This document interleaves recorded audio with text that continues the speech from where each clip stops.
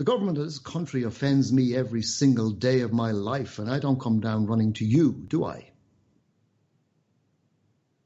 And again, they were stumped. Everything he said, Graham was absolutely brilliant at what he did. He never gave an inch, and he kept pushing it back, asking questions. They were trying to get him to make a statement, and all he was doing was asking questions back at them, and they could not answer. And then he said, let's hold that thought. We got Graham basically asking a lot of questions, and we are going to go into a break, Bryzer. You know how it works here. So everybody, it's The Fetch inside the Unlive Prime Time with Bryzer from the Graham Hart Show with Bryzer, and discussing Graham Hart's arrest a week ago today for basically doing the radio and also having a song called Hoax Train. Guys, it's a lot of, we take light of it, but it's serious. I'm telling you guys all along. So we'll have more about this, and when we return, back with more.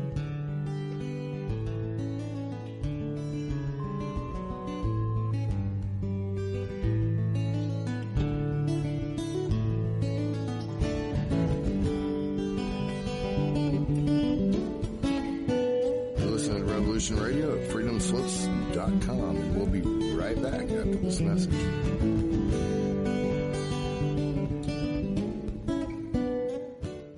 Hey everyone, it's Barbara Jean Lindsay, the Cosmic Oracle.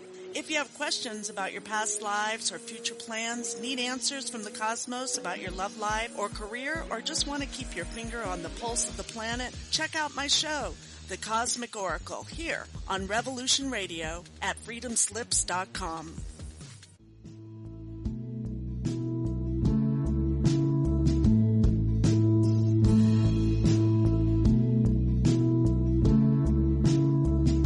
Is your data safe? Do you have the necessary information to assist you in confidently living through just about any survival situation? Is survival and gardening, off-grid living, medical knowledge, or even natural or man-made EMPs on your list of personal concerns? Do you have your documents and your personal information in a safe place in your hands where you know where it is? Well, check out our preloaded EMP-proof thumb drive. Over 3 gigs of survival documents and how-tos, plus the USDA offline food preservation website, and much, much more, including a surprise bonus we just can't tell you about here. With plenty of room left over to store your most important documents. Imagine if a megavirus or a computer failure took out your bank, or all the banks for that matter. Are your banking records safe in your hands? So when they get things fixed and repaired, you can say, hey, look, this is what I had. You have it. I want it back. Is your personal data safe? Family records, addresses, phone numbers? Well, squeeze on over to freedomslips.com. Yes, that's www.freedomslips.com. Click the banner on the homepage for the EMP-proof bullet drive to get the full scoop of everything that we offer. So, folks, keep your data safe for your peace of mind. Revolution Radio, freedomslips.com. You don't need to expect us. We're already here. Extend your life with Extendovite. When your doctor tells you you have bad cholesterol or blockages in the arteries, what do? When diet and exercise is not enough, we try medications and hope for the best. For the last 2 decades, I have been telling people about a natural method to help solve these problems and more. Extendovite can help maintain cardiovascular health and lower blood lipid levels in adults. The 7 herbs in Extendovite are known to work together synergistically to get the results we hope for. There are many testimonials on Extendovite's effect on circulatory-related ailments. Get Extendovite today to start your journey back to a healthier life. To order, call 1-877-928-8822 or visit heartdrop.com or see us on amazon.com.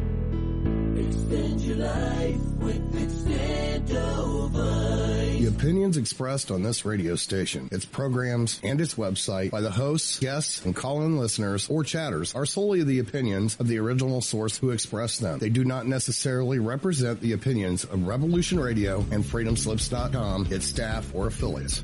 You're listening to Revolution Radio, freedomslips.com, 100% listener-supported radio, and now we return you to your host.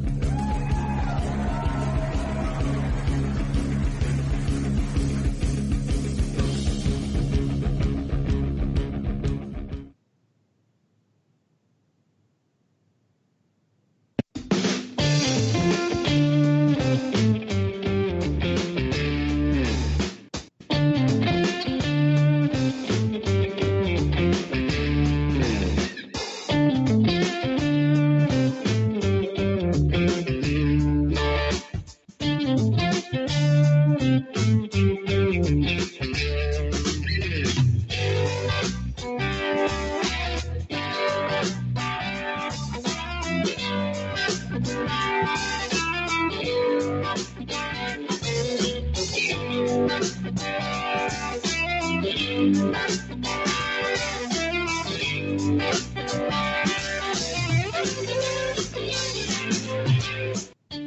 right, everybody, welcome back. I hope we're still live. It's the Fatch Inside the Eye Live prime time. Again, it's Thursday, May the 30th, for those on the archives, 2019. Our guest, maybe I should just turn it over. Our guest, Bryzer, from the Graham Hart Show with Bryzer, speaking about Graham Hart's recent arrest for both his song Hoax Train and some of his radio activity. Bryzer, you still there? I'm here, Dennis, yeah. I'll tell you what I'll do, right? Graham told me the warrant that he got, okay? Now, you got to remember, he was in a state of shock when he got this, and he didn't really look at it properly, and this is what happens. In fact, he reckons that it was this warrant was not a proper lawful warrant because it looks like there wasn't a proper signature, and this is what happens a lot. And I know this from people who are facing evictions here in Ireland, whatever. I'll tell you what, if you have, in my opinion, man, if you have police come in, kidnap you essentially, steal your stuff, and they don't even have a proper warrant, this is basically kidnapping. That's what I mean. Right to do it. It's kidnapping and theft. It is. They have no right to even come to the house. They have a right to come to the house. They can ask for tea, some crumpets, or whatever it is they eat over there. But you can't go steal everybody and kidnap somebody from their house. Oh, exactly. So I'll just give you a kind of a brief what was in this warrant. It says, we're seeking evidence in the form of correspondence between the suspect, Graham, and others, as in us, me, you, Dennis, and others, perpetrating the same anti-Semitic views, evidence in the form of anti-Semitic recordings, radio shows, anti-Semitic posters on social media, and lyrics relating to the production of the music video Hoax Train. Now, they spelled Hoax Train with a capital H, H-O-A-X, and then a capital T for train. Now, if you look at the video, it's all in lowercase. So they got that wrong. In addition to specific items and any other correspondence or material of insulting or inflammatory nature, which purport same anti-Semitic views and opinions. And Graham was telling me that they got the word Semitic spelled wrong. It was S-M-I-T. They couldn't even spell right, Dennis. Yeah, I've only been arrested once, and I remember going to the station, and they were filling out the report, and they were talking about how they got into my place. And I'm like, dude, it's rot, W-R-O-U-G-H-T, iron. And it's like, he looks at me and he says, wow, you're pretty smart. What are you doing here? I'm like, yeah, pretty stupid. What are you doing here? Yeah, so this is supposed to be an official court document, and they can't even spell right, So Graham certainly has something on that warrant because it's very suspect. So they dragged him out, and so I said he was held from about 4:00 in the afternoon till about midnight. He was questioned for about 5 or 6 hours. He got a break. They didn't allow him to take his medications before he left. When he went to the cell, they gave him a break. He had to go to the cell where they have to lift up his leg to take off his shoe, and then have to lift up another leg to take off another shoe, and lift up his leg again to take down his trousers, and then lift up his legs again to put on a pair of some kind of jogging pants. I'm not exactly sure what they gave him, but and then while he was in the cell, he got quite sick, quite violently sick. Okay. Obviously, this was the adrenaline rush, but he got it together, right, Dennis? He got it together. He held himself together. Somehow he got some inner resolve. Somehow, all the stuff we've been talking about for a long time, it all came out. He did not give in. He kept asking this question: is this a civil or criminal matter? And they could not answer that. They kept saying, "Oh, it's criminal." And he said, I don't recognize them. I don't know who they are. Show me the injured party. And they could not do it. And they really did not know what to do with Graham. And they tried to wear him down.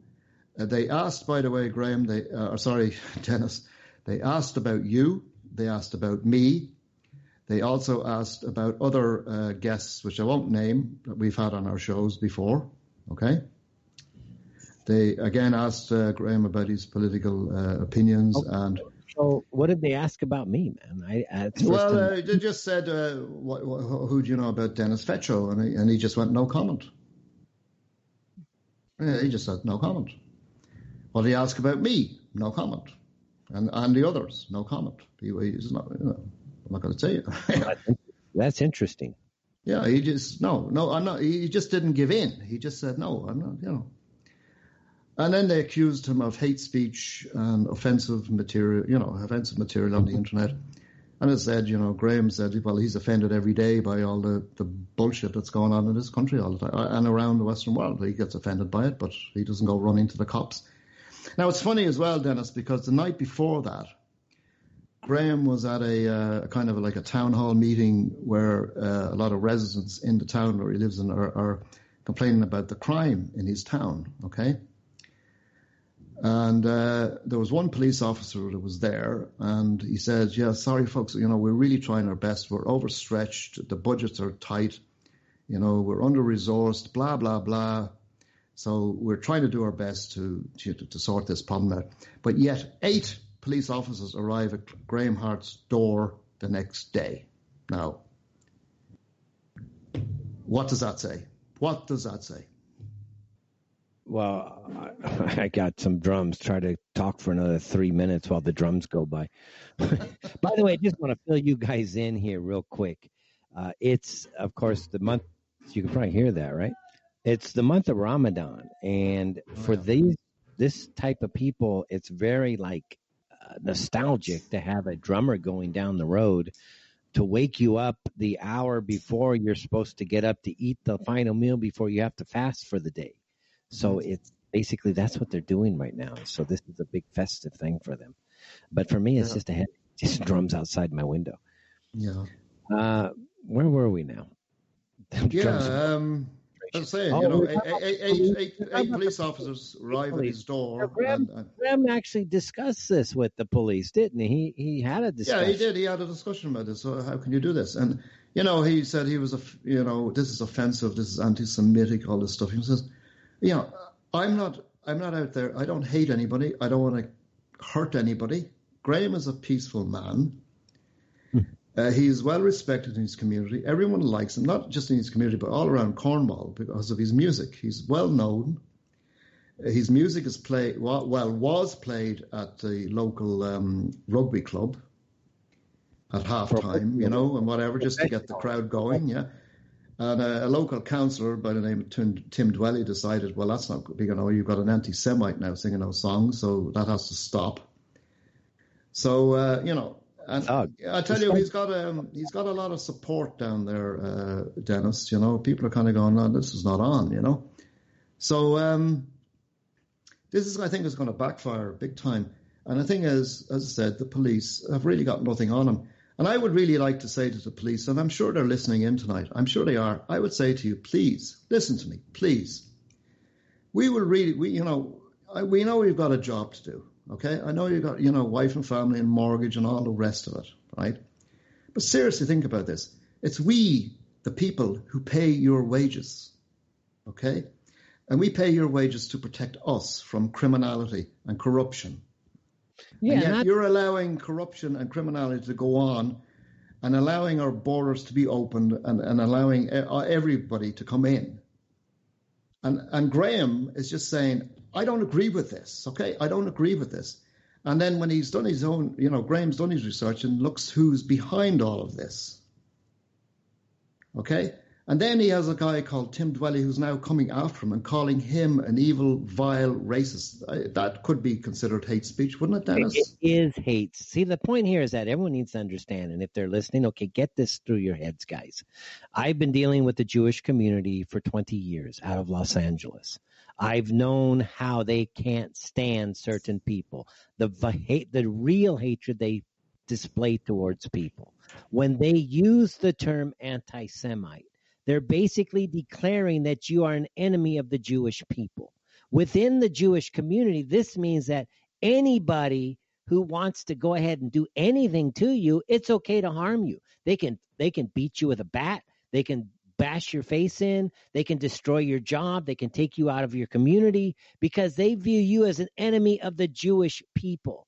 The whole point of using the anti-Semite slur, everybody, is specifically to heap hatred and dehumanize the target person that Jew does not want to have to face and deal with the questions. We are not, quote unquote, anti-Semites other than the fact that Jews make it out to be that. We have political views. We have political interests. If they are counter to Jewish interests, who the heck are Jews to come into our countries and tell us how to run our governments and how we should be jailing our people for what?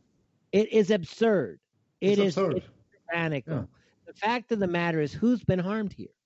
Exactly. The people of Cornwall have been harmed because the people of Cornwall can no longer hear their anthem because one little punk thug who claims to be of some group called Cornwall Anti-Semitism Watch. What the heck is that? Oh, like our whole life revolves around Jews. Are you guys kidding me?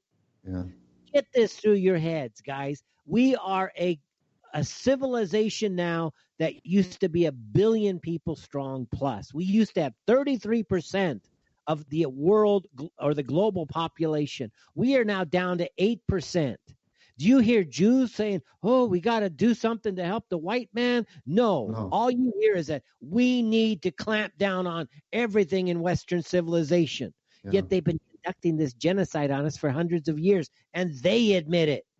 Get educated. It's not what Jews say. It is what is happening out there, and get educated.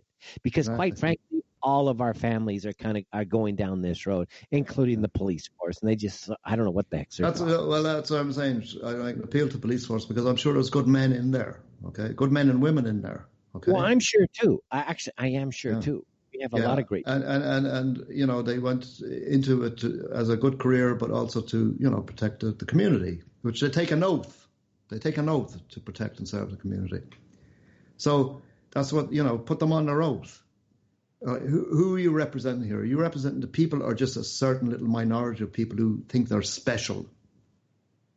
So, the people who think they're special think that you can't say this and you can't say that. So when we kind of say, well, actually, I can. And then they come back at you and say, well, that's hate speech. Well, sorry, no. This is where we draw the line. No means freaking no. Exactly. It's like, it's just whatever, dude. Now let's deal with the issues. See, that's the whole thing. And Graham, Bryzer, we know this. We discuss privately, and of course we do it on air. The whole point to this, and we knew. And the funny thing is we knew there was a chance that Graham was going to have some problems. Everybody, we kind of because knew this. The UK is out of control. It's an occupied country right now by Jewish Israeli elites. They're making.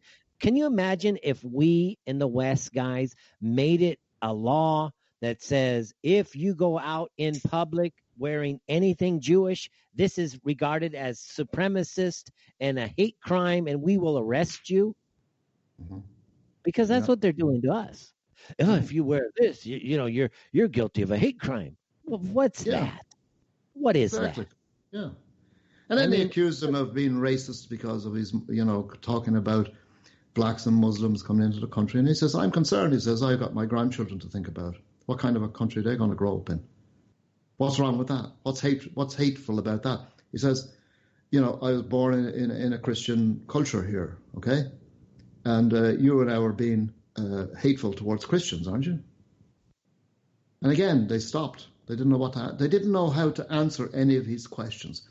This is why I would say, Dennis, I am so proud of Graham Hart, and he has done us all proud. He stood up under very, very difficult circumstances, okay? Taken out of his home, dragged down to a police station and questioned for 8 or 9 hours. Over a song. He stood up. He dug his heels in and he wouldn't give in.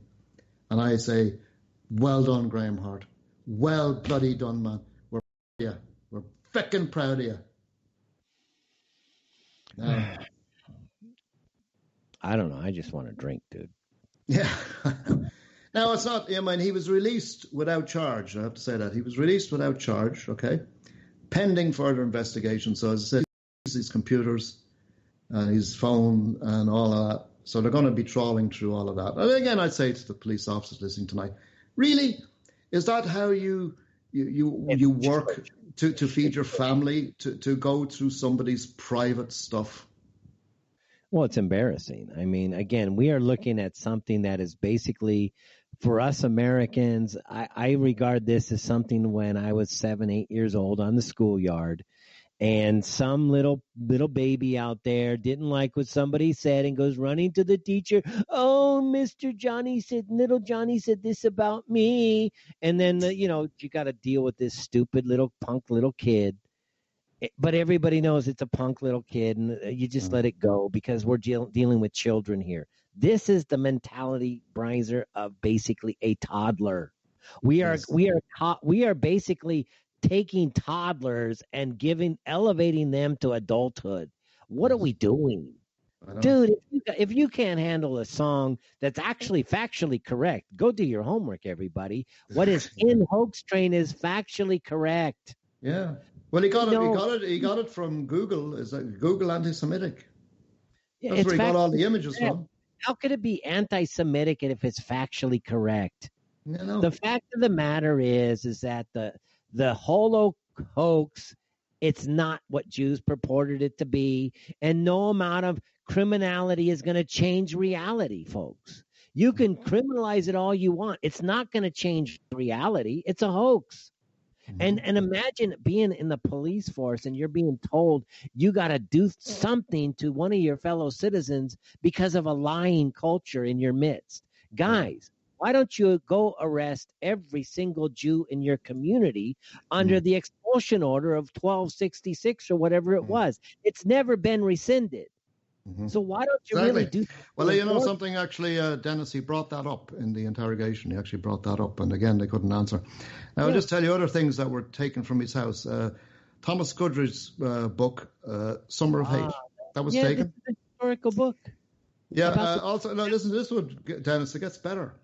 Graham had a Free Palestine T-shirt, and he had a Palestinian flag. Also, a beer coaster that his father got when he was in Germany, which had some German language and some German kind of symbolism, runic stuff on the coaster. Basically, a German. So wearing a Palestinian T-shirt now is anti-Semitic. But if you look at Tim Dwelly's, Cornwall Anti-Semitism Watch. Cornwall Anti-Semitism Watch, right? If you go on Facebook, and he's going after anybody who is pro-Palestinian. Exactly. And the thing about Graham was, this is the thing about Dennis is important, was that Graham, this is how he got into this, because he was always very pro-Palestinian. He saw the injustice going on, there are innocent people being mown down by these lunatics in Israel. Okay? Yeah, true. And he jumped on that, and then he kind of followed on from there to where he is now. So now they're trying to say that if you have a Palestinian T-shirt, you're anti-Semite. I mean, this is crazy. I mean, this has gone beyond a joke. It is insane. Yeah. So, they just put here the expulsion order of 1290 is still the law of the land. So, again, every single Jew inside of the UK should be arrested tomorrow and be expelled. That's the truth. If you want to be a real police officer and follow the law here, those who are making these anti-Semitic laws, let's be honest, they're not even supposed to be there to make any law. Yeah. And obviously it's not just the UK. I mean, Jews have been expelled by some estimates over 1,000 times, and it's because of things like this. And I don't know what the Jewish community is thinking, because you cannot live with a bunch of toddlers screaming like a bunch of crybabies, and then adults are having to deal with these freaking morons, because that's what's happening here. Yeah. We're having to deal with a bunch of toddler, tyrannical little punks who can't deal with anything. Dudes, the world does not revolve around you Jews. Seriously, it doesn't. Yeah. But you're forcing us to deal with you day in and day out. Come on, you're arresting people for a song. You're asking people, guys, in America, man, we know the Jewish angle in America. Too many of us do know. We know. Everybody in the Middle East knows. I have to deal with it all the time, guys. Those of you who don't understand, I deal with this issue almost daily with locals here in the Middle East. People who have been thrown out of their homes by the Jewish people. People who have had their children shot and killed by the Jewish people. People who have had their entire lives disrupted by the Jewish people. And I got to deal with it because my country is so far in bed with the Israelis that, Fetch, what's going on with you and the Americans and why like this? Come on, guys, you know my point of view. I don't support any of this. And yet they want to, no, you cannot. You can try to criminalize it. Go ahead. But now you're asking for blowback because you're going to reach a critical mass where people say enough is enough. And we're actually trying to prevent that from ever happening. And it's time for Jews to just back off, Breiser, but they don't want to do that. Yeah, well, Graham asked what said, this is the law, some kind of law. Well, there was no law because there is no hate speech law, right? But what Graham says, no man-made law comes between me and my creator. And he's correct. Man-made law is it's fabricated. It doesn't mean anything. It's the law of the creator, God, whoever you want to call it, okay? And he just stood his ground. And by the way, when I said that he wasn't offered any food, at the end, when he was leaving, they offered him a cup of coffee and some biscuits, or as in America, you call them cookies, okay? Yeah. Nice. So while they put him through 8 hours of, I put it this way, Dennis, he did tell me that they did treat him respectfully. They didn't try and bully him or do anything like that. They were, they were nice to him and all the rest of it. But they did interrogate him, though. Yeah, but when I was talking to Graham, it's like, Graham, what can they talk for 8 hours for? I mean, it's a stupid song. I mean, not stupid, but you know what I mean? It's a song. Yeah. What can you hold someone for 8 hours for? Yeah, but Dennis, that's to me. This guy has earned a day's wages by interrogating Graham Hart. I mean, how ridiculous is that? When there is murderers and thieves and burglars and rapists and everything running around the place. And they send 8 cops to his door to bring him down. If you're a cop, you're like, hey, it's a lot safer if I just interrogate this. Yeah, well, that's the thing. That's why I'm trying to put this appeal out to these policemen down there in Cornwall, down in Cornwall Police. Please listen to this. Look what you're doing here. You're going after a man who's well respected in his community. He's well known. Everybody likes him. He's a likable guy. He wouldn't harm a fly. He has no hatred towards anybody. It doesn't matter what color your skin you are. He doesn't care. And I'll add, and if you guys haven't figured it out, the one that really hates here is Timothy Dwelly. Yeah, this guy is going after people so viciously.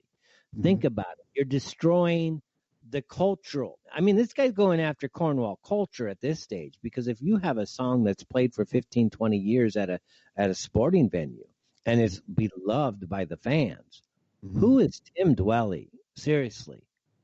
Well, he's a failed Labour councillor, from what I heard. He left the Labour Party because he was bullied.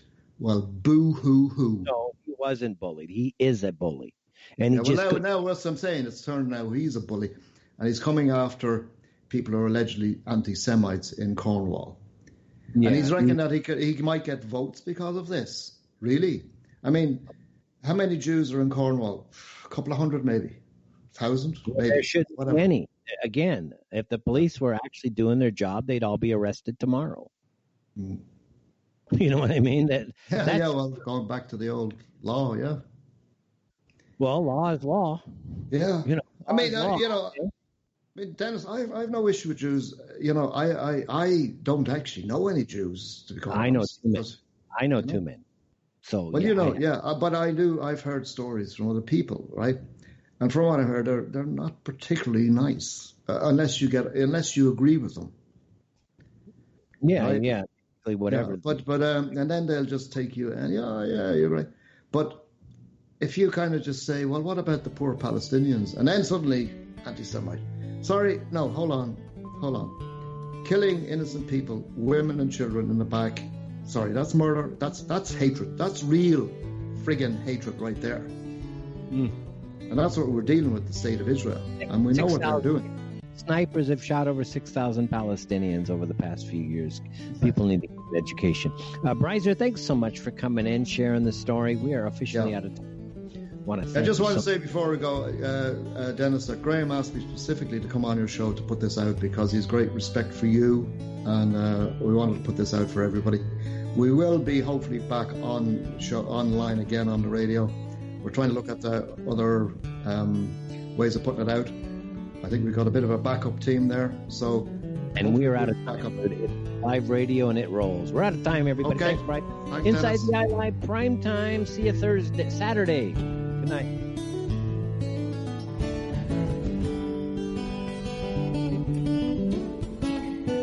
You're listening to Revolution Radio at freedomslips.com, and we'll be right back after this message.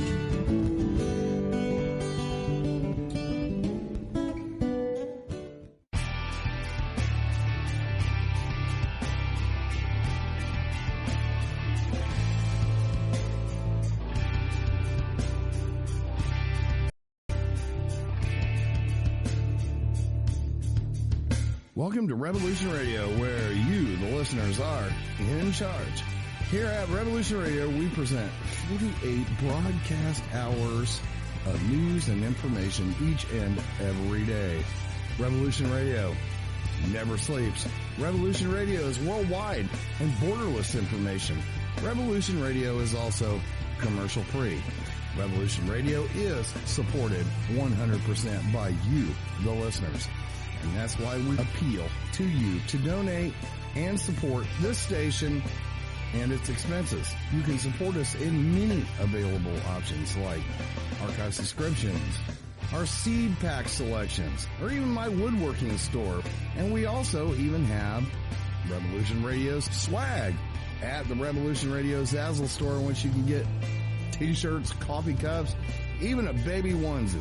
Or you can just plain donate to the cause. We cannot continue without your support, and your support is what helps pay the bills.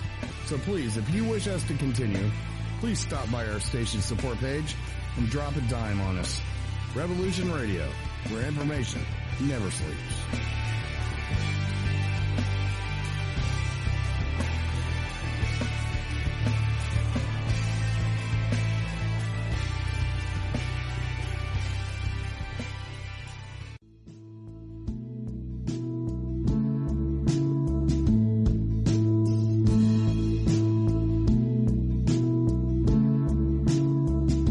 Is your data safe? Do you have the necessary information to assist you in confidently living through just about any survival situation? Is survival and gardening, off-grid living, medical knowledge, or even natural or man-made EMPs on your list of personal concerns? Do you have your documents and your personal information in a safe place in your hands where you know where it is? Well, check out our preloaded EMP-proof thumb drive.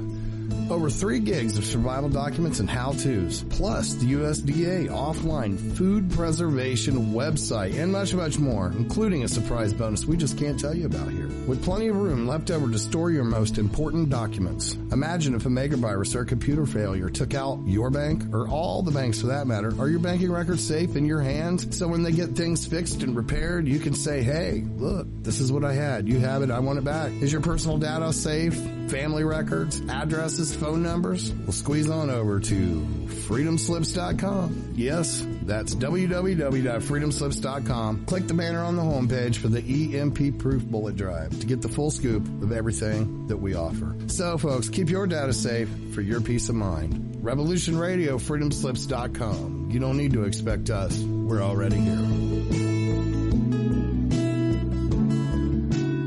This is the people's war. It is our war. We are the fighters. Fight it then. Fight it with all that is in us. And may God defend the right. Warning! Warning! We gotta stop them! They're gonna kill us all! See how the trouble you've started? Be they the government, be they industry, be they organized labor, be they anyone, or human beings. Time when the operation of the machine becomes so odious, makes you so sick at heart that you can't take part. You can't even pass a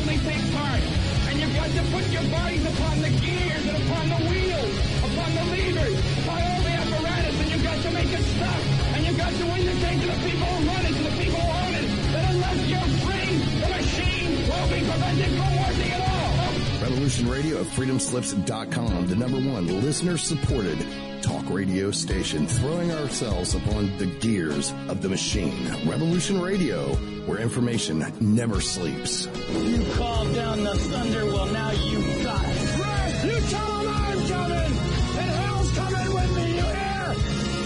Hell's coming with me! Revolution Radio.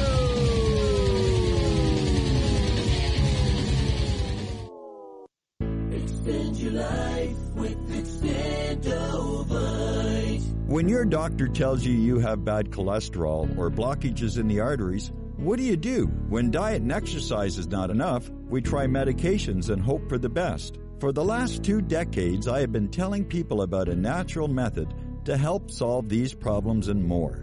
Extendovite can help maintain cardiovascular health and lower blood lipid levels in adults. The 7 herbs in Extendovite are known to work together synergistically to get the results we hope for. There are many testimonials on Extendovite's effect on circulatory-related ailments. Get Extendovite today to start your journey back to a healthier life. To order, call 1-877-928-8822 or visit heartdrop.com or see us on amazon.com. Extend your life with Extendovite. The opinions expressed on this radio station, its programs, and its website by the hosts, guests, and call-in listeners or chatters are solely the opinions of the original source who expressed them. They do not necessarily represent the opinions of Revolution Radio and freedomslips.com, its staff, or affiliates. You're listening to Revolution Radio, freedomslips.com, 100% listener-supported radio, and now we return you to your host.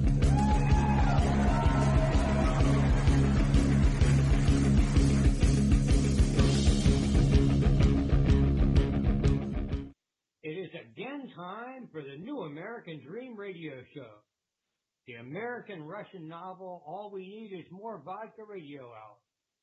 We have the winds of our own totalitarian society freezing the land solid. A tortured tundra. What we must have is a new American dream. We are allowed to ask any questions that we have. There are no wrong questions. A new American dream. Not of homes and toasters, but of becoming the type of country we always thought we were. The new America, the real hope of the world. Some of those who have spoken the truth are no longer here. Their chairs at the Thanksgiving adult big table are empty. Their relatives have sent them to Siberia with a roll of their eye. So let us begin. Here we go. Scooch up to the samovar. Maybe leave your hat and boots on. Fill your peasant hands with a warm drink and listen for the sound of hoofbeats on the ice.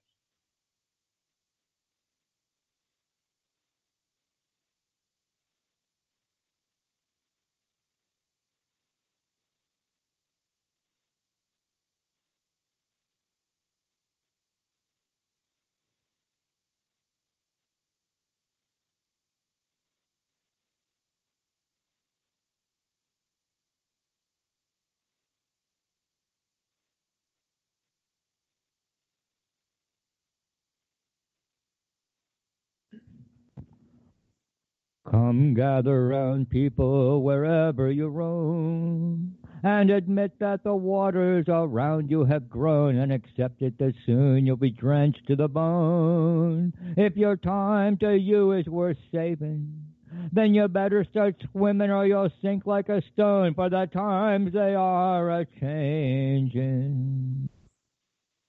Come writers and critics, prophesize with your pen, and keep your eyes wide, the chance won't come again, and don't speak too soon, for the wheel's still in spin, and there's no telling who that is naming, for the loser now will be later to win, for the times they are a-changing.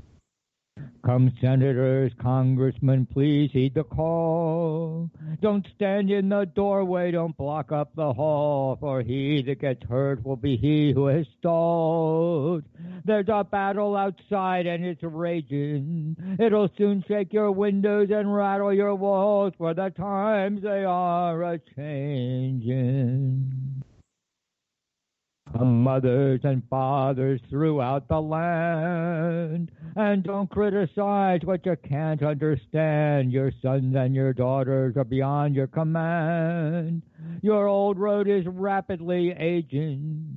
Please get out the new one if you can't lend your hand, for the times they are a-changing. The line is drawn, the curse it is cast. The slow one now will later be fast, as the present now will later be past. The order is rapidly fading, and the first one now will later be last, for the times they are a-changing. Well, we can only hope the times are changing. I'm Chuck Gregory. This is the New American Dream Radio Show, and we are streaming live on Revolution Radio at freedomslips.com, also on revolution.radio. And remember, it's a listener-supported station. They deserve your support. They put on 2 streams of music pretty much 24/7. It's a great bunch of people at the Revolution Radio Network. So head on over to freedomslips.com and look for that donation button. And so right now, I am proud to introduce my friend and co-host, Mike Palachek, an American writer. Hello, friend. Tonight we welcome these special guests: Rivera's son, Michael Annis, Frank Cordero, and Philip Ferrugio. So this Thursday evening, we are gathering for the New American Dream Radio Show in Fort Lauderdale, in Port Orange, in Des Moines, Iowa, in northern Minnesota, in Taos, in Denver, Colorado, and wherever you are. And now my recommended list for May 30th as we all continue on our path to becoming fully woke. Recommended, worth your valuable time. YouTube, Mary W. Maxwell Talks Podstava on the Boston Marathon. The Gumshoe News YouTube channel. Also, Mary Maxwell 2018 Tsarnaev trial. Open mic, 911tv.org YouTube channel. Mary Maxwell. Also, from the UNZ Review, unz.com. These articles are there right now. The Democrats just led the country on a 3-year-long wild goose chase. Will they apologize? By Mike Whitney. By Eric Margolis. Fire the nutcases leading us to war. By Philip Giraldi. Israel's role in 9/11. And by Paul Craig Roberts. The lies about World War II. Also recommended False Flag Weekly News with Kevin Barrett. Find it at No Lies Radio, streamed live Friday mornings. Also recommended No More News, KNOW, a presentation by Christopher Bolin entitled Terrorists Targeting Iran. Also on YouTube, Andrei Vilcek, NATO, Canada, and Western Imperialism. Also recommended democracynow.org, commondreams.org, Information Clearinghouse, and nukeresistor.org. These well-known websites will not touch the real truth of 9/11, Sandy Hook, and Boston for some reason. So we know they are compromised at some level, but they give us valuable information. Use them as a tool to understand your world. Also recommended Sandy Hook, Posner versus Fetzer lawsuit, defendant's motion for summary judgment. Find the full article at jamesfetzer.org. Also recommended Wolfgang Halbig. It's entitled Dear Wolfgang. Find it at Marty Leeds, Marty Leeds 33 at bitchute.com. And I talked about Andrei Vilcek, VLTCHEK, a world-traveling real journalist. He asks us to realize what is the real world and to fight with those who are fighting. Reject the Western world's wealth and arrogance. Join with the oppressed. Really do it. As for me, I've long hoped that my books and this radio show are some way to do that. And now with the Sandy Hook lawsuit brought against Jim Fetzer, Moonrock Books, and me, it is an opportunity to get a glimpse behind the curtain of what is really happening in the world and how so much is manipulated by governments and controlled media. It is a way to fight, because if the world can know the truth behind Sandy Hook and Boston and Parkland, Oklahoma City and 9/11, the San Diego synagogue false flag, the North Carolina false flag, and the others, we can really know our world, our country, our rulers, stop wars, and bring the world more into line with how things should really be, where people are not poor and people are not having bombs dropped upon their heads because of where they live. I believe all of this badness is based in the United States mainstream media that is controlled by the CIA and the FBI. And it seems unbelievable because it is meant to be. These false flags are meant to groom us, to make us amenable to wars. It is a battle for the mind, for the soul as well, and we are fighting. And now we join in progress another episode of The Americans. The Americans is brought to us by Crisis Actors of the Homeland, Operation Mockingbird, Operation Northwoods, COINTELPRO, and by Kraft and Blackwater, bringing you Aurora, Tucson, Orlando, the Boston bombing, Sandy Hook, San Bernardino, and so much more. The construction is underway for the wall around the Washington, D.C. Beltway to drain the swamp with an impressive culvert system and to separate the White House, the FBI, the CIA, the Pentagon, the Congress, and the Washington Press Corps from normal human beings. Scattered around the job site are the wooden boards to be tacked up all around the new wall with this message. Let me put it this way. While 9/11 was a U.S. deep state operation, probably subcontracted for execution to the Israelis, the entire Washington swamp has been since 9/11 accomplice after the fact by helping to maintain the cover-up. If this is brought into light, then thousands of political careers are going to crash and burn into the scandal. And now we join in progress another episode of The Americans. President Cosmo Nutt is lounging in the Rose Garden talking to the Secretary of State, who used to be the head of the CIA.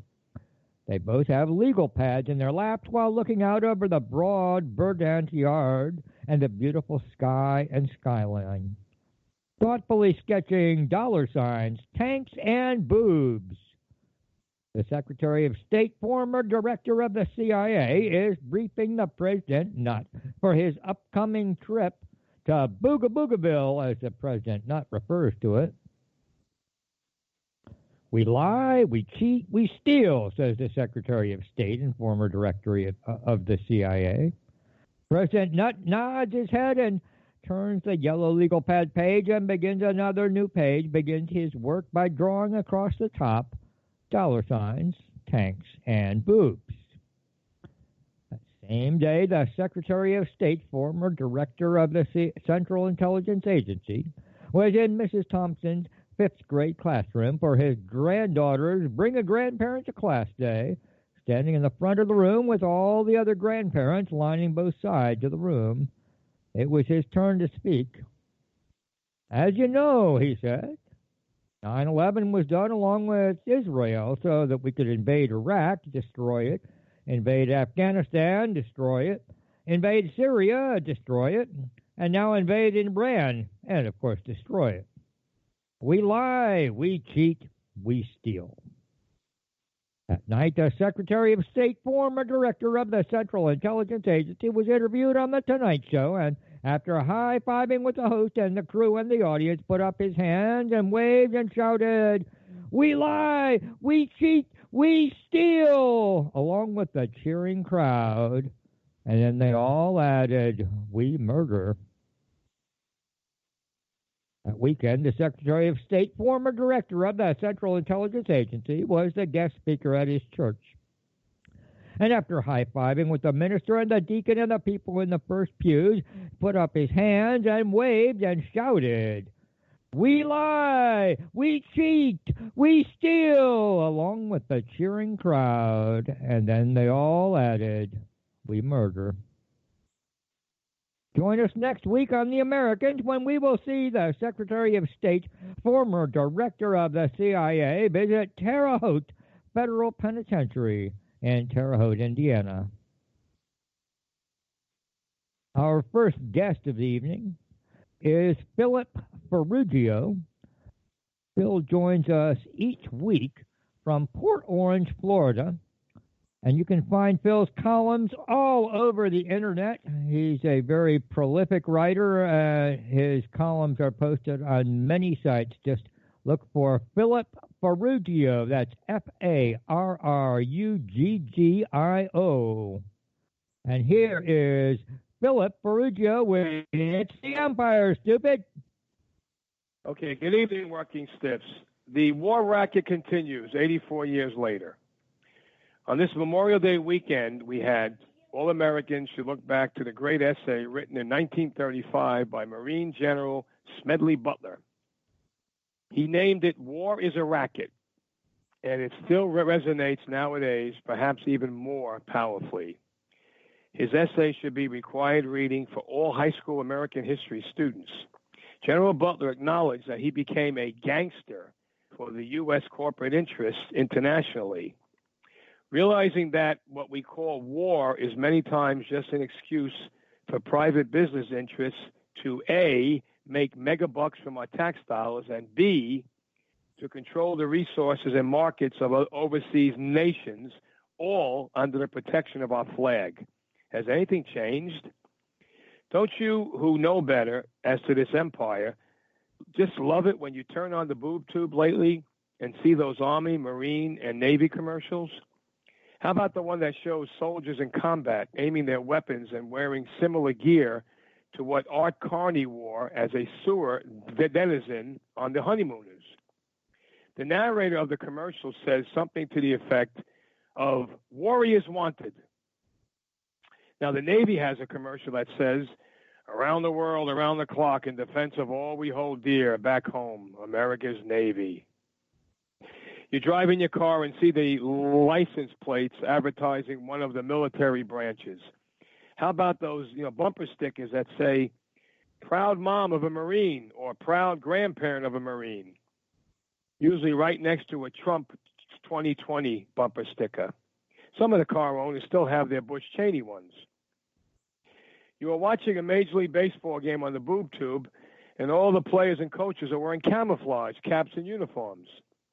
Didn't you know that each Monday is Military Monday?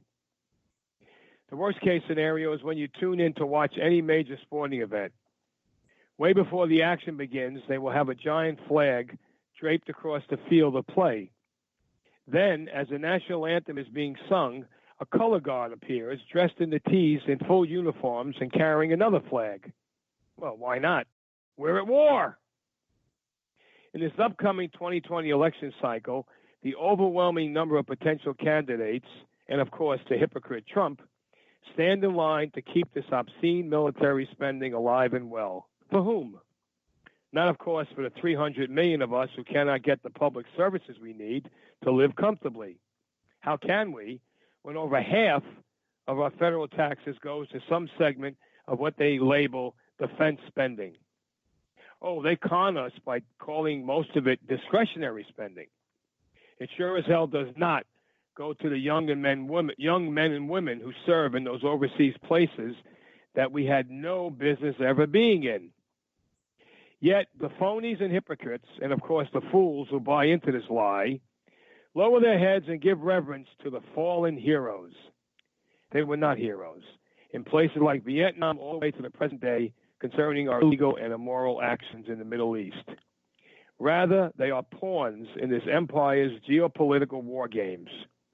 Yes, many of our military personnel were and are brave and stalwart, but not those who sent them. All those generals with the tons of fruit salad on their chests were not then, in Vietnam, or now, considered heroes to this writer. If they had any real conscience, they would have said no to follow the Pied Pipers over the cliffs of reason. Thank you.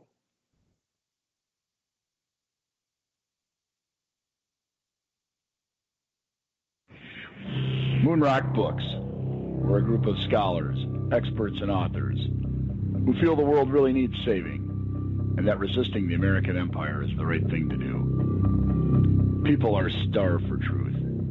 They are given lies. They subsist on lies, but it's not really living. People are not watching TV news. They're ceasing to read newspapers, too, because they know by now they will not find it there. The biggest battle being fought anywhere is with information. If the people can receive the truth, they will do the right thing. We are publishing the truth about Sandy Hook, about the Boston bombing, about the moon landings, about the Holocaust, and much, much more. The truth. It falls upon us to fight the empire and save the world. Join us, Moonrock Books.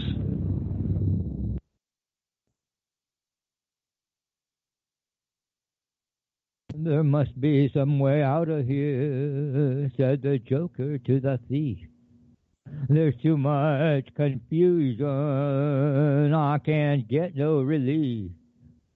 Businessmen, they drink my wine, plowmen dig my earth.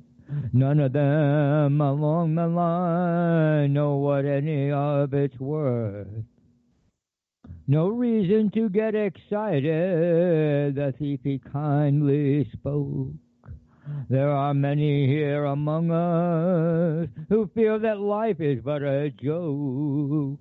But you and I, we've been through that, and this is not our fate. So let us not talk falsely now, the hour's getting late. All along the watchtower, princes kept the view. All the women came and went, the barefoot servants too. Outside in the distance, a wild cat did growl. Two riders were approaching. The wind began to howl. All along the watchtower, princes kept the view. While all the women came and went, the barefoot servants too.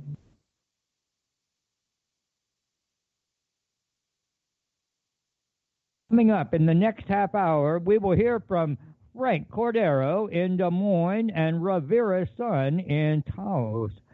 Please stay tuned to Revolution Radio, the listener-sponsored alternative to the lies presented elsewhere, day in and day out. Moonrock Books. We're a group of scholars, experts, and authors who feel the world really needs saving, and that resisting the American empire is the right thing to do. People are starved for truth. They are given lies. They subsist on lies, but it's not really living. People are not watching TV news. They're ceasing to read newspapers, too, because they know by now they will not find it there.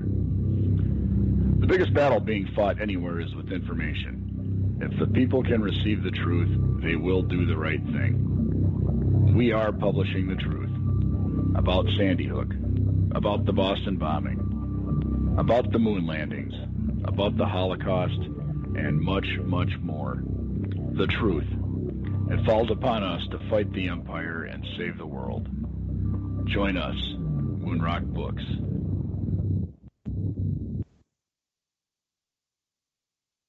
I'd like to just put in a little plug for Rivera's son, who will be joining us in the next half-hour segment. I have been reading her book, The Lost Heir, which is a follow-up to another of her novels, The Way Between. And these are great books. They grab you and they just don't let go. And it's all about, The Way Between. It's not violence. It's ways of converting violence into people working together. Well, I'm sure she'll do a lot better at describing it to you, and I look forward to her segment coming up in the next half hour. See you then.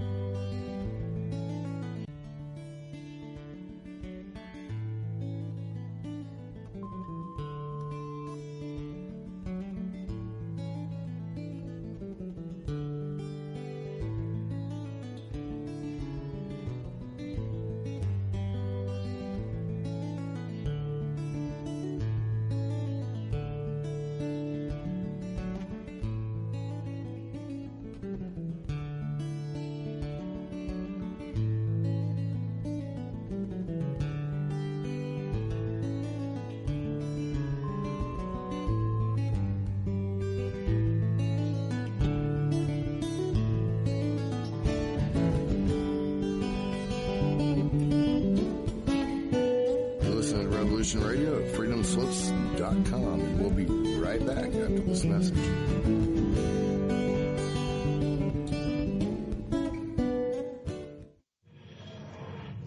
Find some comfort at Willow's World. A variety of news, commentary and poetry at Willow's Poetry Corner, where there are comfy cushions and a tempting selection of delectable comestibles. A show that's quirkily and quintessentially British, with a unique twist featuring Willow Andreasen, your host. Join Willow Mondays and Thursdays 2 till 4 p.m. Eastern Time. Studio A.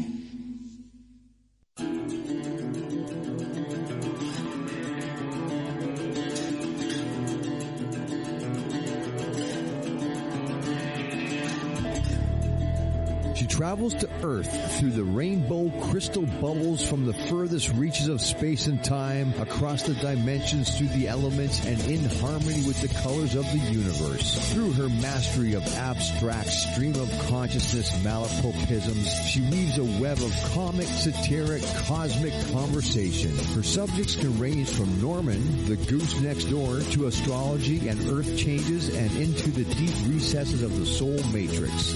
She holds a wealth of knowledge on herbs, plants, and astrology. Join Mona and her guests on adventures of a feral hippie as she touches the earthly radio waves 5 days a week at 2 p.m. Monday to Friday on Studio B at Revolution Radio. Extend your life with Extendovite. When your doctor tells you have bad cholesterol or blockages in the arteries, what do you do? When diet and exercise is not enough, we try medications and hope for the best. For the last 2 decades, I have been telling people about a natural method to help solve these problems and more. Extendovite can help maintain cardiovascular health and lower blood lipid levels in adults. The 7 herbs in Extendovite are known to work together synergistically to get the results we hope for. There are many testimonials on Extendovite's effect on circulatory-related ailments. Get Extendovite today to start your journey back to a healthier life. To order, call 1-877-928-8822 or visit heartdrop.com or see us on amazon.com. Extend your life with Extendovite.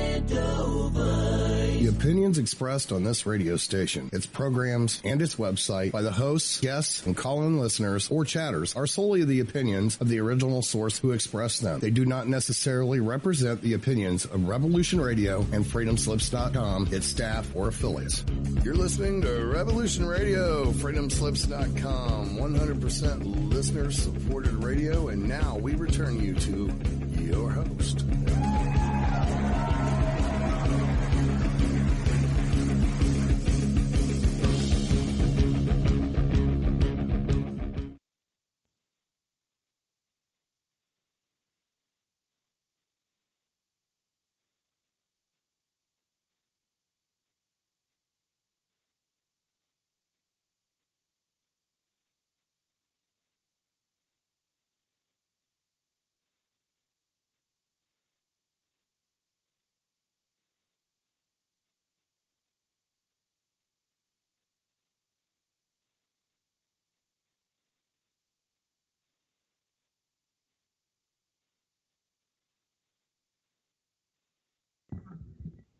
We have again received word from Randall from Stevens Point.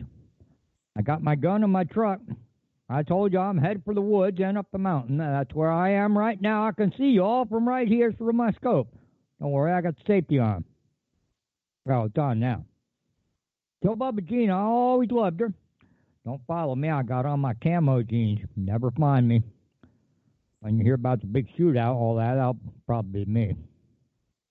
Randall's note continues.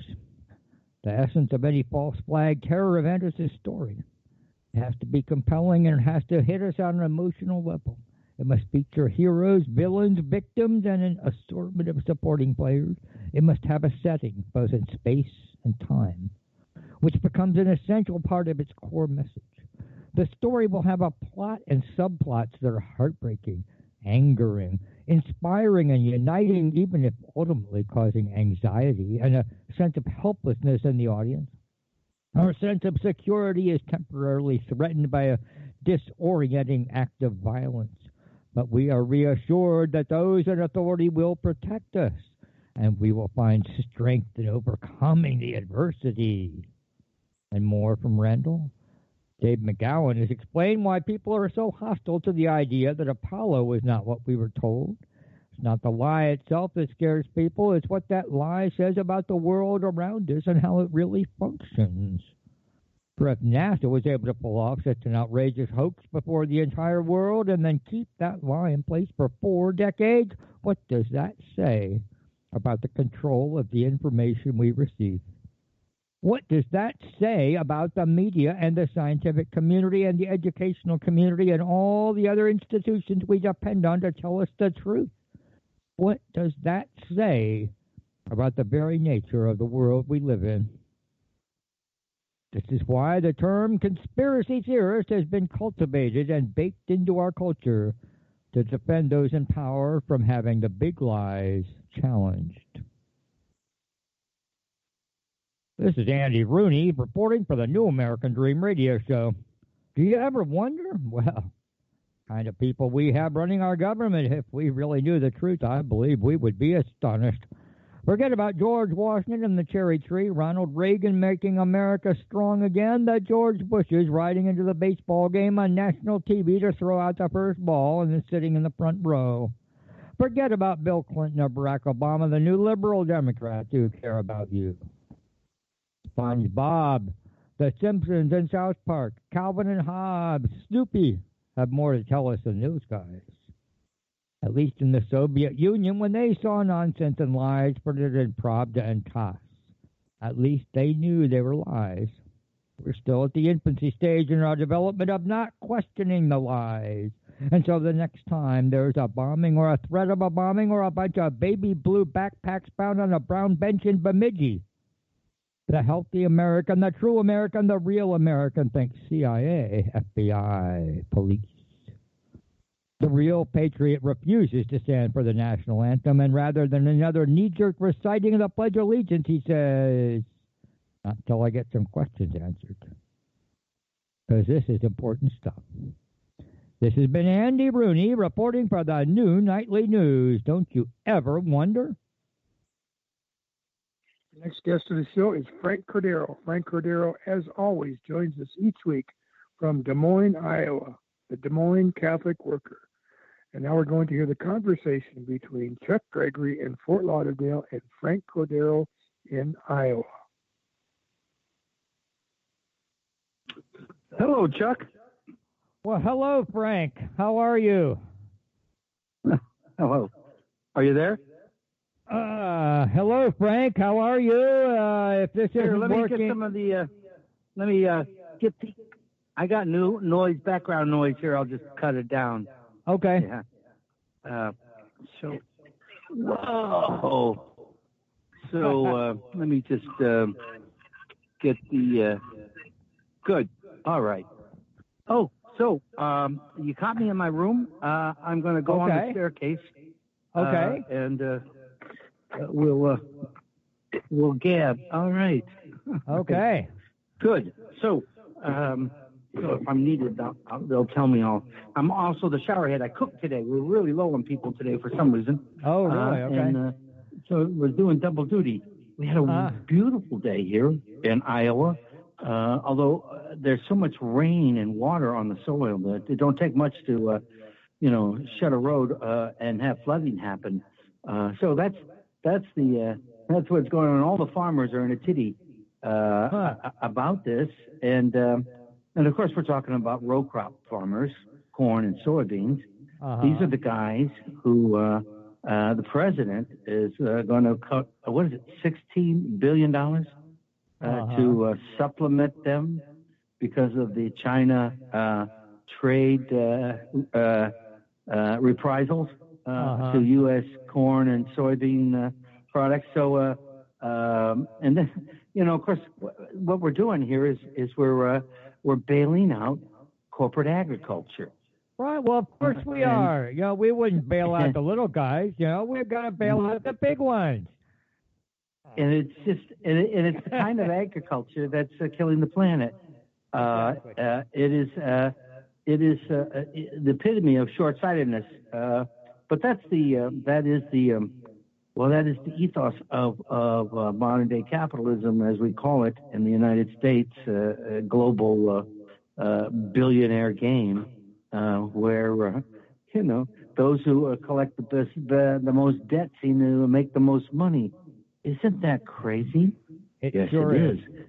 Of course, that's and then of course reminded that in the Catholic worker aims and means, among the many things that the worker embraces and understands, is that the whole idea of interest is antithetical to the Gospels, and that if there's anything more clear than "thou shalt not kill," is "thou shalt not make interest." In fact, every lender in the Gospels is always told, "Don't expect to get paid." How many banks can run that way? And yet, that's the spirit that those are supposed to live in this in the light of Jesus.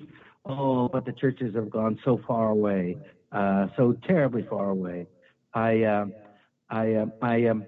got a letter from an email from a Jesuit friend who teaches at a school in Cleveland and part of their community, and he was quite upset with our recent sexual ethic position that we took in that statement we made, because the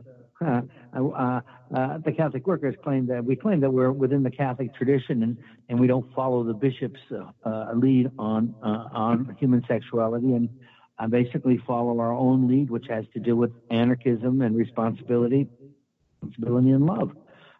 And he was quite upset that I could claim to be Catholic. And then I just said to him, I said, look, I says, in all truthfulness, let's just get very clear when it comes to my church, the Catholic Church, and the bishops and the priests. They have no credibility when it comes to human sexuality. Absolutely none. They've been this crowd of people, as I've said before, they have a history as a group of men. I'm doing this interview. I'm right here on the step. Grab me when you want me. Yeah. Yeah. So these guys are. They just called. There's no one down there, but I'm all right. Back to the story of the bishops and the priests. These guys, they have committed sins of the flesh in commission, meaning actively made sins. These are terrible things, and this is awful, and the church has done badly, absolutely, and the bishops all badly. However, this is our sin of commission. I get it. But in our own tradition, the Catholic tradition, sins don't just come in one flavor, and that's all that happens, one side, and heads or tails, it's heads. No. Look, the toy, you get both sides.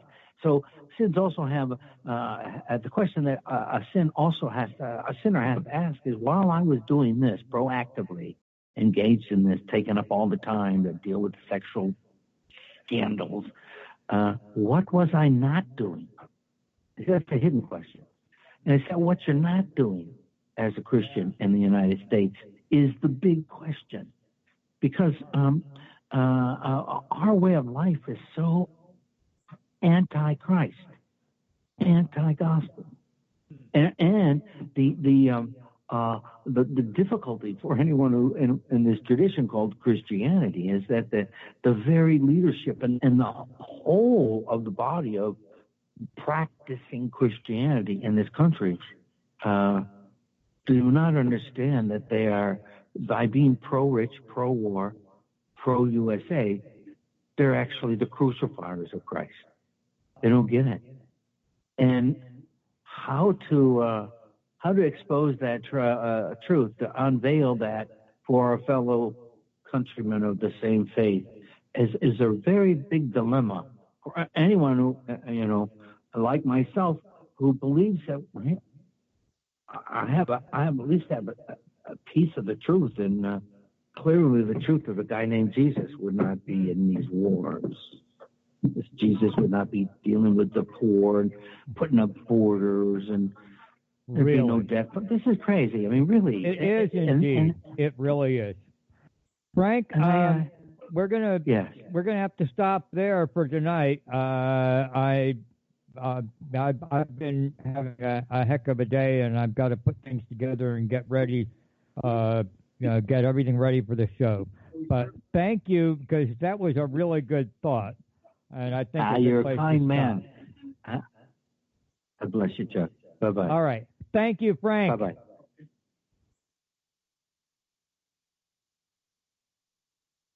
Our next guest of the evening is Rivera Sun. Rivera Sun is a change maker, a cultural creative, a protest novelist, and an advocate for nonviolence and social justice. She's the author of The Dandelion Insurrection, The Way Between, and other novels, including The Lost Heir, which has just been officially available this week. And Rivera has been on our show before, and we are very pleased to welcome her back. And I'm going to try right now to add her into the conversation. So here we go.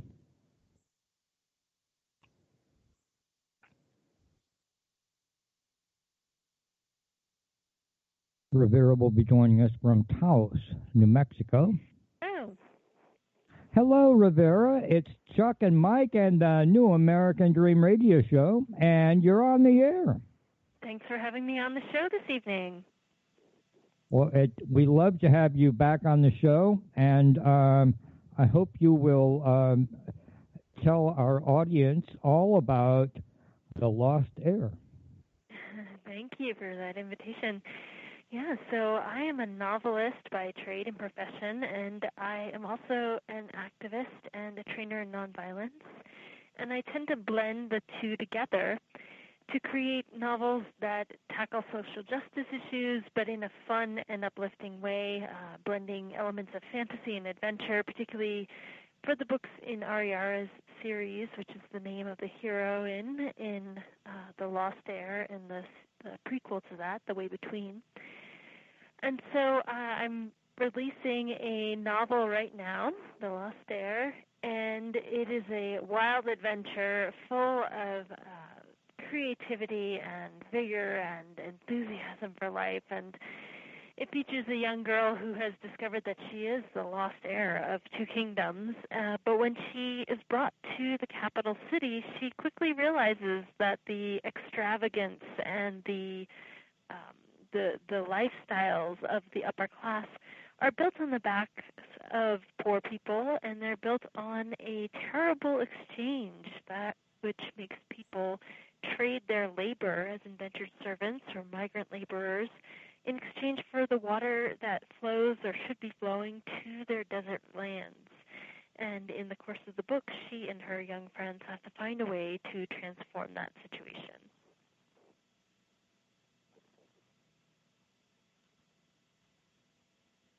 Well, tell us about who you're writing for, because I think that's an important aspect of this series. Sure. So I started out writing for adult readers with The Dandelion Insurrection and Billionaire Buddha and The Roots of Resistance. Those are all other novels that I've published. And I have quite a big following in activist circles and progressive circles. But I have a young niece and a couple of nephews. And one day I looked at them and I realized that the stories that our culture is producing are by and large rooted in violence and war, that the young protagonists prove themselves by becoming proficient in waging violence and beating other people or killing other people oftentimes. And we know from looking around at the fields of conflict studies and peace building and nonviolence that we have so many more alternatives and strategies and tactics that we can use to make both small and large changes in everything from our families to our communities to the global society. So I blend those with my plots, and in this book, particularly for young readers, although it seems to be a novel series that actually is transcending age categories and being enjoyed by people who are everything from 9 years old up to 94 years old. So the beauty of a story like that is that you can read it with your kids. I have some grandparents who are Skyping with their grandkids and reading it to them, and it's really a campaign that I have as an author to make sure the practices and the skills that many of us are trying to learn and study and apply in our own lives get translated into how our fictional characters make change in their plots, achieve kind of that hero's journey that Joseph Campbell writes about so eloquently, and find ways to meet pressing situations with creativity and with those nonviolent solutions. Well, one of the things that I particularly enjoy as I'm reading it are the way that you use amusing similes to bring out some of the personality of every era and work in some of her background and the things that make her unique. Well, yes, she's a child of two cultures, or I should actually say three cultures, because while her mother turns out to be the queen of Mariana, which is the society she's in, and her father is the desert king of their warring nation state. She was raised by a third group, a tribal peoples in the mountains above the village where she was found, and she finds that her path through life can't be one of war and conflict, because who's she going to fight against? It's going to be one side of her family or the other. And so she has to find ways to navigate that complexity in ways that help her build peace, that help her find solutions to conflicts. She's a follower of what we call in the series the way between, which is neither fight nor flight, but all the other options in between. And this, in the story, is both a physical form. I like to joke that it's a non-martial art form, kind of like Aikido, perhaps, is maybe a good parallel in our real life. And it's also an inner form, so it's a personal practice as well. And she learns over time how to apply those in both sparring matches, but then also in how to handle conflicts and disputes with her friends and with the people that she's encountering in the society. She's quite a plucky heroine. She's the kind of young girl who doesn't hesitate to climb out a window to go explore a city that she's been forbidden to go and look at. And, of course, this gets her into lots of trouble along the way, but also is what allows her to disobey unjust laws as well, because we find that in our real lives that oftentimes there are laws that are unjust, that must be broken, that we must disobey, that our conscience will not allow us to obey. And having this kind of disobedience rather than blind compliance with the laws and the rules of our societies and structures is what keeps us human. It keeps us able to say that when something is wrong, we dare to stand up and say it is. We dare to resist it. We dare to try to transform it in our world. And my personal opinion as an author and as an activist is that these are the kind of heroines and heroes that we need to hear about in our world, because these are the kind of people that we ourselves need to be. I would love to have you read an excerpt, but I didn't ask you to prepare that, so it's kind of an unfair question. Do you have anything? That is an unfair question. I don't have something right in front of me. Okay, well, it would have been a nice idea. Why don't you tell us a little more about your own activism and your workshops, and also make sure that our listeners know where to find Era and the Way Between, as well as the Dandelion Insurrection, and where they can find you on the web. Sure, thank you. So all of my novels can be found on my author website, riverasun.com. That's S-U-N, like the sun overhead. You can also find them all on Amazon or any major online bookstore.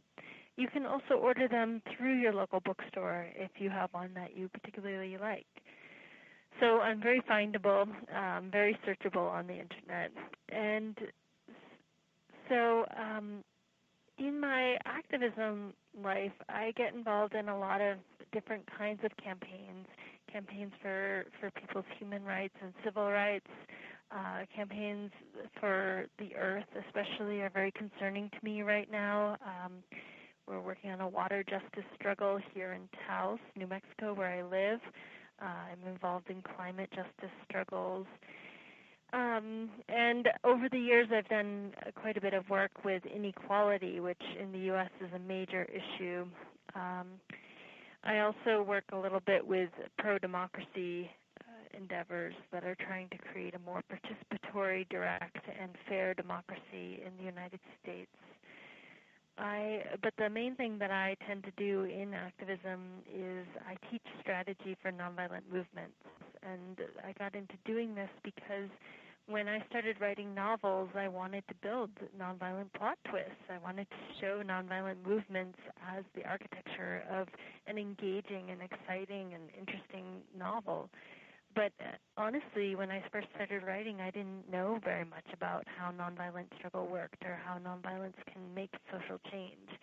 So I had to start learning a lot and studying very deeply and looking at historical case studies, not just Gandhi or King, but some of the thousands of campaigns that have happened around the world. And as I learned from these stories and learned from the scholars and researchers of nonviolent struggle and the strategists of nonviolent struggle, I accumulated quite a bit of knowledge. And so as I went around and did author talks on the Dandelion Insurrection, I also started being asked to teach strategy workshops, namely in the format of how do we make these kind of stories that you write about real in our own lives. So now I do quite a bit of teaching both activists and just your average community member how nonviolent struggle works, how we can withdraw our consent and cooperation from systems and structures of injustice and build up alternatives that can present a real challenge to the entrenched, dominant structures that are causing so much destruction in our world. There are a lot of tools and tactics that people can use, and these are tools that I feel every citizen around the world, but particularly here in the U.S., should have in their toolbox, should really understand deeply and know how to apply. We're at a time in our world where it's vitally important that we use all the tools in our toolbox of nonviolent change, and that we robustly non-cooperate with the many deep injustices that we face. Rivera, thank you so much for joining us on the show tonight. I look forward to finishing The Lost Air. I'm probably a quarter of the way in and really loving it. Wonderful. Well, have a wonderful read, and thanks for having me on your radio program. Hey, everyone. Okay. It's Barbara Jean Well, Lindsay, we the hope Cosmic to do this again sometime. If you have questions and about your past lives once again, or future thank plans, you. need answers from And the good night. cosmos about your love life or career, or just want to keep your finger on the pulse of the planet, check out my show, The Cosmic Oracle, here on Revolution Radio at freedomslips.com.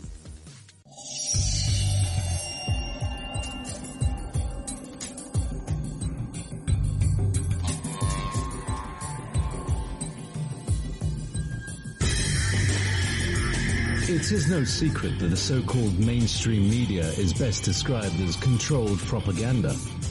Countless news stories are either totally ignored or spun with half-truths, and because of this, essential facts and vital information are often compromised.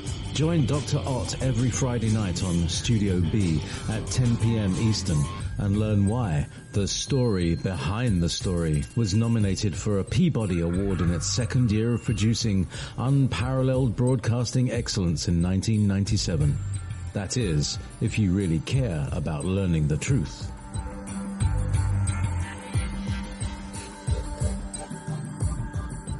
Wadia will remain a dictatorship. Or be quiet.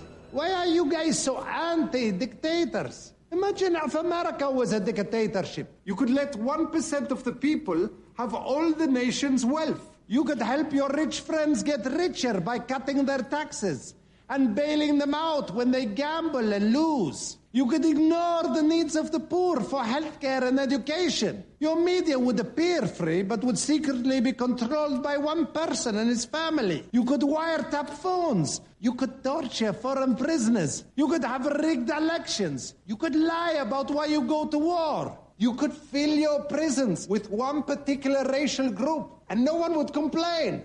You could use the media to scare the people into supporting policies that are against their interests. Tune in Monday through Friday, 4 p.m. Eastern Time for Liberation Nation with Deacon John, where America comes to hear the truth. I know this is hard for you Americans to imagine, but please try.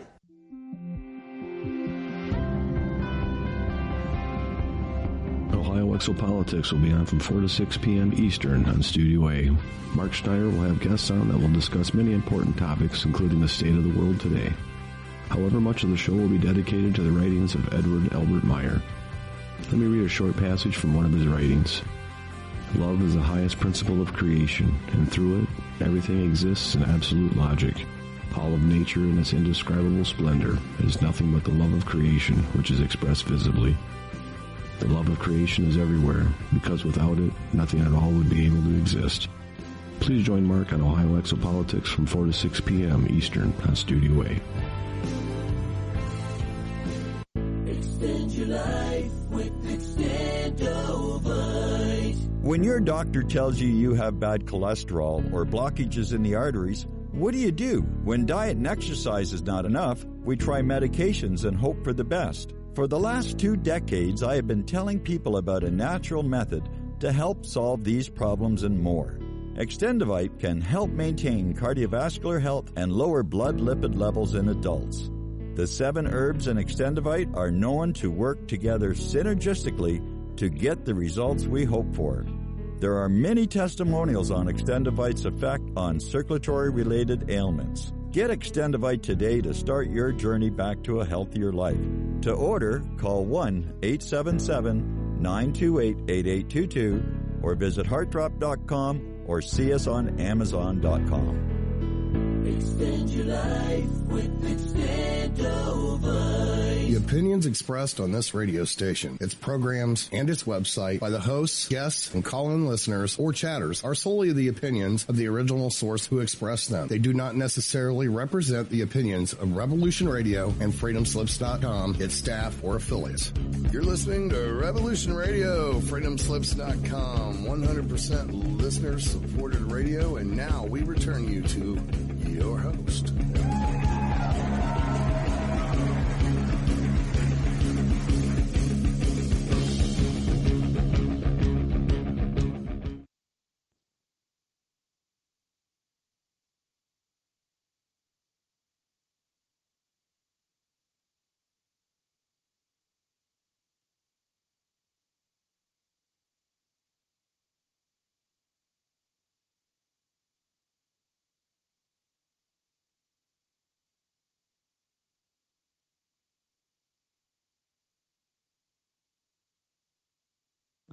Our next guest of the evening is Michael Annis. Michael is a regular monthly guest, normally appearing in the fourth week of our show. And a couple of months ago, we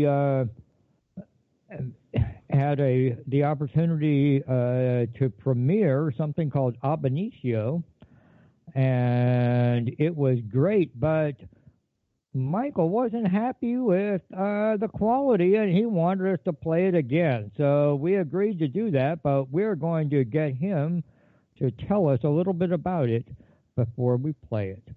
So I'm about to call Michael Annis right now, and here we go.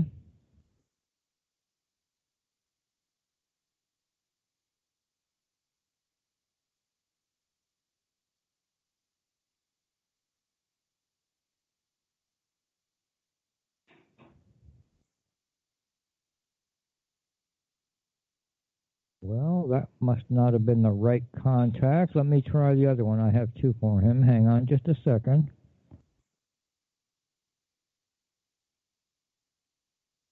The reason we want to make sure that we get him is that he wants to tell you about the band that was helping him in this show. Okay, so I think I got the right number this time. Hello. Michael, it's Chuck and Mike, the New American Dream radio show, and we want to hear all about Ab Initio, and then we're going to play it. So tell us about it. Okay, well, yeah, the quality of the broadcast the last time I've been listening in, it wasn't just my opinion. The people who I know who listened to it, they basically had the same opinion, that there was a lot of static and breaking up, of the sound and so forth. And I think that thank you for your generosity for trying to broadcast it again and see if we can do, we have a better sound quality. Anyway, yeah, I did, let's see, for about the last 6 months, I had done once a month a part from Ab Initio, and the part you're going to play tonight, the only part that's accompanied by music, is part 7. So what I would really like to do is express my thanks and gratitude for the musicians, all the musicians who contributed to this particular piece. Katerina Pliego on cello, Danny Harrison on electric bass, Felix Ayodele on metal guitar, Mark Fox on tenor sax and African ngoni, Tom Tilton on percussion, and myself doing the vocals and writing out the poetitation. So I essentially constructed the piece musically, put in parameters, and also managed to coordinate all the music and so forth. To say that it was a composition by myself would be misleading. And in this day when nothing is misleading, I certainly wouldn't want to be the first to to say something misleading. But it's a free form type of jazz, and there's some rock elements in there. There's some classical elements in there. I wanted to combine all these things to somehow reflect what the words were talking about in the piece. So the piece was originally written in homage, so to speak, of the great Angelo Musco, a visual artist who deals a lot with transmigration of souls. And also William Burroughs is in there, and Dr. Moreau from H.G. Wells' Island of the Lost Souls. Let's see. John is a figure who will appear in this piece. John was created in a test tube by Dr. Moreau. He is one of the half humans, half animals. So with that all in mind, thanks again for airing this piece, and I hope we have better luck, better sound quality this time, Chuck. Well, I hope so too. We're playing your original recording this time, so no editing will have caused a problem. We hope that this goes out better. All right. Thanks so much, Michael. And here we go. Guys. All right. Bye-bye.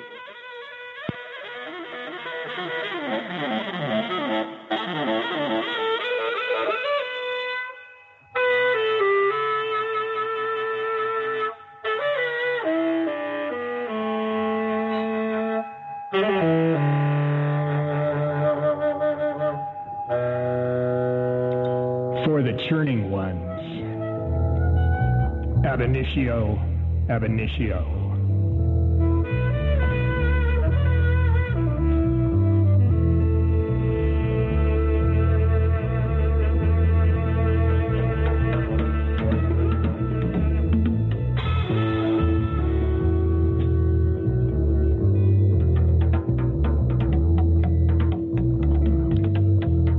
Flowing molten from the mouth of hunger.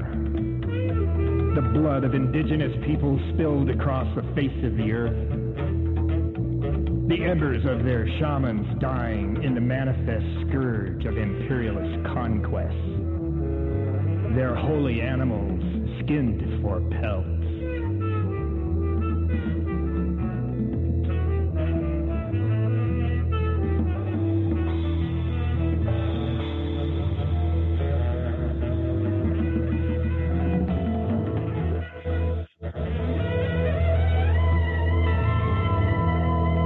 Blood of Palestine screaming from the dead earth, their churning flood of dust and ash wrenching truth loose from the holy writ of power and greed.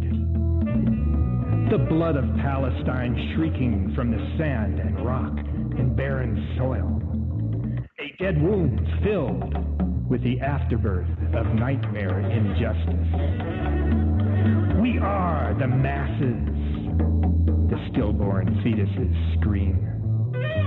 Being faceless, fingerprinted, and thumb-crushed, hung from under bridges by our shriveling hands and shredding sandal straps. The blackened blood of Palestine ruptures the tectonic fault lines. Its holocaust pours through the vessels of ab initio.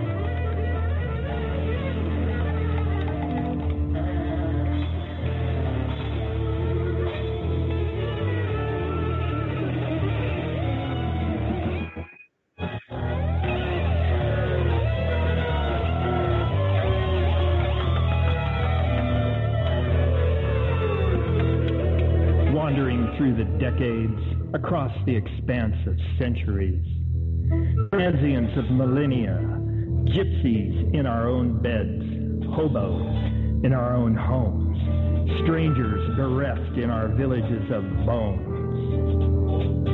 human bonfires within which history is torched and made mockery,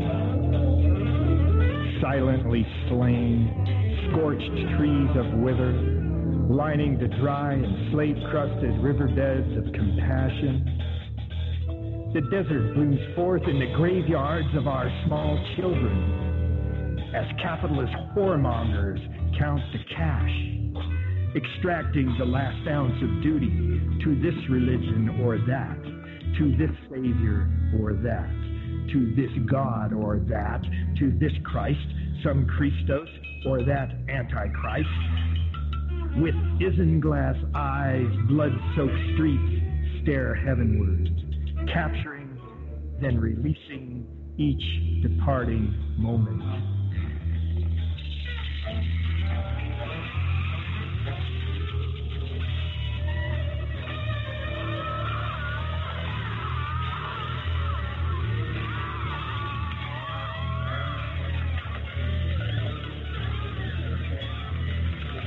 Oh, the mean-spirited, groomed, and godly, quoters of Scripture at war with Scripture, making certain in ritualistic absolution that the devil gets his crown. Sleight of hand swindling suffering, prevaricating persecution, humility and forgiveness for icons material. Their shiny trinkets and casks of hooch, cleansing the festering land of the blood of heathens. Beyond shamanism into the purgatorio of sermons manipulative and redundant. Beyond shamanism launched like prayer missile scud through the paradisio of broken hearts.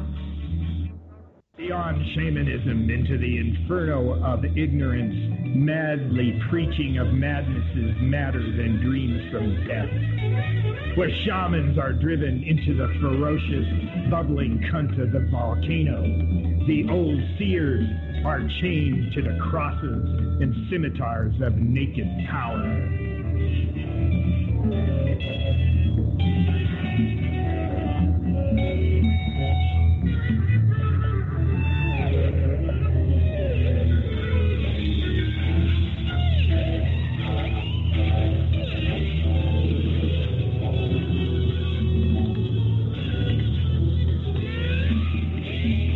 I am the heathen. I am the indigenous untouchable, and I will not pause. I will not sleep while my square meter of earth is ravaged and occupied. I will not forget and never forgive that you cut off the heads of my children and threw them to the dogs. That you castrated my husband, my brothers, my father and grandfather, filling their minds with the gasoline of godliness while their skins exploded with rotted pig meat, scattering their indigenous ruins among the rats. That you cut off the breasts and dug out the wounds of my wife, my sisters, my daughters, my mother and grandmother, and fed them to white-collared swine. That you buried our history, dismantled our integrity, and stole our culture from our baby's tiny hands, while the viruses applauded.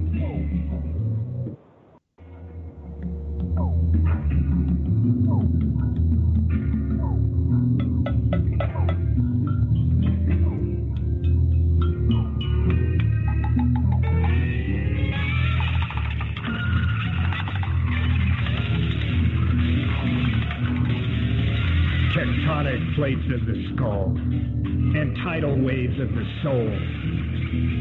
The groaning friction from subducted slabs of past incarnations. Subcultures subducted into the subcortex of genetic experience, where I am thrives on loss of being. Volcanic torrents of despair, the transmigrations of humans across the bloodied seas of destiny, the world of human thought shearing apart in eruptions of petty conquest, self-glorifying triviality, where mediocre savagery is an inconsequence, sown and cultivated while the earth churns through the ages, destroying each virus that assails it until right before the end.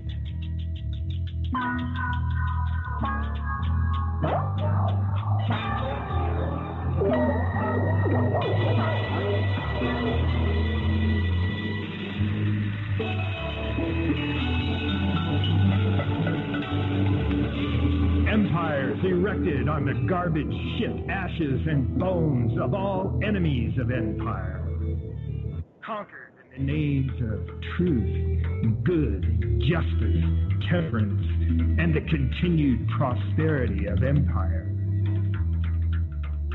In here, there is no word for innocence, no word for eternity. The shell of the virus of man escapes the desolation wrought by justice until right before the end.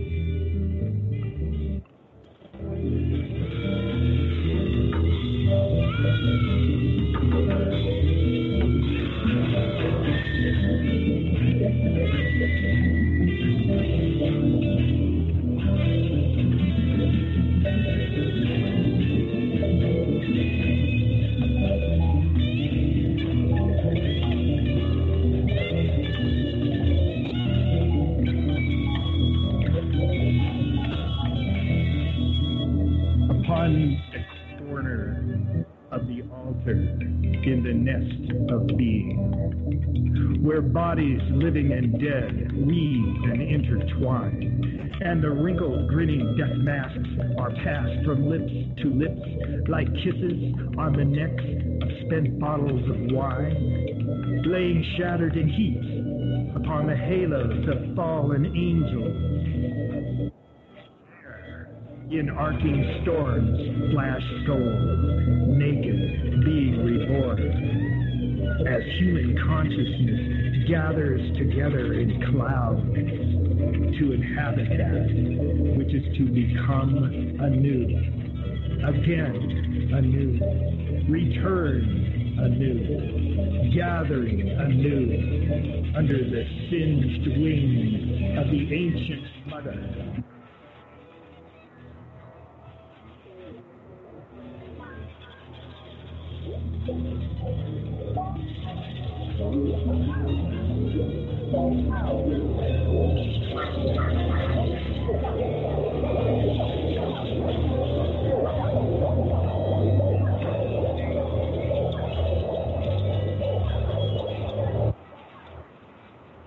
John plugs his ears and shuts his eyes. Burrows locks and loads, aims from the netherworld of now into the presence of the future. Paint cans of despair exploding over the eyes of Earth. Exploding paint cans of prejudice, black facing eternity. Paint cans of alienation soaking the tongues of poverty.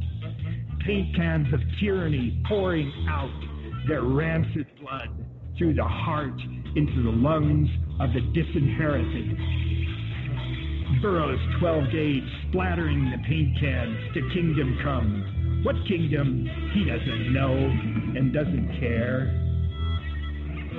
Who gives a rat's ass anyway? They're all post-human enterprises. My dead dick has loftier fantasies than that.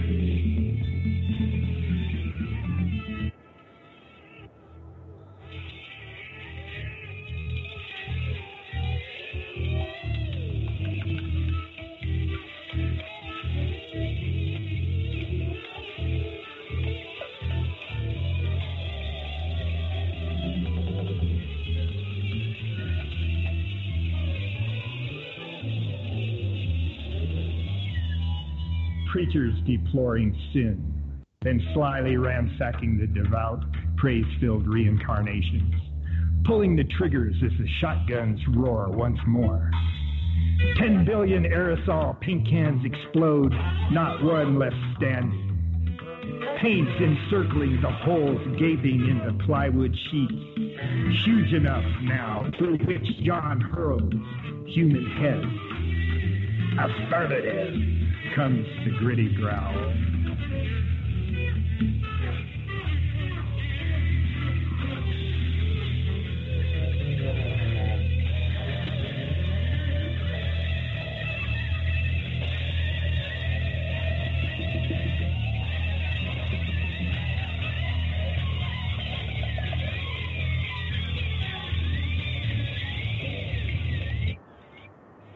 In the desolation chamber of the untouchables, the hallowed place is hollowed, a weeping is heard from the leaves of the tree of the dead, where out from a hole in its trunk glares the face of God, and cymbals clang, clashing together, sounding for each castration of consciousness, each mutilation of the soul, each death mask of pseudo-holiness, each deep, unredeemable suffering of psyche that completes the ritualistic cycle of birth, death, rebirth.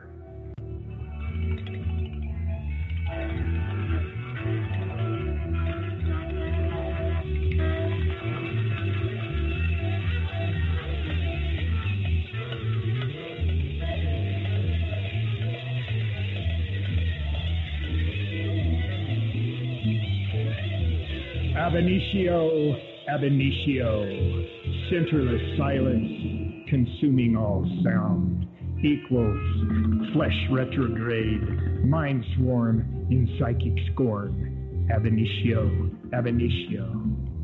Left brain, ab initio. Corpus callosum, ab initio. Right brain.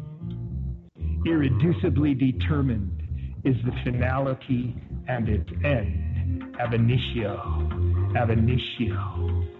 Rising river of inhumanity, churning inward, viral and inflamed. Reality in abstract seeps from body in corpsing mind, ab initio, ab initio. O infinity, boiling outward, the beginning, ab initio. Nearing extinction, ab initio. Continually cresting orgasm, ab initio. Moribund Death Star, in continuum, ab initio, ab initio. The motive and the rationale. Don't you understand? I'm an innocent victim of myself. Ab initio. Ab initio, black hole, within, within, within.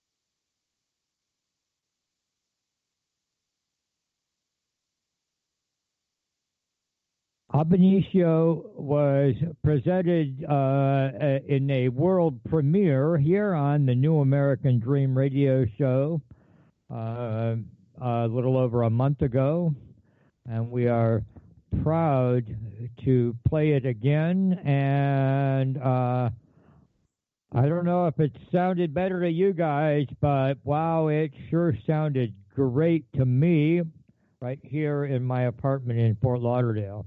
And I think we are incredibly lucky to have Michael Annis as a regular guest on our show.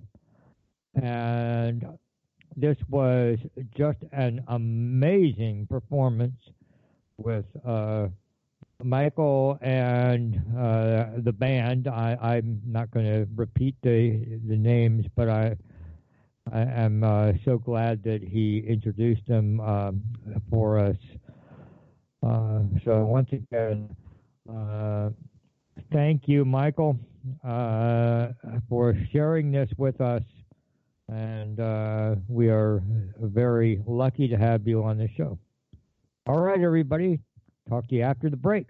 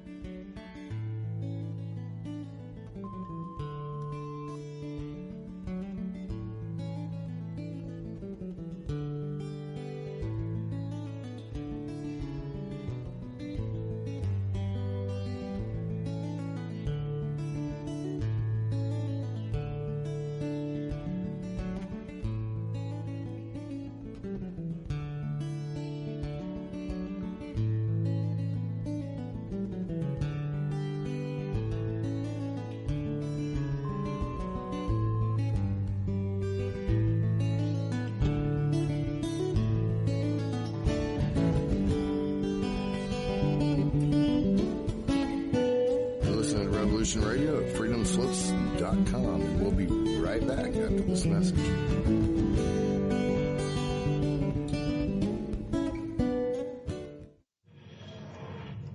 Find some comfort at Willow's World.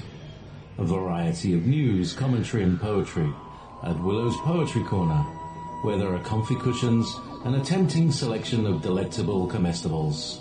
A show that's quirkily and quintessentially British, with a unique twist featuring Willow Andreasen, your host. Join Willow Mondays and Thursdays 2 till 4 p.m. Eastern Time. Studio A.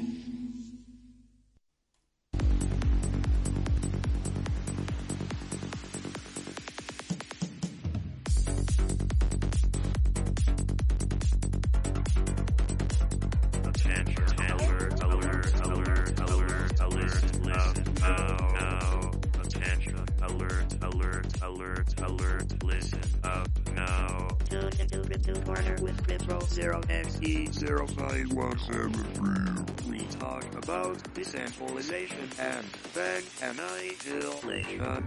Bitcoin, Litecoin, Litecoin, your coin, blockchain, baby. Mondays at 1600 hours Eastern, Studio A.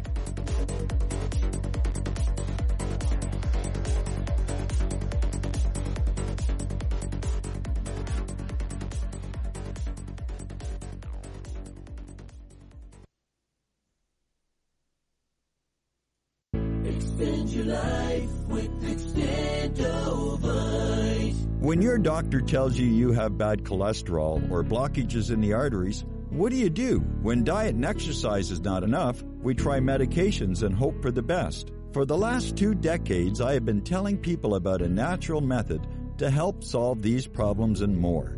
Extendovite can help maintain cardiovascular health and lower blood lipid levels in adults. The 7 herbs in Extendovite are known to work together synergistically to get the results we hope for. There are many testimonials on Extendovite's effect on circulatory-related ailments. Get Extendovite today to start your journey back to a healthier life.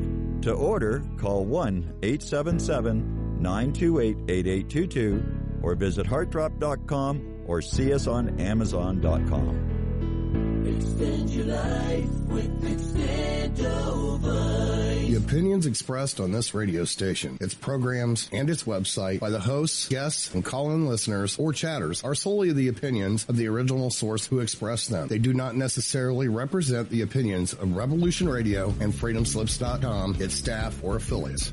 You're listening to Revolution Radio, FreedomSlips.com, 100% listener-supported radio, and now we return you to your host.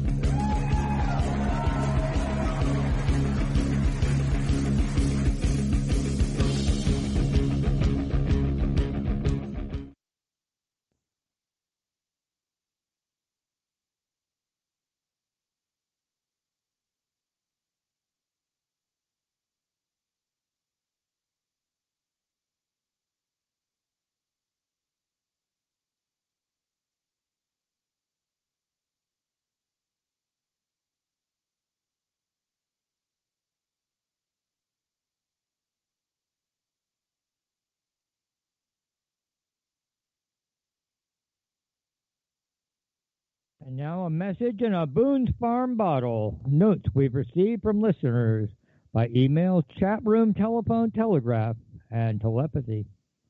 From Richard Dolan we hear, can't trust anything that comes out of the United States government's official mouth at all. Not ever. Not under George W. Bush, not under Obama, and not under Trump. The UFO reality is so deep, it's so revolutionary, it's so disturbing. It has caused so much profound criminal secrecy over an entire human lifetime.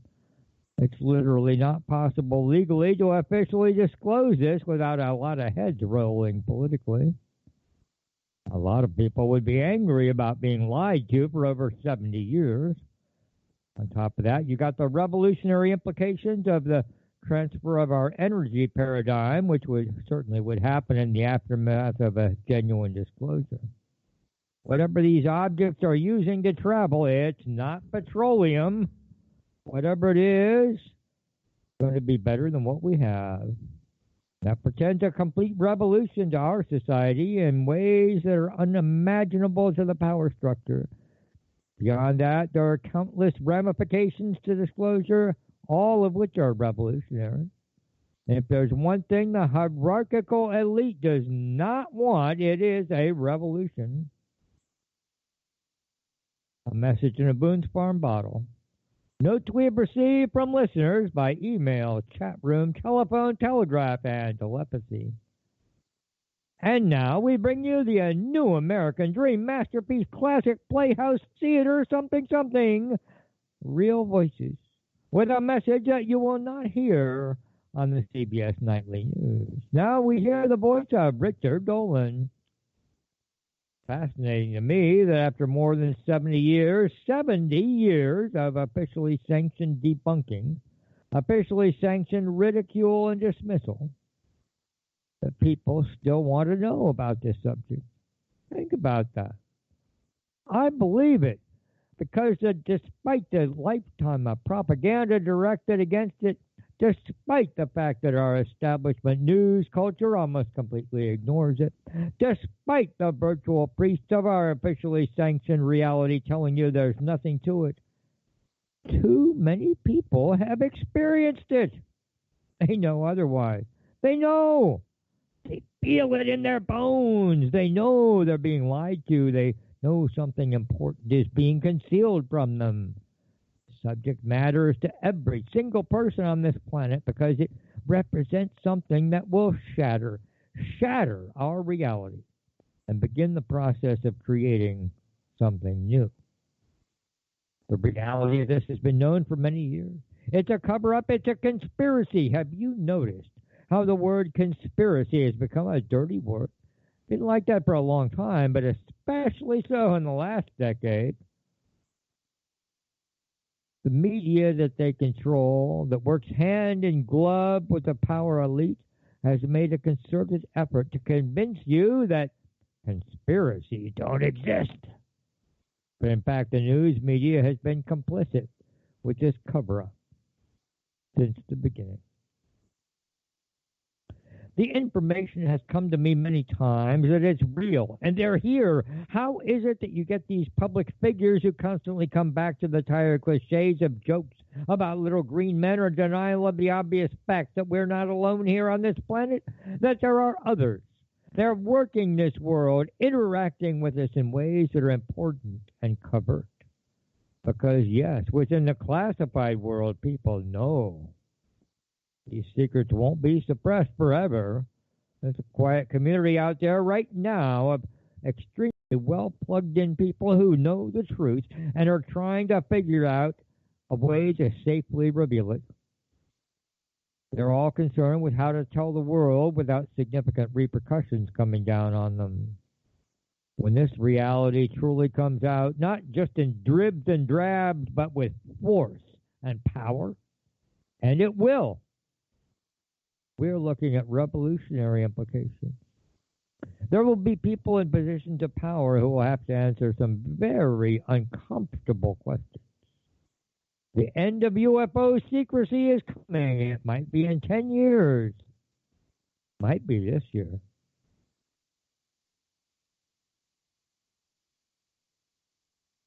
Well, it's been another long week in Moon Rock Lake, Ohio, my hometown at the end of the empire. Thinking the Unthinkable by Solomon Sendak, Moon Rock Lake.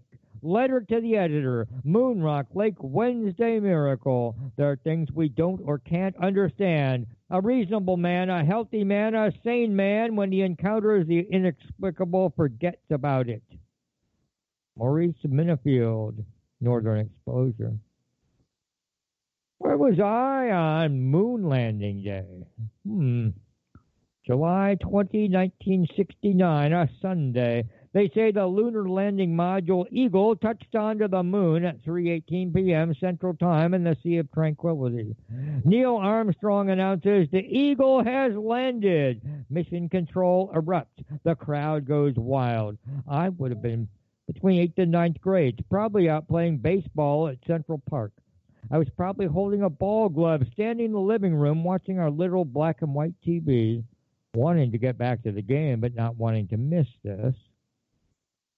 Probably I went back to the game and came home for supper, getting settled in on for Lassie, the FBI, the Wonderful World of Dizzy, the Ed Sullivan Show, Bonanza. Michael Collins drove the getaway vehicle Apollo 11, waiting for Aldrin and Armstrong to return with their heist, rocks and dust. In January 1969, Joe Namath had led the Jets over the Colts, and Richard Nixon entered the White House, and the Beatles gave their last public performance. The Battle of Hamburger Hill was fought in May. In August, the Manson murders take place in Los Angeles. Woodstock happens in upstate New York. In September, the Chicago 8 go on trial. In October, Walmart incorporates as Walmart Stores Incorporated, and the Mets win the World Series. November gave us Sesame Street and the My Lai Massacre. In December, Fred Hampton and Mark Clark are murdered in Chicago. In 1968, Martin and Bobby had died. I believed in it all. Lock, stock, and barrel. I wanted to be a New York Yankee or a Green Bay Packer, and I wasn't the only one. I'm not sure when I began to doubt, but I think, thank someone that it finally happened. I think doubting is good, especially when you're talking about the world and people. Eventually, you have to believe in something, but don't lap up the very first thing they set in front of you, would be my advice. I recently read a book about the moon landings, Paul McCartney and the Holocaust. Well, and you might as well throw Jesus, Mary, and Joseph in there as well, because if those things are lies, then we might wonder what else is going on around here. Why would the stories we've heard about the moon landings, Paul McCartney, and the Holocaust be lies? Why would someone lie?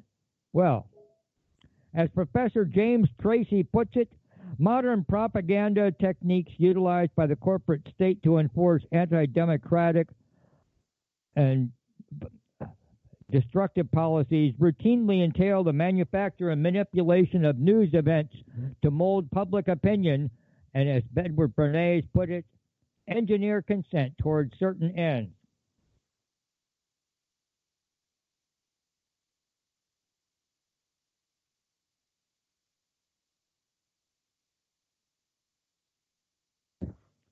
You grow up walking around Moonrock Lake in the 50s and 60s, and you pretty much believe everything everybody, you just do.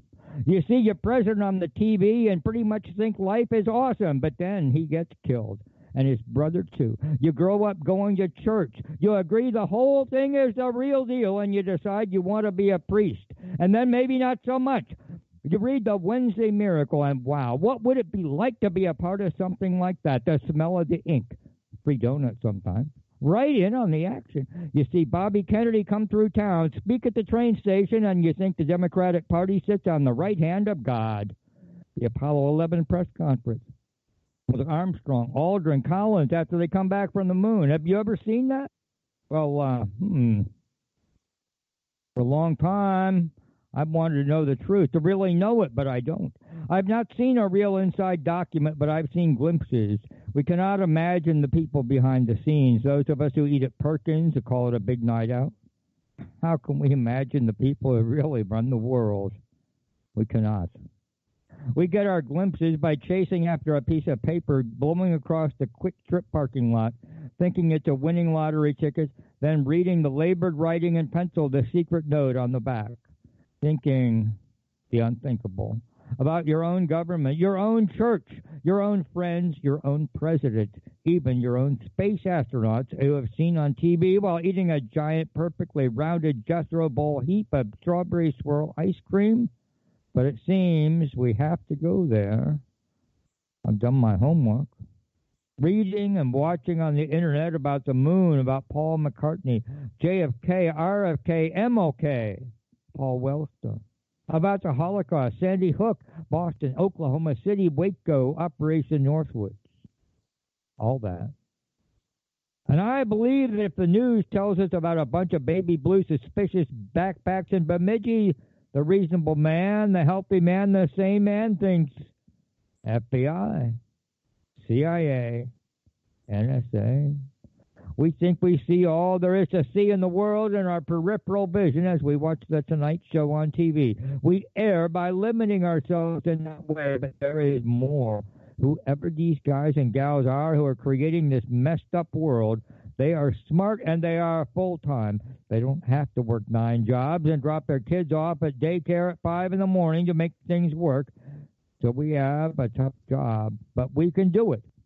A young boy grows up expecting everything and everyone to be good. He figures out that power often trumps good, but he does well not to be a part of it all that. To give up on that heart of a young boy too soon? Well, I believe there is more, and I want to know, don't you? When you see these things, there's nothing you should put past the capability of government to do. Whatever it has to do to main power, it does. We were so naive back in the old days, we had to learn, I'm afraid, the hard way. That was William Pepper, attorney for Sirhan, and the King family.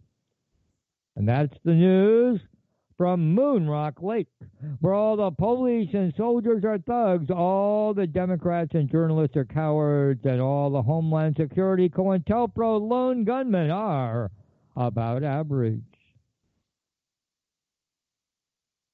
The new American dream means never having to say some question or idea is not valid. We are allowed to ask any questions that we have. There are no wrong questions. There's no hidden black military budget. There are no UFO files that Americans cannot see. No JFK documents that will not be opened during our lifetimes.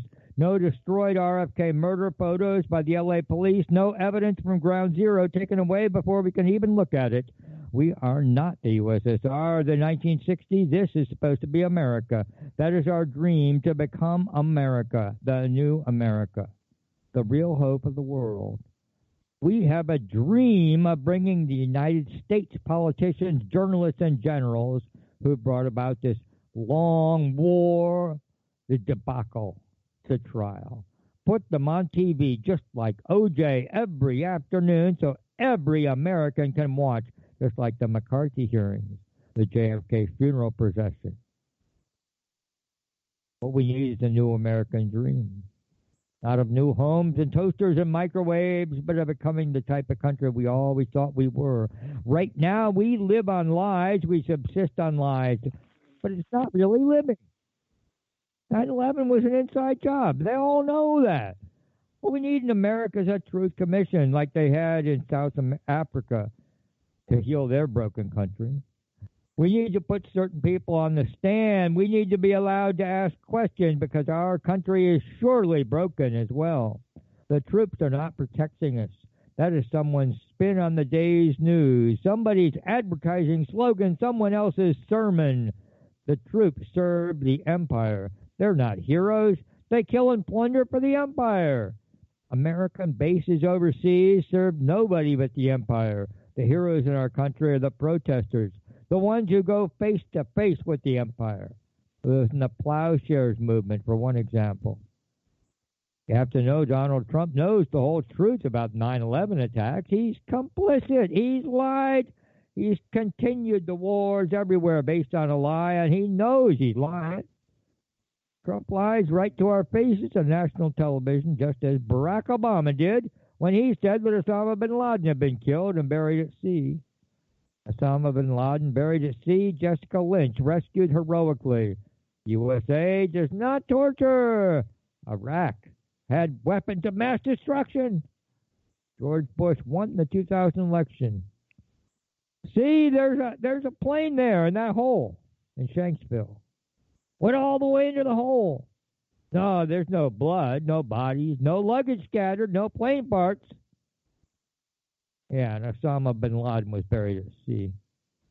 Remember the anthrax letters which said, "Are you afraid?" Those were not written with a rock and chisel like Fred Flintstone from the recesses of some cave in Afghanistan. Those letters came from persons within our own government, like a horror movie.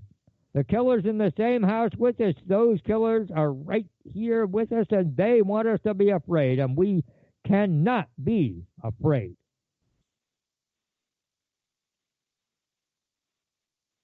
We're approaching the end of another episode of the New American Dream radio show, and I wanted to thank all of you for joining us tonight, and we hope you will be back next week and every week right here on Revolution Radio at freedomslips.com or revolution.radio.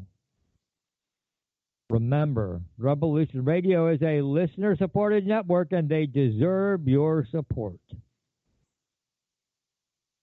I'd like to thank my co-host, Mike Palachek, along with our guest, Frank Cordero, Phil Ferrugio, Rabira's son, and Michael Annis. Thank you, Mike, and good night. And thank you, Chuck, for all you did to make the show possible. Thanks to our guests, Rabira's son, Michael Annis, Philip Ferrugio, and Frank Cordero.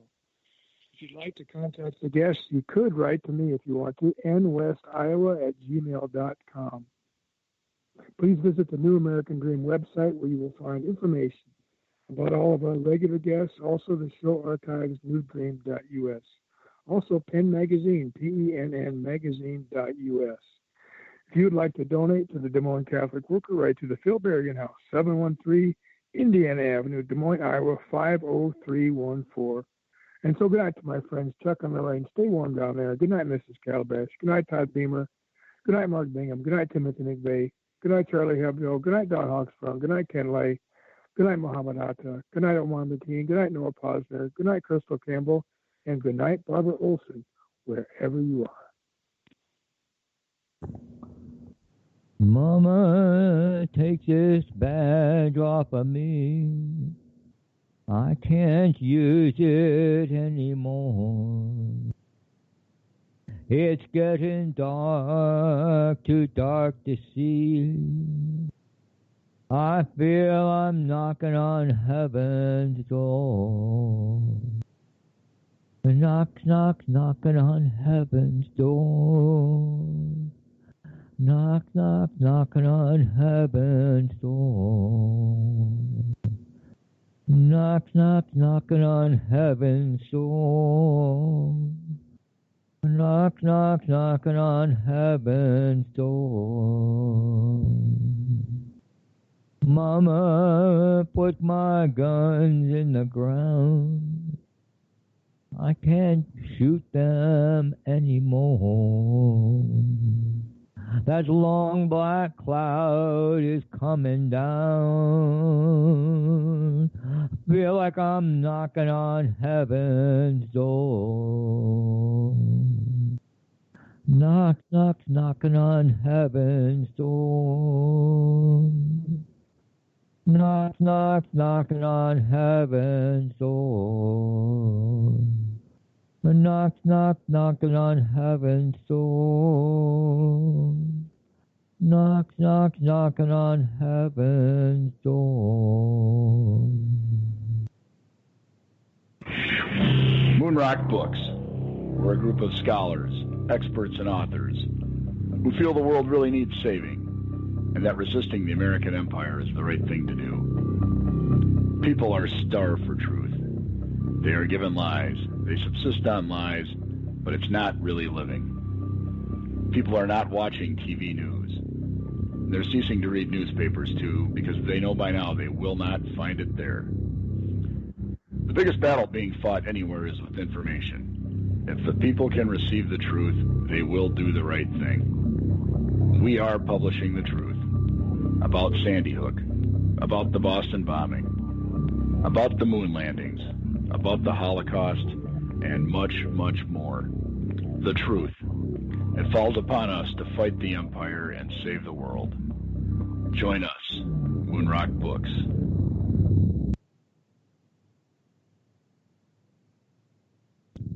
He's 5'2" and he's 6'4". He fights with missiles and with spears. He's all of 31 and he's only 17. He's been a soldier for 1,000 years. He's a Catholic, a Hindu, an atheist, a Jain, a Buddhist and a Baptist and a Jew. And he knows he shouldn't kill, and he knows he always will. Kill you for me, my friend, and me for you. And he's fighting for Canada. He's fighting for France. He's fighting for the USA. And he's fighting for the Russians, and he's fighting for Japan. And he thinks we'll put an end to war this way. And he's fighting for democracy. He's fighting for the Reds.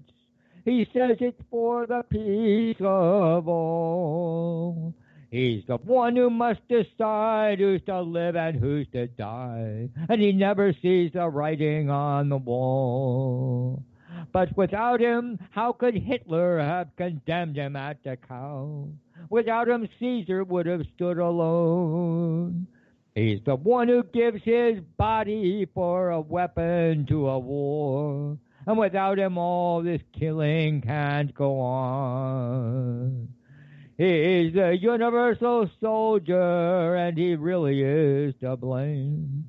His orders come from far away no more. They come from him and you and me and brothers, can't you see? This is not the way we put an end to war.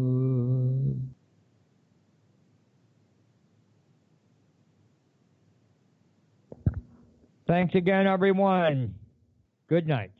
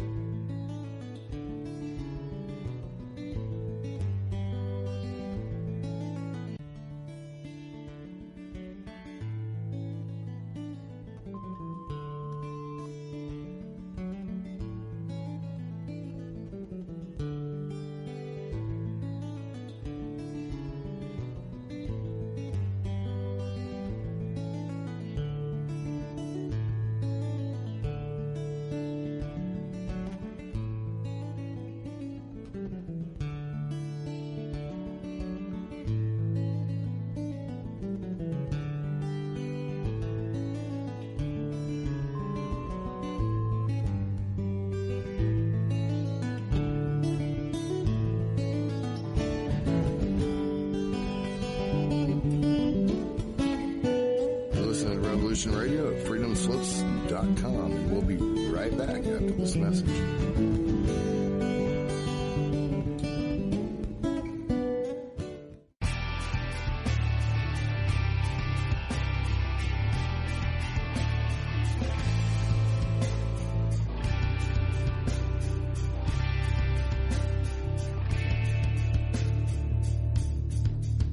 Welcome to Revolution Radio, where you, the listeners, are in charge. Here at Revolution Radio, we present 48 broadcast hours of news and information each and every day. Revolution Radio never sleeps. Revolution Radio is worldwide and borderless information. Revolution Radio is also commercial-free. Revolution Radio is supported 100% by you, the listeners. And that's why we appeal to you to donate and support this station and its expenses. You can support us in many available options like archive subscriptions, our seed pack selections, or even my woodworking store. And we also even have Revolution Radio's swag at the Revolution Radio Zazzle store, which you can get t-shirts, coffee cups, even a baby onesie. Or you can just plain donate to the cause. We cannot continue without your support, and your support is what helps pay the bills. So please, if you wish us to continue, please stop by our station support page and drop a dime on us. Revolution Radio, where information never sleeps.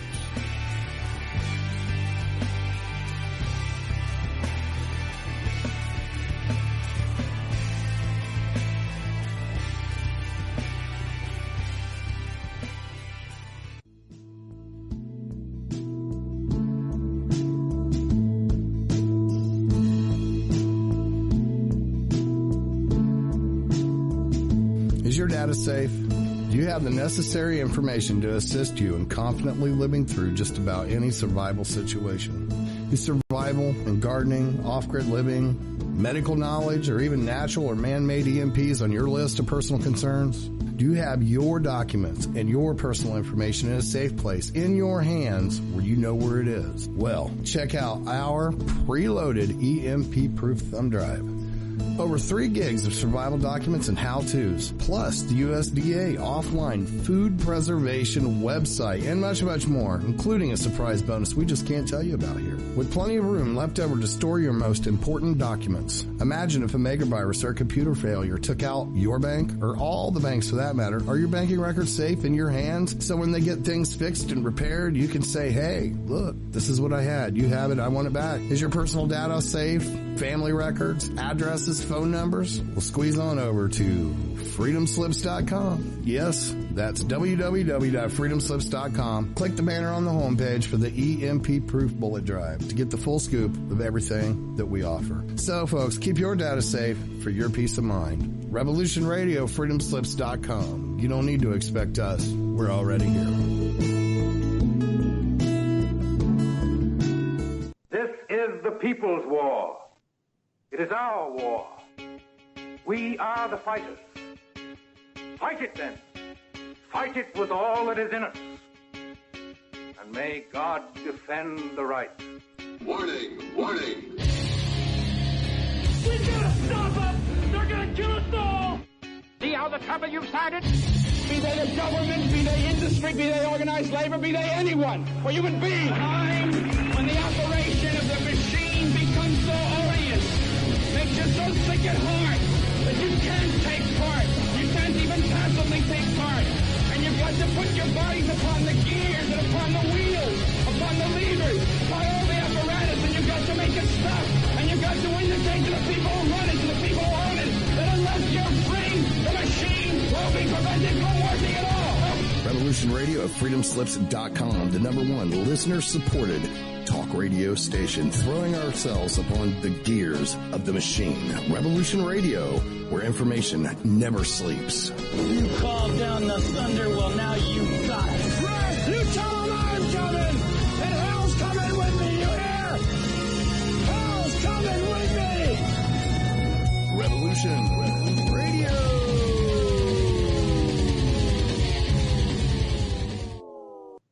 Extend your life with Extendovite. When your doctor tells you have bad cholesterol or blockages in the arteries, what do? When diet and exercise is not enough, we try medications and hope for the best. For the last 2 decades, I have been telling people about a natural method to help solve these problems and more. Extendovite can help maintain cardiovascular health and lower blood lipid levels in adults. The 7 herbs in Extendovite are known to work together synergistically to get the results we hope for.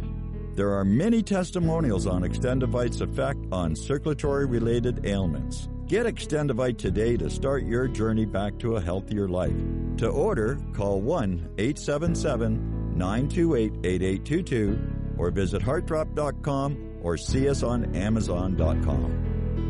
Extend your life with Extendovite. The opinions expressed on this radio station, its programs, and its website by the hosts, guests, and call-in listeners or chatters are solely the opinions of the original source who expressed them. They do not necessarily represent the opinions of Revolution Radio and FreedomSlips.com, its staff, or affiliates. You're listening to Revolution Radio, FreedomSlips.com, 100% listener-supported radio, and now we return you to your host.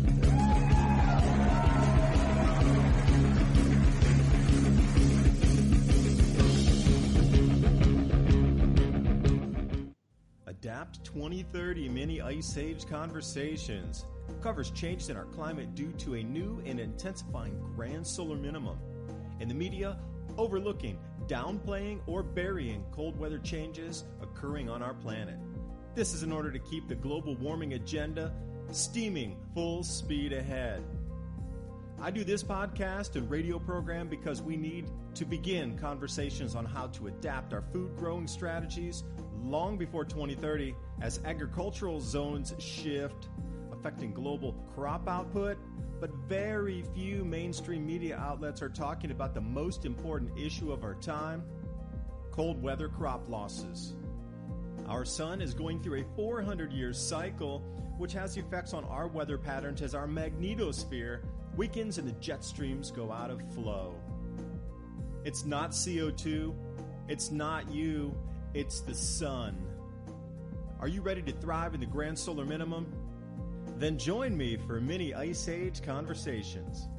I'm your host, David Dubine, creator of the Adapt 2030 Mini Ice Age 2015 to 2035 video series.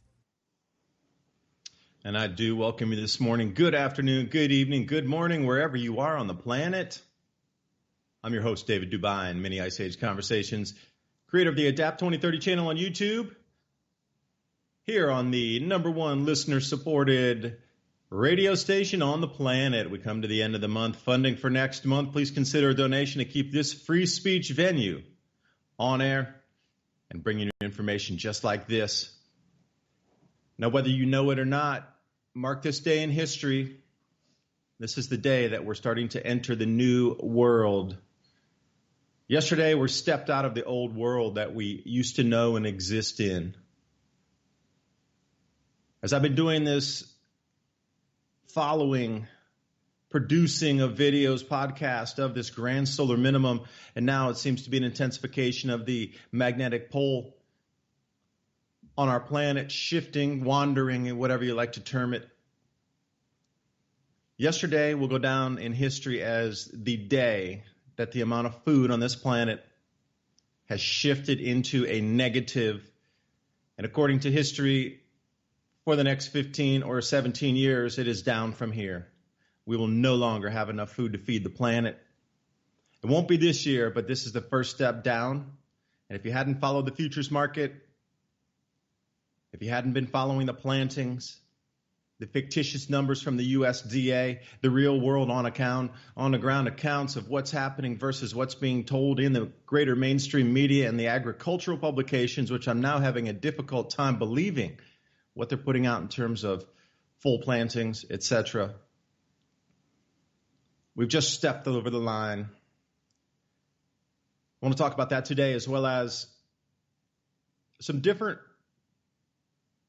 anomalies across the planet in terms of snow, cold, that they said would never happen. Remember, Al Gore told us snow would be a thing of the past. Yet we have record snows across the southern hemisphere and these incredibly late record snows from Arizona up to Iowa. Incredible times in front of us here. Let's get started today. I always like to start with the biggest bang for the buck right here in the beginning. If you haven't been following the futures market and following what's happening with corn futures, wheat futures, soya futures, literally the prices that you pay after that has been delivered from a farmer to a factory, and the factory produces to a food, and then it's delivered back to your supermarket. Commodities futures gained 15% in May. Now, the reason I bring it up, there was a massive spike over the last 2 days, but there's been some pullback since that point. But the spike was massive, ferocious, and if you're looking at the way the market's moving, a lot of people position themselves to protect from losses. So the futures market in the beginning was based as a way for farmers to protect themselves and hedge. If prices rose or if prices fell, they could find themselves somewhere in the middle without going too much into debt. Now, you have to realize when that started, we're talking decades, plural, ago. But that, too, has been hijacked with paper trades and high-frequency trading and people out there just to scalp and vulturize, if there is such a word, prices and pump and dump markets for the gain. Great idea in the beginning to protect farmers, but what it's come to now is just a show, if you will. But here's the thing. There was 285,000 short calls out there. Now, going short means you think the price is going to drop. Put option. They switched. Over 50% of the traders in a day switched from short options to long call options. Call means going out in the future and you think the price is going to increase.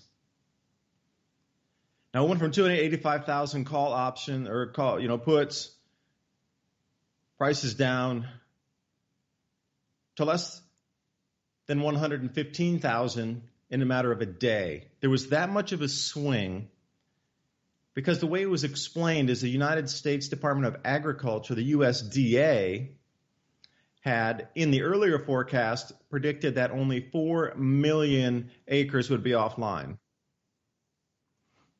And when I say offline, I mean zero planting. The fields were too soggy, too wet. The massive floods that rolled down from Nebraska and Iowa decimated the fields. They were literally so log-strewn and chemically polluted that there was no way for them to plant. Now, that originally was 4 million acres, the USDA estimates. But then just in this last week, they brought that up to, sit down for a second, 13 million acres that will not be planted this year. Hence, everybody understands that there's not going to be nearly the amount of corn, wheat, or soy forecast. So in a supply-demand environment, prices are going to rise.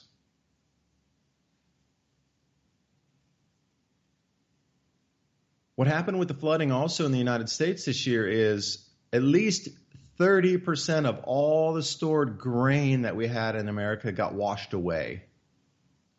And if you're not from the United States, that's an enormous amount because in the United States this year, there was more grain being stored because of the tariffs and the trade wars with China. So since they couldn't sell everything, they thought, hey, we'll just pack it up and store it because eventually China will start buying again, which they are. So it was just a matter of time to outweight the Chinese because their people need to eat.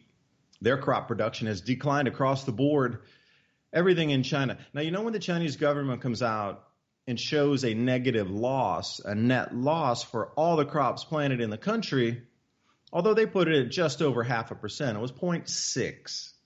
Now, what I found really quirky about the Chinese government statistics, corn was down 0.6, wheat was down 0.6, soybean was down 0.6. So interesting how everything was just down 0.6, a little over 0.5%. Now, if that's true, then it's probably 6% or more. Chinese government statistics are very shady at best. I'll use a polite term there. You can fill in your own other phrase that might mean manipulating the figures. But with Chinese government down, they're going to be searching for supplies. So what they've done is they knew this was coming up, so they stockpiled a bunch of food. They bought a whole bunch, pushed the prices down again, manipulating paper trades on the markets, and then they scarfed up a bunch, and now they told, okay, we got enough for this year, or at least these 6 months, and then they told Trump, see, they were going to try to play the game, like we have enough food for 6 months, we can push Trump over a barrel for 6 months, and then we can get our food imports back in about 6 months, and it'll look like we're the good guys. We pushed Trump back. We still had enough food to feed everybody. But oops, they made a big mistake. Now they're out on the markets looking for more food again, and the trade war still continues. And now we see these futures prices skyrocketing across the board for everything from the spring wheat to the hard red winter wheat, the corn, the soy. We got barley spiking. So what this means for you and I is the amount of food grown this year is going to be nowhere where it was last year. So what they're going to have to do is pull into something called the carryover stocks. The carryover stocks are the amount of food that we have stored literally across the planet in different places. And if you go to the USDA, you can find a monthly production for individual crops across the planet. They go into oats, barley. They even have buckwheat, millet, these kind of obscure crops that we don't hear about too much. But everything is designated by carryover crop. Now, this year, if you hadn't been paying attention, it decreased yet again and again. It's been decreasing for the last 3 years. Yet the media is telling we're having record production. So for me, it's kind of a disconnect where if we have this much extra production, then how are the carryover crops decreasing by millions of tons?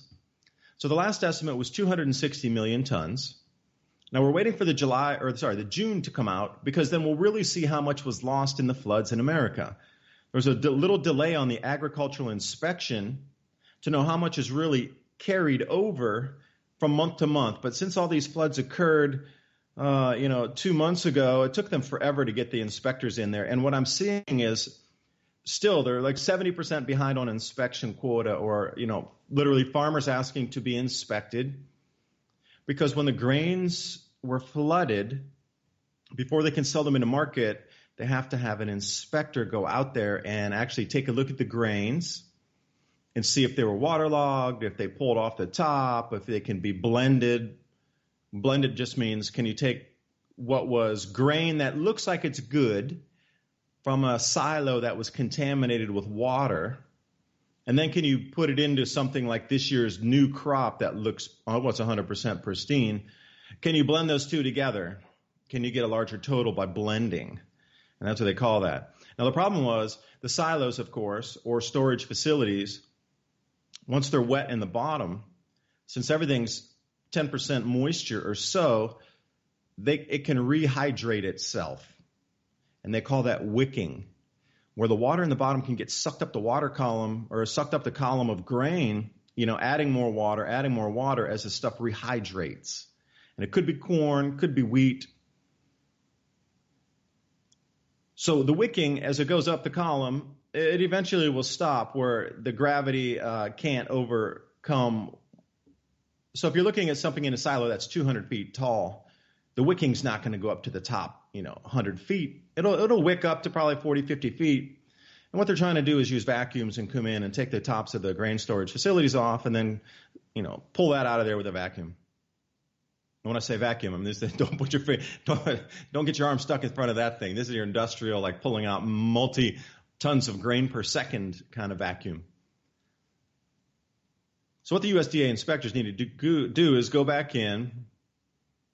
So they vacuumed out the top, whatever amount of feet off that. And then the USDA inspector needs to go in and then measure it and see if there was any contaminated water that came within, I think it's 12 feet is the max, or the minimum now, but I'm sure they're going to, draw that down so they can get more grain out of there. So your health is not really an issue for them or safety concern. It's just about, trying not to spook the markets. And if they need to reduce the buffer zone from the wicking wet up to the dry grains, they don't care. They'll probably bring it down to like 6-9 feet or something. But anyway, an inspector has to run in there and take a look and see, did they, vacuum to the correct levels? Did they get any contaminated grain in there? Was there any extra wicking? Did they pull up contaminants inside? So they need to inspect everything, all the flooded farms, all the recycled grains, whatever. So they're 70% behind still on all the requests for this to be done. Now, with that being said, as we get to this new USDA report coming up here in June, we should get a good idea how much was lost for the carryover stocks there. But it was 230 million tons, which was down and down and down. So how do you, again, these losses for the last 3 years, and now it's down to 260 or 230. Sorry, dropped from 260 to 230 just in the last, 6 months. That's a 30 million ton grain drawdown. So I'm thinking, They keep saying it's record harvest, but why do they keep drawing down the grain on the carryover stocks? So this year the forecast is for that thing to go skyrocketing down into the hundreds. From 230 down, it's going to be, so they're predicting somewhere around 170-ish, 175, but who knows? With the amount of losses, it could go down to 160 or further. But now you got to take into consideration, that's 1 year. Carryover stocks are going to be knocked that heavily. Now, they're not even taking into consideration the losses in the Ural Mountains, the losses in Australia, which I'll come to. Australia's become a net grain importer now, wheat importer. They're importing almost 1 million tons of grain. Importing, not exporting. Remember, Australia used to be a major exporter, but now because of the losses, which Kevin Long from the Longview down in Australia, he does crop forecasting for the southeast down there, Mallee and South Australia. He foresees another mega drought for the next 7 years. So even the production that's on tap right now for Australia is going to be lost even further. So Australian demands are going to continue to import. So we lost Australia. We lost South Africa completely due to politics. Where's next? Now we're looking at America, Canada, parts of the Ural Mountains offline. So the carryover stocks coming in, let's say it draws down to 170 this year. Well, next year we already know it's going to be less anyway. What if it draws down to let's say 110 the next year? And then it draws down to, say, 80 the following year. At what year do we roll over? We no longer have enough food in the carryover stocks where all we have is what we grow on the planet each year. That's predicted in 3 to 4 years from now. Now, depending on how this weather situation flares out here, and if it gets worse next year, this carryover stocks are going to be gone in 2.5 years, which means we will only have enough food to feed the world with what we grow in less than 3 years. And as the grand solar minimum intensifies, and what we look in the past, and we look at the Maunder minimum, the Sporer minimum, the Wolf minimum, the Oort minimum, 800 AD. That was the collapse of the Tang dynasty, by the way, most powerful dynasty ever with the highest level of food growing. We saw the Incan Empire collapse. We saw the end of the classic Mayans at the same time. So whatever happened, it swept the planet. And they were really good. Everybody was an organic farmer at that time. They had incredible agricultural techniques using natural flow-throughs. They were decimated. Everything collapsed at that time. So for sure, as we look out, Maunder minimum, Sporer minimum, we saw the same thing. The grain production and food production declines during these times. That's just a general statement. Everything declines. And it kept declining year upon year upon year. So as we look back in history, and we see this happening again and again, this is just a standard thing that you can expect in the grand solar minimum. It's not like some super witch magic or something. It is just history. And we know for sure that is a check-the-box thing that's going to happen, as well as heavier floods, more hail events, cooler temperatures. All right, those are just check the boxes. Check, check, check. You know this is going to happen. Now, how is our society going to adjust to this? That's the big question.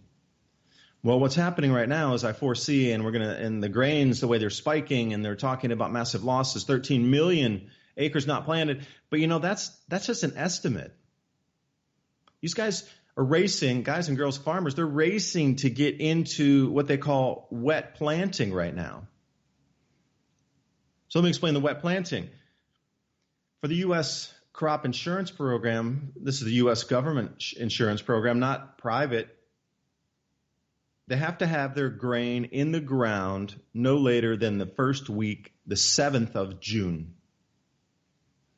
Then they can claim the loss. Well, what's happening right now is fields are flooded 2-3 feet deep in water. They're going to run through and till it and plant it in that water just so they can get the crop insurance. It's called wet planting. Now, for me, it makes no sense. Why wouldn't the U.S. government just go, all right, we know you can't plant. Save your energy, save your seed, save your investment. We'll still pay you. But under the current law, they have to plant wet in order to get the crop insurance from the U.S. government. The private insurers have all been bankrupted. They're asking for government bailouts due to the inability to pay because there's so many claims at the same time. Private insurers aren't going to be able to do anything this year, and they've actually stopped insuring in so many places because they know the losses will bankrupt them again. This includes Canada and the United States. So there's no more private insurance for many areas where they're growing crops. They're all relying on the government now to pay the insurance claims. So they're going to plant wet. This makes no sense to me. Using resources, very valuable resources. But anyway, they're going to get it.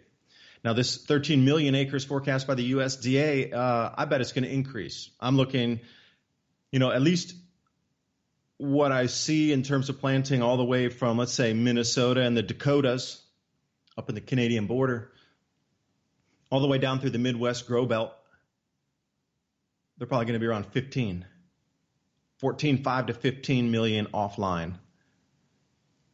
Now, there's a mega drought and super incredible hot temperatures down in the southeast U.S., but they keep getting the rain, which is the only saving grace. If the rain stops in the southeast U.S., the soybean crop is gone for the year, as well as peanut.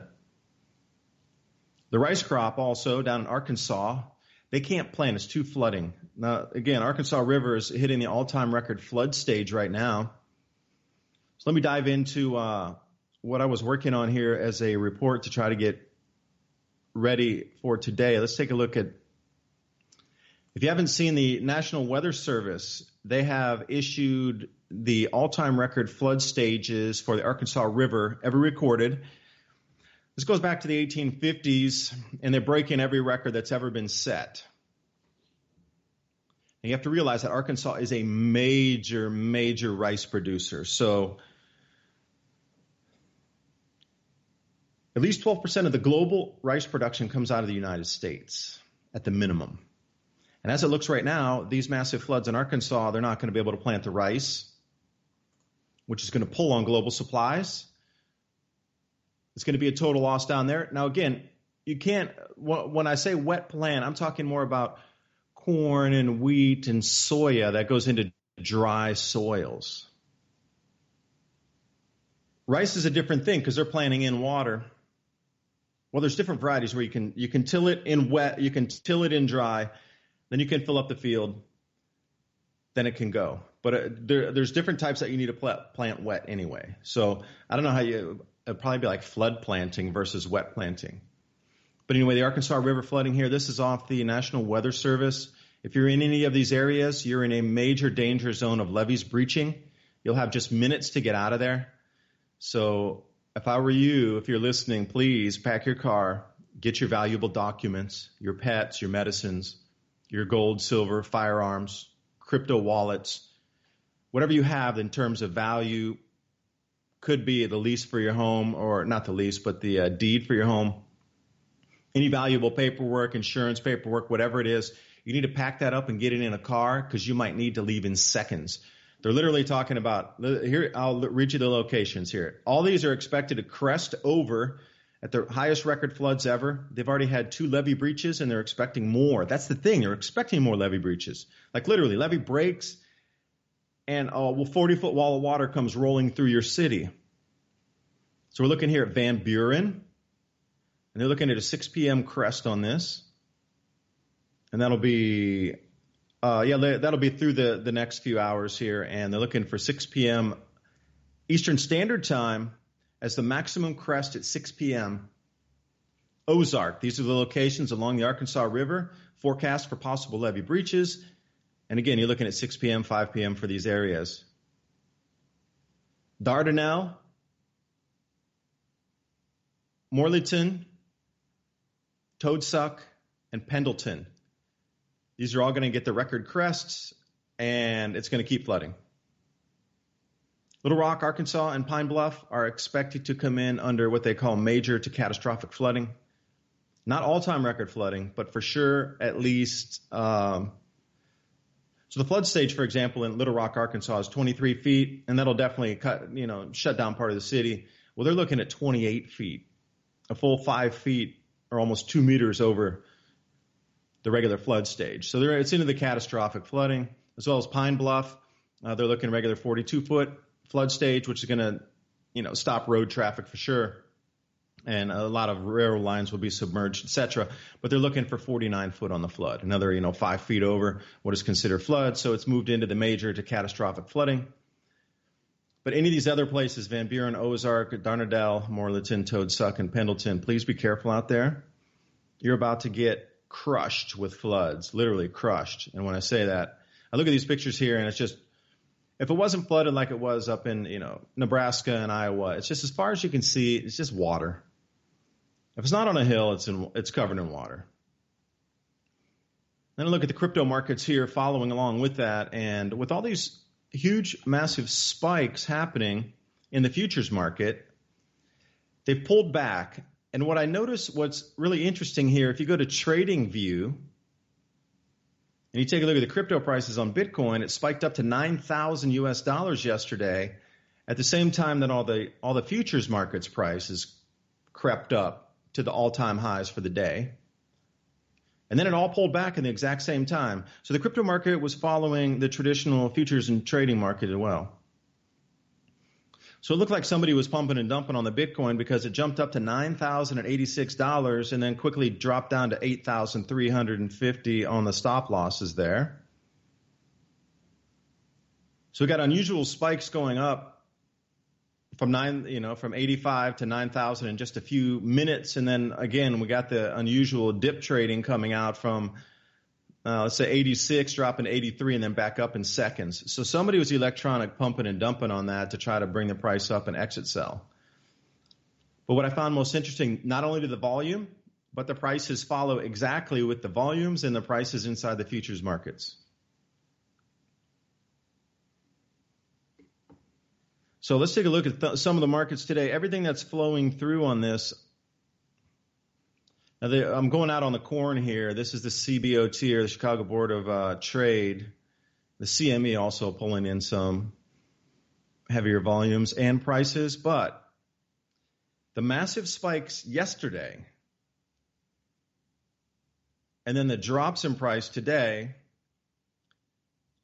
they were looking at around $435 a ton for that. Looking at about a $5 drop. There's some other too. The September 19 was down $6. But then when you looked yesterday, it was up 15. And today down 6. So still do the math. It's plus 11. So even though it's showing red across the board today, everybody was what they call profit taking because there was all paper trading out there too based on, and you know what? If the media is all focusing on corn and telling you, look, corn, you got to be looking at other things like the soft red or the soft wheat, white wheat, hard red winter wheat, spring wheat, because the entire media infrastructure was focused toward corn. They wanted you to see corn. They focused on corn. They wanted you to get in there. They wanted you to see it. But what was going on behind the scenes in the wheat market? Because that's where you got to look. So if you really come out and see this, the entire media infrastructure is pointing toward one single crop. You need to look at the other crops that are out there because, like, for example, March 21 call's up $17. And again, when you look at the July 19 call, it was up $18 yesterday. It's down $8 today, so that's still $10 over. Whatever happened, there was a massive pump into this market over the last 2 days, driving prices to that. They hadn't seen spikes like this in years.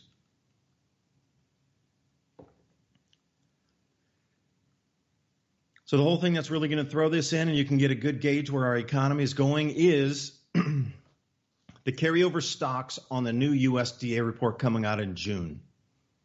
If you can get a gauge on how much it dropped, you can get a gauge on how much time we have left before we go into global food insecurity, where two things are going to happen. Food prices are going to spike indefinitely until we get a good harvest coming back in. But we know through history that even during every grand solar minimum, every one over the last 7 or 8, taking us back to 2500 BC, we know for sure that there were terrible years for harvest where food prices would spike 4x up to 7x. But then we would get good harvests after that where the food prices would stabilize again and come down to near what we would see at today's levels. Now, I don't believe we're ever coming down to $4.80 ever again, or $4.87. Never. What we will come down to is probably in the 6 to 7 range, 750 perhaps. That'll be the baseline from now.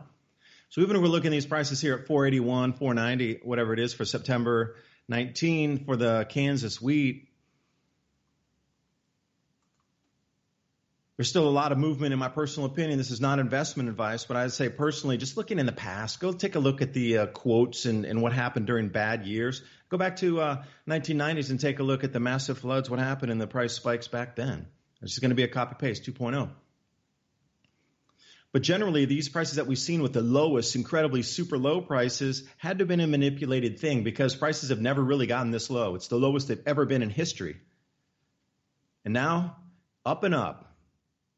So somebody, A, took these prices down on a coordinated effort across all financial markets, massive movements of money.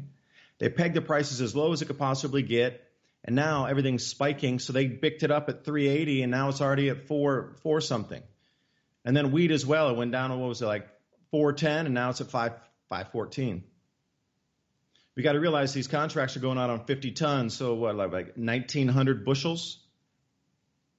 And then they're out leveraged on margin like 10x to 1. So thinking about that, just on a single contract, if you're even holding 10 contracts and you're out leveraged out, you're making like $9,000 on a single minimal trade on a few cents, not dollars. So now multiply that and bring it into dollars, and you're looking like $70,000 if you're holding out some of these contracts. Even if you're holding 10, let's say you were taking 10, so you're holding 500 tons on margin, and then you bring that out, you're leveraged to the hilt, and you knew what you were doing. Imagine if you're a seasoned trader, you got 30 years in the market, and you're working with, you would have made hundreds of thousands, millions of dollars over the last day or two just on these price movements if you're leveraged and if you knew it was going to spike. So if you're in cahoots with the USDA and you know what their releases are going to be, like somebody knew they were going to release that information about bumping that non-planting acreage from 4 million to 13 million. Like that is purely insider trading. Somebody knew that was coming. And somebody positioned themselves massively in the markets to run with that. And you notice after they pumped it up, the spikes would drop tremendously. And here we are, July 19 actually ticked down another 30 cents since we've been talking. So everybody exited positions yesterday. The July call is not even out yet. Everybody pumped up and then they dumped it out yesterday. And right now, everybody's dumping out. So it went from 18 plus yesterday to minus 10 today, which is an $8 difference. But anyway. And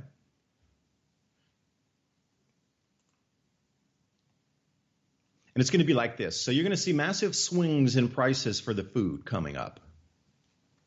And those nations that import, oh my, are they going to have a difficult time getting said product, commodity, but then shipping it and the price spikes and swings within, ouch.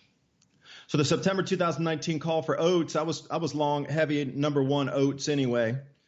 Look at this, September 19 call, up $6 today. $6 up today.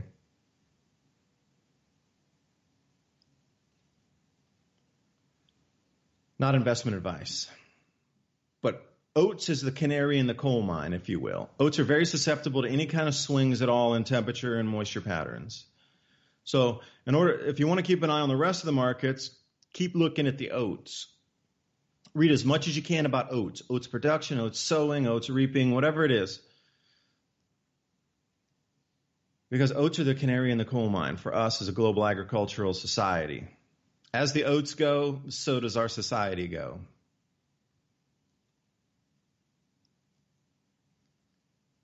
And I myself, again, not investment advice, but I myself am looking at somewhere around September 2020 call, long. Because these prices and these weather anomalies are just going to keep getting worse year by year. Like we're in the first year. So like I said in the beginning of the program, we have rolled over. This is it. Mark this day in your calendar. We've stepped out of our old world and we're beginning the decline into this grand solar minimum agriculturally, economically, and societally. So if your food price doubles and triples, you're going to have to pull that out of somewhere else. That money that you used to spend into other things, whatever thing it is. And it could be a good, a service, or a thing. New electronics, travel, holidays, restaurants, movies, home redecoration, furniture. You're going to pull that money and you're going to spend it in food now. So what's going to happen to the rest of the periphery industries across our greater global economy? How about the regional economy? How about your local city economy? Where are you going to pull from first? Because those local businesses, those are going to be felt first because you're going to stop spending there. Now, a lot of these international type of products, well, you could do without from Walmart or whatever. I'm sure we're going to start to see how long things last because we're just going to stop buying them. A good indication is 2008, 9, 10 as well. Remember the global financial crisis, 2008, 9, 10? When commodities prices spiked. That might be a good indicator on where we're heading with the prices and how quickly. So there's a couple times you want to look at. You want to look at the Great Midwest Flood back in the 1990s to take a look at how the prices spiked in the Great Midwest Flood. It was the biggest flood ever recorded at that time. And yes, there was still paper trading going on in the commodities markets. So you can get a good indicator of, all right, what were the prices pre-flood and what were the prices post-flood? Now, since the prices were higher back then anyway, all you have to do is take that percentage and just move it over into today, and then we can start to see where there might be a baseline. And I already did that for you. That's why I call it a 750. Moving forward, though, like what will happen next year is going to be the indicator of where we're going, truly. So we already understand what happened this year. This is a huge wake-up call. Like, we're not going to grow enough food for this planet. You understand that? Please understand. That's the whole thing about this program today. Is this is the indicator that I myself was looking for. Christian Ice Age Farmer, Diamond and Oppenheimer Ranch Project, Christopher Martz, Ice Age 2050, the climate guy out of D.C. Shout out, Chris. What's going on? Everybody's been looking for these food price. And, Jake and Mari over at Grand Solar Minimum as well, they're taking a look at the food prices, and everybody that's in this arena, Ben over at Suspicious Observers, they're all calling. When the first food shocks hit, it's going to be a permanent thing for the next decade and a half, maybe 2. Everybody's been looking for the first year of loss just like this, because this is now our timeline moving forward. The next year will indicate for sure 100% where we are in that. If we get another gargantuan loss like next year, well, it's anticipated that 2021 through 2024 are already set to be the most catastrophic growing years ever in the last 400 years. So if you can peg it into a time of food insecurity and the scariest years ever for agriculture in the last 400 years, it's going to be 2021 to 2024. And here we are. We got the first food spikes right now, first losses. Now, if it rolls over in 2020 and we get the same exact kind of losses again, I tell you what, we are going to have famines by 2025. There won't be enough food on the planet. So I'm curious what they're going to do with the futures market at that point. Because things are going to be trading at $100 by then.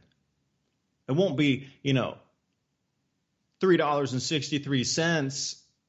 It'll be $30.63, $90.63. And again, whoever has the most money is going to win. And whoever can grow it and then deliver it to market is going to be the winner as well. Who's going to be able to pay that much for food? Now, Valentina Zarkova, and I keep talking about Valentina Zarkova because if you take a look at their reports coming out with the double dynamo in the sun and then how she presented at the Global Warming Policy Foundation, she, at that point, was very silent up to the day. And, very few people could get an interview with her. And when she talked in an interview, she was always like, yeah, Grand Solar Minimum, it's here, but, She would never say anything on the record about how intense it was going to get until 6 months ago. And she came out blankly and said, I call on all governments today to stockpile food for the global famine from 2028 to 2032. Now, that's a huge statement for a scientist to come out and say we're going to go into a global famine where we're only going to grow less than half of what we can grow today in 2028.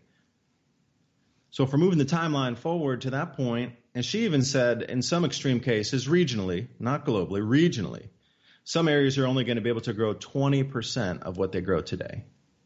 So if you're going to grow 100 bushels, you're going to get 20 bushels.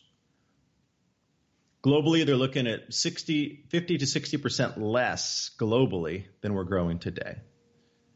And that was Valentina's own words. So she was calling on governments to stockpile food right now to get ready for the lean years coming up in 2028. So she's like, you got 10 years left. And she said the same thing. Look at this year's harvest to get an indication on how fast it's going to drop out. Well, if this is any indication on how fast it's going to drop out, we are in some serious trouble and nobody's talking about it.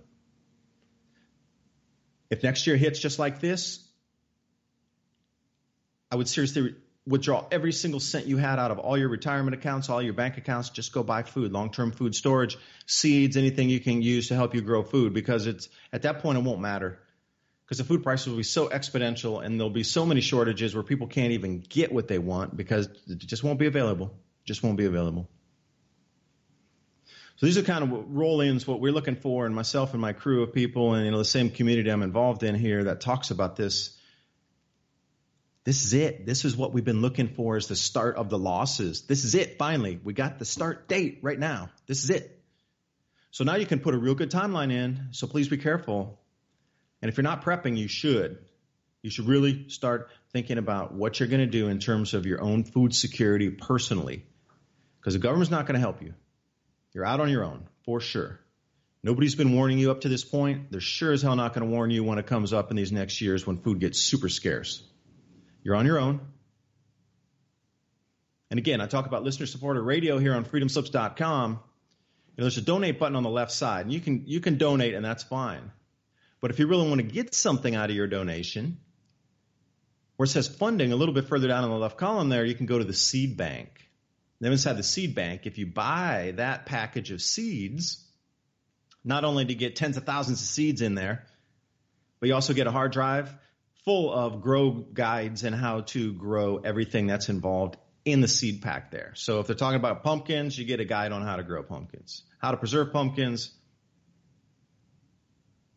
seed bank.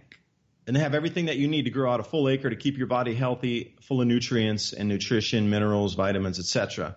Because, that's, again, when we look back in the history, that's the thing that made people sick and why the plagues swept through.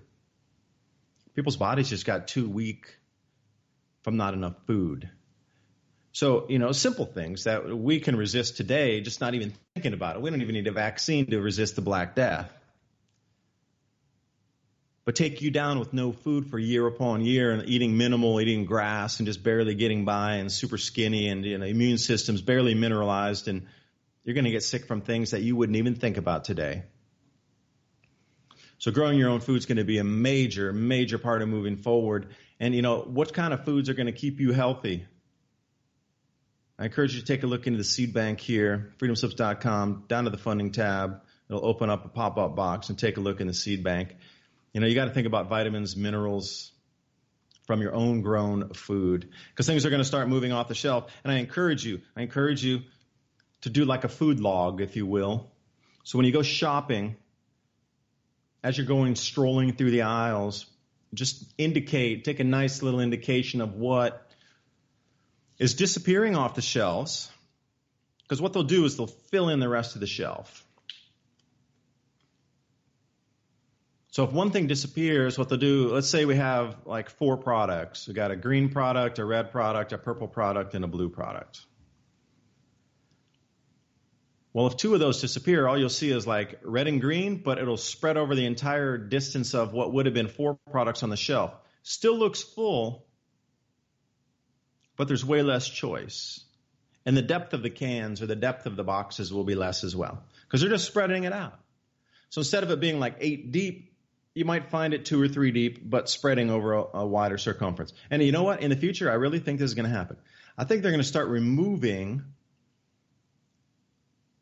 parts of those aisles so it appears that it's still full. So if you ever go back in your supermarket and you go, whoa, it looks way bigger in here. It looks like they got more space. Or they suddenly remodel and they close down for a weekend or a week and you come back and it looks totally different inside. take a look at how long the aisles are, because I bet they've shortened the aisles to make it appear as if there's more food inside there. Still a fully stocked supermarket, but oops, 1/4 of the aisle length is gone. So they've reduced everything down. So last night I went out for hot pot. It's an Asian thing where you cook your own food, super fun, because, you know, you get all the raw vegetables, raw meat, seafood, whatever, and then you put it in this boiling hot water. It's a nice broth inside this pot, and then you cook it until you like it for your exact type of cooking. I don't know. I like some of my seafood cooked a little more. I like some of my meat a little bit harder in the water after it cooks out. But what I noticed, less squid on the plate for the same price. Mushrooms, smaller amount of mushrooms, but the price was the same. Pork, looking good. You know why? Because everybody wants to get rid of the pork because of the Asian swine flu. So people don't really want to buy pork, so there's a plethora of it, and they give you extra just because they want to get rid of it too. So there's going to be some push and pull in these diseased animal type of thing here. So the pork, obviously not diseased, but, you know, globally, it just doesn't have the best reputation right now, pork. China confirmed to kill 300 million pigs already. 300 million. That's more than the entire production of the United States for an entire year.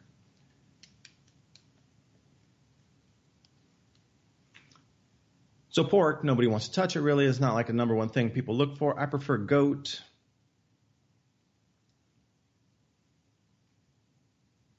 But you can see they call it shrinkflation, where the things cost the same price, but then the food prices, the amount of food decreases. So it's up to you for your own food security moving forward. Now, over here on Electroverse, before we get into the break today, I'm going to jump you over here to Electroverse, because what I found was a map of the United States. 2019 rain so far. And what they're doing is tabulating how much rain has fallen in the first few months of 2019 compared to the normal baseline over the last 30 years. Southeast U.S., only half of what they normally get. Again, it's super baking down there. So if that rain ceases, our crops in the Southeast U.S. are going to take a beating, because it's just as tumultuous for a crop with no rain or extremely limited rain compared to being flooded out. Same crop stress, but just different mechanism. So what I'm taking a look is northwest of Marquette, Michigan, way up in the Upper Peninsula up there. If you come back into Minnesota and you take a look and keep going out west into the Dakotas, Montana, massive above normal. And again, you know, we got the whole Iowa, Nebraska thing there. So that whole band up in the entire, almost everything up around the Canadian border from Upper Peninsula all the way over to Montana, way above normal.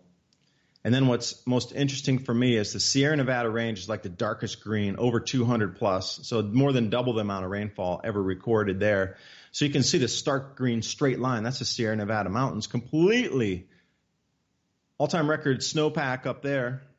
And then just when you get over across the Sierra Nevadas over into the desert southwest of our country here, Four Corners area, over double the amount of rainfall. So the whole desert southwest is definitely becoming a green grow zone.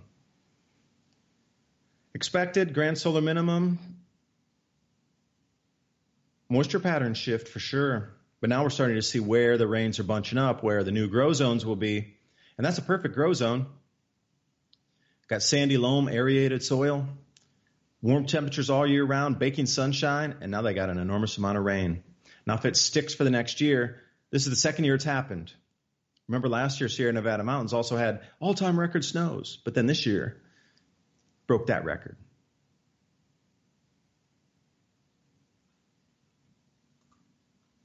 So when we move forward, will it be for the third year in a row?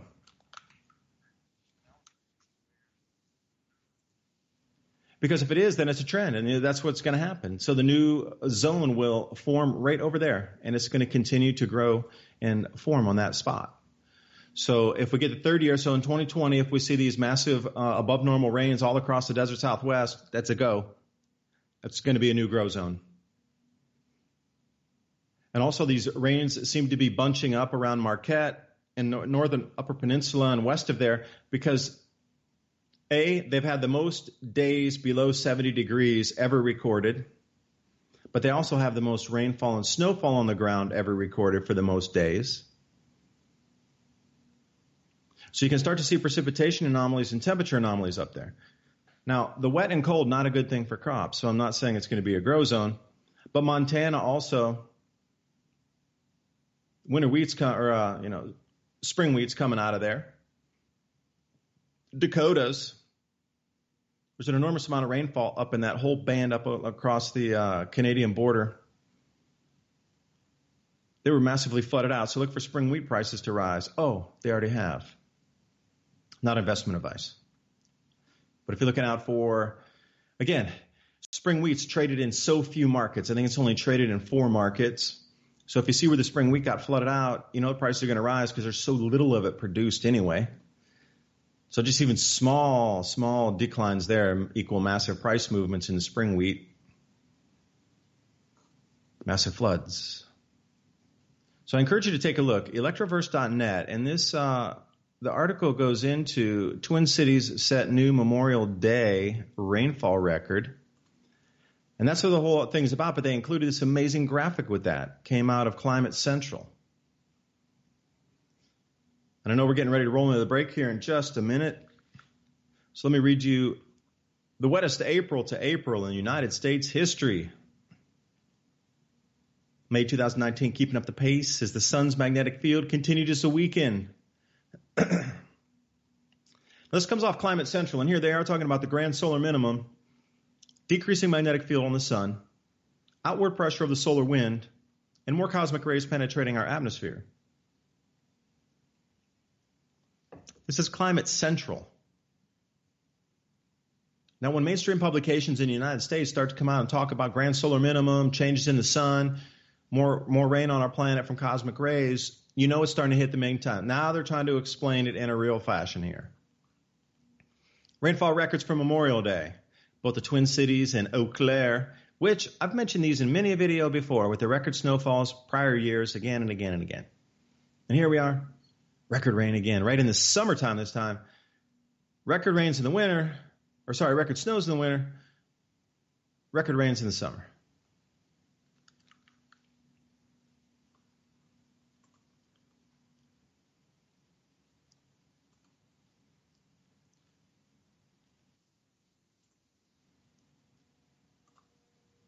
So here we go. Twin Cities, 1.83, the old record, 1977. Now you see that 1970s keeps repeating and repeating. Did you notice that? Because the solar activity is equaling the 70s. So I would imagine this winter we're going to see some massive blizzards across Buffalo and Chicago. So go back in the 1970s and take a look at where they had the most massive blizzards. I'm forecasting another massive blizzard season coming up because it's matching too precisely with all the 70s. Like everything you see with all the prior records set was the 1970s, like massive records, biggest ever. Well, they're all being broken now because the solar activity is matching with what was going on in the 1970s. And we're going to take our break, 2 minutes and 2 seconds. I'm your host, David Dubine. I'll be back. We're going to get back into the rainfalls. Thanks.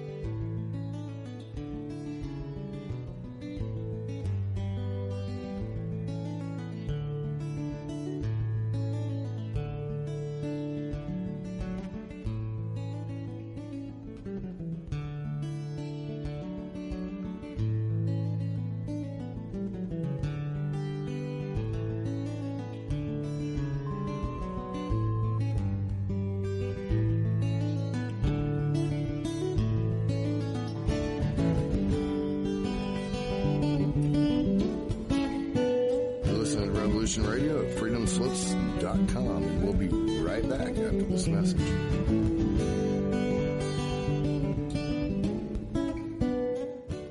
Hello, all you good-looking people out there in Revolution Radio. This is Mario. I invite you to join me Thursdays at 6 o'clock for This, That, and the Other. The show about you, the show about me, but ultimately it's a show where we try to have a little bit of fun. We discuss important topics, and we do our best to be apolitical. So I invite you, put on your favorite pair of comfy sweats, your smoking jacket, and grab a beverage of your choice, and join me Thursday evenings at 6 o'clock for This, That, and the Other on Revolution Radio.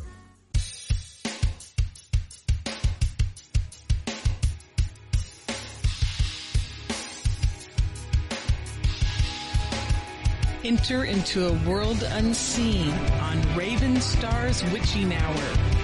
You will encounter eclectic topics from the realm of spirit brought into our matrix of truth.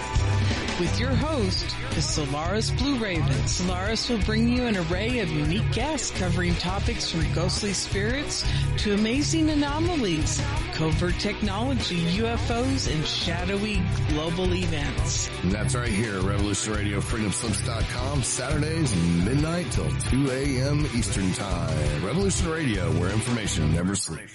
Let the magic rise.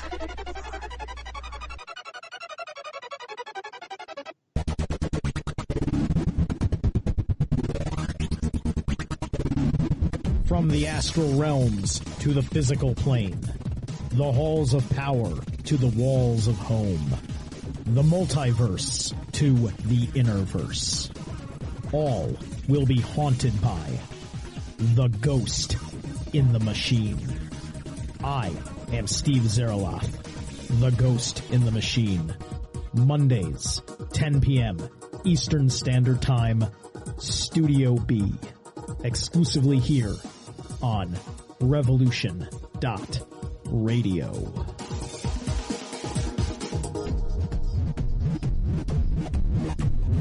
Extend your life with Extendovite. When your doctor tells you you have bad cholesterol or blockages in the arteries, what do? When diet and exercise is not enough, we try medications and hope for the best. For the last 2 decades, I have been telling people about a natural method to help solve these problems and more.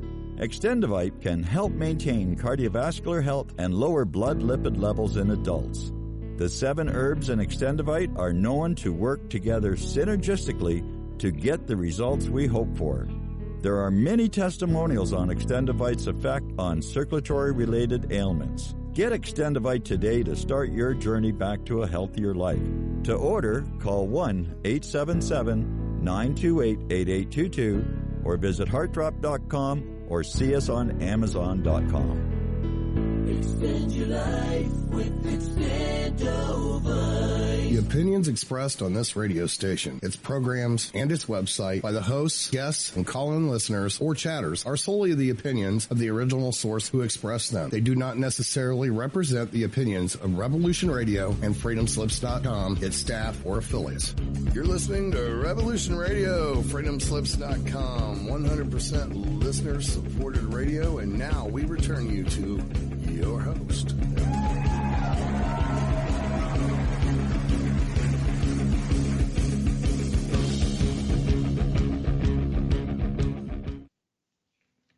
Welcome back for the second hour of Mini Ice Age Conversations. I'm your host, David Dubine, creator of the Adapt 2030 channel on YouTube, because we need to adapt our food growing strategies long before 2030, because what we see already with the losses in the grand solar minimum for our global agriculture, we're going to have to start bringing things indoors. We're going to have to think of different solutions, different grow zones, different crops. And this is what I try to feature and talk about so we can get the discussion started, because it's going to be up to us as citizens talking to one another.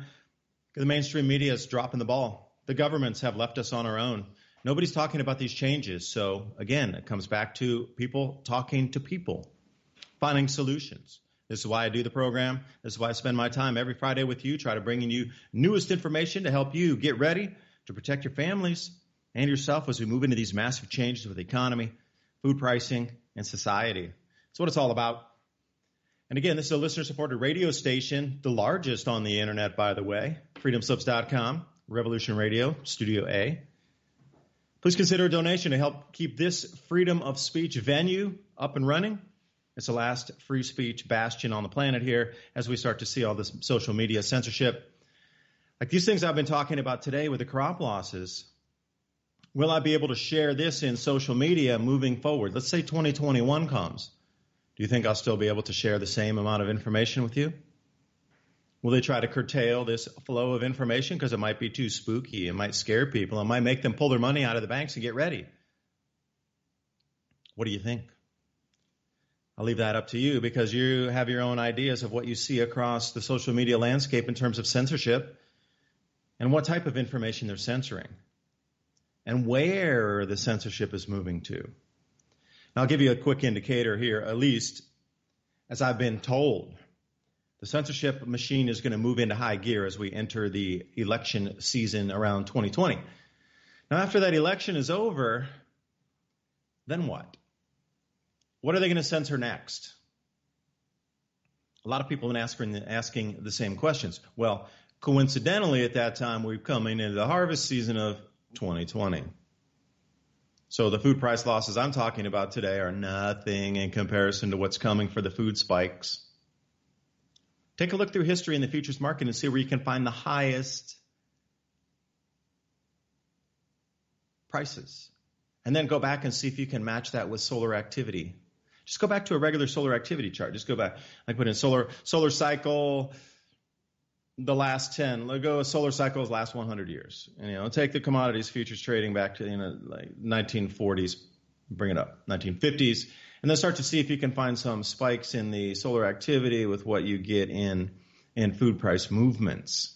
And notice the trend. When we come into the 11-year solar cycle lows, solar minimum on the 11-year solar cycle, well, we start to see prices increasing because the weather not conducive. Something happens when our sun goes into low activity state. Our global agriculture gets affected. Now, on the 11-year cycle, it's a very small one season, maybe two, it's usually around 1 to 2 seasons. And then, boom, it jumps right back. And then we have stable growing weather once again. But bring it into a 400-year cycle, and we're talking about decade plus of disrupted global agriculture. Now, what's that going to do with prices? If we're already seeing this much movement and this quickly, and people getting spooked this fast on just some floods in America, what's going to happen when it's happening everywhere? So, take this in a microcosm and a macrocosm approach when you do look at this. So for sure, we see Australia offline. Now, here's the thing. Australia just imported 600,000 tons.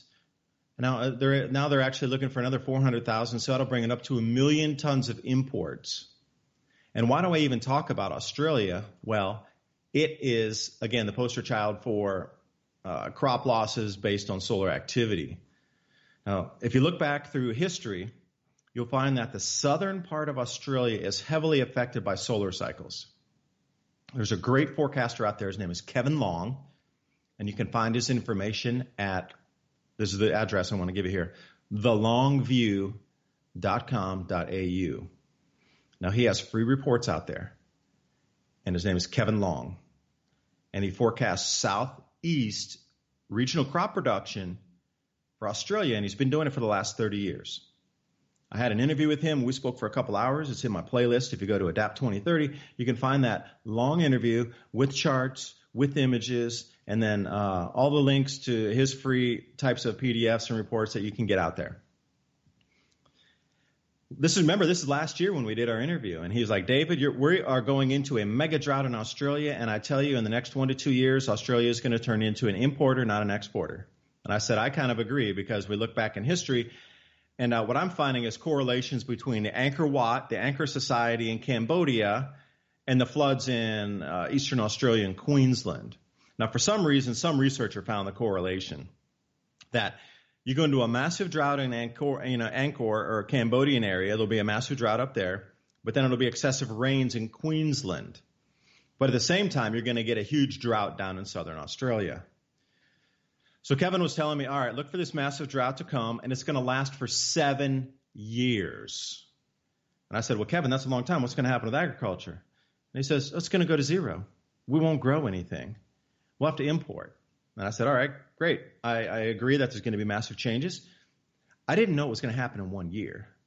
I mean, these changes we're talking about, I thought they would unfurl over, 3 to 4 years. And by the time we got to these same times again, 2023, we would be where he was talking. We're here now. You know how far ahead of the schedule this thing is that's rolling out? These kind of massive crop losses weren't predicted for another couple years. So here we are, years ahead of schedule. Australia is now a massive importer of wheat. They used to export. Now, what they're growing this year is still adding into the total so they don't have to import as much. But according to Kevin Long's predictions, these next 7 years, it's going to be less and less rainfall. So whatever Australia was producing internally, so they only need to import 1 million tons of wheat, that's going to flip over the switch here, and then they're probably going to be importing 2-3 million tons by the end of this thing over the next 2 years, maybe 3. Now, that's going to be pulling from the greater market, but Australia used to be a massive supplier into the market. See, that's the turnover there. So Australia used to supply how many millions of tons of wheat? They used to produce like 12 million tons. Now they're down to not producing enough to even feed their own country, that they need to go out searching for imports. Now they're going to continue to import more and more, where now they have, the exports have ceased. Now, South Africa is experiencing the same thing. But South Africa is purely politics, purely the removal of white farmers off the land, confiscation of the land illegally, murders, genocide basically happening down there against the white farmers and whites in general. Call it what it is. Don't pussyfoot around it and try to be politically correct. It is genocide happening in South Africa against a certain race of people. And don't even come back and try to say, oh, you racist talk. No, you face the fact that I got to realize what's happening in reality and get off your soapbox of political correctness and take a look at why the crop losses are really happening down there. It is because of political upheaval in the country. Now, we saw what happened in Zimbabwe when Mugabe removed all the white farmers out of there too.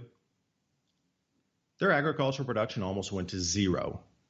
And then here they are with the little gruel of beggar's bowl asking for the UN for help. Oh, please help feed our people. Although we removed and killed so many white farmers, please help us now. Please. I couldn't believe that they actually removed everybody off the farms and then they came begging to the UN for food help. That's ridiculous.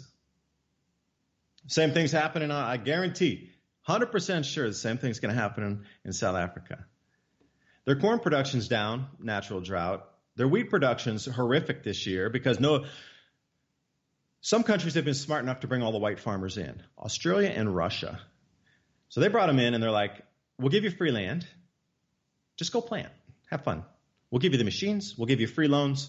Go. Come on in. As many of you can come in as you can. Now, you got to think about that. That's really smart because most governments on the planet know that we're coming into some incredibly never seen in 400 years growing conditions. So it's going to be incredibly difficult. It's not going to be the same standard operating procedure that we normally get.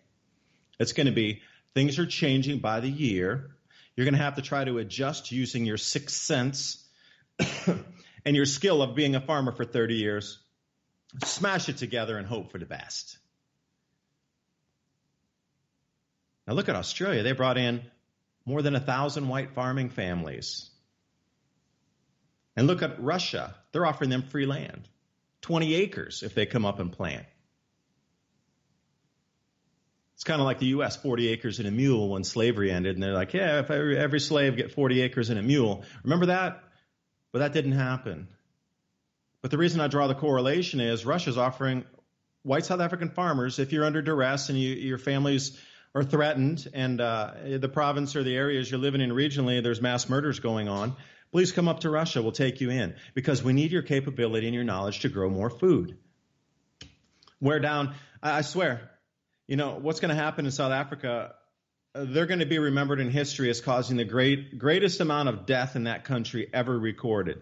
So going down in a history book, I don't personally want to be remembered as a genocidal maniac that caused massive food shortages and famine and like millions of people starving to death in my own country because of a political ploy. I don't want to be remembered in history like that. But sure seems like there's a fair few puppets down in South Africa that will take that role on.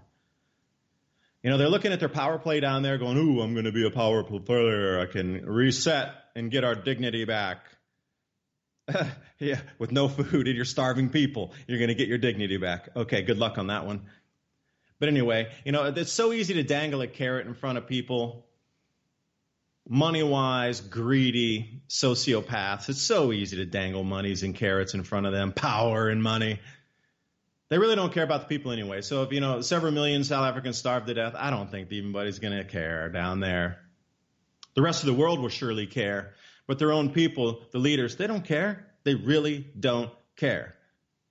And you should take that as a point to notice also the rest of the world's elected officials don't care about you either, because they would be warning you about the grand solar minimum if they cared. The corporate media would be talking about this daily in the front page of every single newspaper if they cared.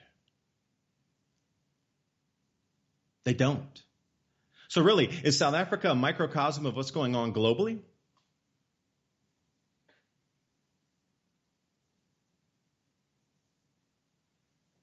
I don't know. Nobody seems to care. It's definitely a cull going on in certain regimes here. Like, nobody's out really telling you about the crop losses, what's expected in the future. There's a handful of people, researchers like myself, and then also astrophysicists coming out saying, hey, wait a second. We have a serious problem here that we all need to start talking about. But, nope, nothing. Not a peep in the mainstream media. If you do talk about it, you're a denier. You should be silenced. You shouldn't even have a voice in the media. We shouldn't even counterbalance you. We should have no debate whatsoever. It is no debate. The science is settled. How dare you deny or even talk about the sun driving the climate? And here we are in the first year of significant crop losses, and they're still kowtowing to the same interest and the same ridiculous non-participation in the conversation. So here we are. How many countries now are complicit in this whole thing? And in South Africa, I keep pointing to because it is a basket case for what is happening here. If you want to look at really at the fall of a modern civilization based on politics, this is it. Take a look down in South Africa. So the reason I wanted to bring that up, talking about Australia importing wheat, is South Africa used to be a major exporter for the rest of the African nations. Like, where did most African nations purchase their grains from? South Africa, because they were the breadbasket of Africa. Now, the new rainfall patterns up in the Sahel and all the way, look at the grain production this year coming out of the northern African countries. Oh, my gosh, all-time record production. So the rainfall is increasing where they're growing crops. And if you look, now here's a little homework project for you. Take a look at the Roman grain-growing belts in North Africa. Roman grain-growing belt, North Africa. And take a look where the Romans, during that time, 2,000 years ago, had wetter conditions. Notice where the same areas are starting to green right now to see where the grain production is increasing in Northern Africa. And you'll see why the Chinese have invested in there so heavily. You'll also see why the integrated EU Defense Force is planning to send troops down there and occupy part of that under the EU friendly neighborhood policy. Why is everybody so suddenly interested in North Africa? Nobody gave a shit before. Remember that? Let them die. There were so many famines down there. All we did was have fundraisers, rock concerts, but nobody went down there to really help. It was like, throw some money at the problem, feel good, give a buck to Sally Struthers. Hey, it's all good, not feel good. I can go back to sleep. Nobody helped them. How many decades have we been sitting there watching those people starve to death in never-ending wars, and nobody's helping until now, suddenly, because the greening areas where they can grow crops are back. So, now we have such an interest in their well-being. Let us go give them medicine. Let's build roads for them now. Finally, hospitals and schools, ports, railways. Nice. They need it right now, 2019. Why did we wait 30, 40 years to go help? What's the deal now that everybody's down there? Right now, everybody's like, we need to help. Let's go send some troops. Let's put people in there to help build the infrastructure. That's the same. They're military people, but we're going to help them build infrastructure. So the political maneuvering around the planet, it's all from the grand solar minimum. So I give it another year before South Africa, every white farmer will have left there. and the rest of the whites living there will be running for their lives due to the, they were calling for genocide anyway. They just said, not for now. So go back and read some of these statements or listen to some of these ridiculous EFF when they're doing there with their political rallies. What they were talking about, genocide for the whites, but not for now. So the not for now is going to be postponed for another year, but look for it. It's coming. Once that happens, then there'll be a total lockdown on any types of grain production. There'll be nothing coming out of there. And again, they'll be back there with their little beggar's bowl. Oh, please, UN, can you feed our people? We can't do it on our own. At that point, you should say, nope, not at all. You are on your own. Bye-bye. And that's the stance that should have been taken with Zimbabwe as a message to the rest of the world. Next time you extricate all your farmers and start, going back into the genocidal thoughts and actually taking action on killing people from a different race, then we stop giving you anything. But here we are, South Africa, when you ask for the food, I'm going to say, I don't think you should get it. You should have to explain to your people why you're out there asking for the food. The people in South Africa should be demanding answers why their agricultural production has almost ceased down to zero, and why they're out there now South Africa is trying to import food. So why is the South African media not even talking about how did they go from a major exporter into trying to look for imports again? Like all these things are happening, but nobody's answering the hard questions because, it's deemed racist to do that. It's deemed too politically incorrect to ask these kind of questions about global agriculture and politics mixed. Yeah, if I was just talking one thing with the race thing, yeah, you could say whatever you want. But when I'm talking about global grain reports mixed into imports, exports, you can't say a thing. Behave. Go back into your box and get off the political correctness soapbox and take a look at reality about what's happening with the grain production globally. But somebody will try to bring race into, you're racist talking about, no. I'm talking about global grain reports. And see, this is where it goes. Like you'll be called a racist and all these things for talking about a global grain report. That's how ridiculous the world we live in today. I'm talking about grain reports, and they're going to scream something about race. I can't believe, and I already looked for it. Watch it on the board here. Ooh. Now let's jump back down to Australia because Australia and Tasmanian lamb prices have hit record highs due to drought and shipping delays. And, they put it finally at the end of the sentence here, shifting weather patterns. Now, what does a shifting weather pattern mean to you and me? Well, if you take a look at what's happened in South Africa with the Antarctic storm front surges everywhere, you'll start to see that there is a massive shift going on in the southern hemisphere as well. The amount of Antarctic fronts rolling up that are going so far north now, it is unbelievable. Pelting New Zealand, record cold in New Zealand, record snow in New Zealand, record snow across all of us. There's just so much record snow in Australia right now. But then they're coming back saying, it's heating oceans. But yet the water temperatures all around the Antarctic have dropped. So for them to come out and say, it's heating oceans causing more snowfall makes no sense. It couldn't. The ocean temperatures are dropping in that part of the world. So again, part of their, coming out standard response, it's heating oceans. You got to direct them back down to the Southern Oscillation and let them take a look at the water temperatures down there. The growing sea ice across the Antarctic, or I should say off the Antarctic, and then the growing glaciers on Antarctica. Confirmed by NASA, ice sheets growing in Antarctica, sea ice increasing, and decreases in water temperatures around the southern hemisphere. Yet the rah-rah squad for global warming will say it's heating oceans. Please do some research so you have a counter argument, because you already know how they're going to argue. You already know their default is heating oceans. But watch them look like a deer in the headlights when you mention exactly what I mentioned. If you were to get into a heated debate with a global warming proponent, and they throw that at you because the reason for the increased snowfall across South Africa, or the increased snowfall across southern Australia and New Zealand, and you come at them with the Southern Oscillation and the increased glaciers and sea ice based on NASA measurements, they lost their argument. There's nothing for them to say. Except they'll call you a denier because, once they have no more argument, that's when that's when the mudslinging comes in. Like, you win the argument when they got to come back and swear at you or call you a denier or something. You won the argument. Just enough there to settle back and be like, Take a deep breath, enjoy.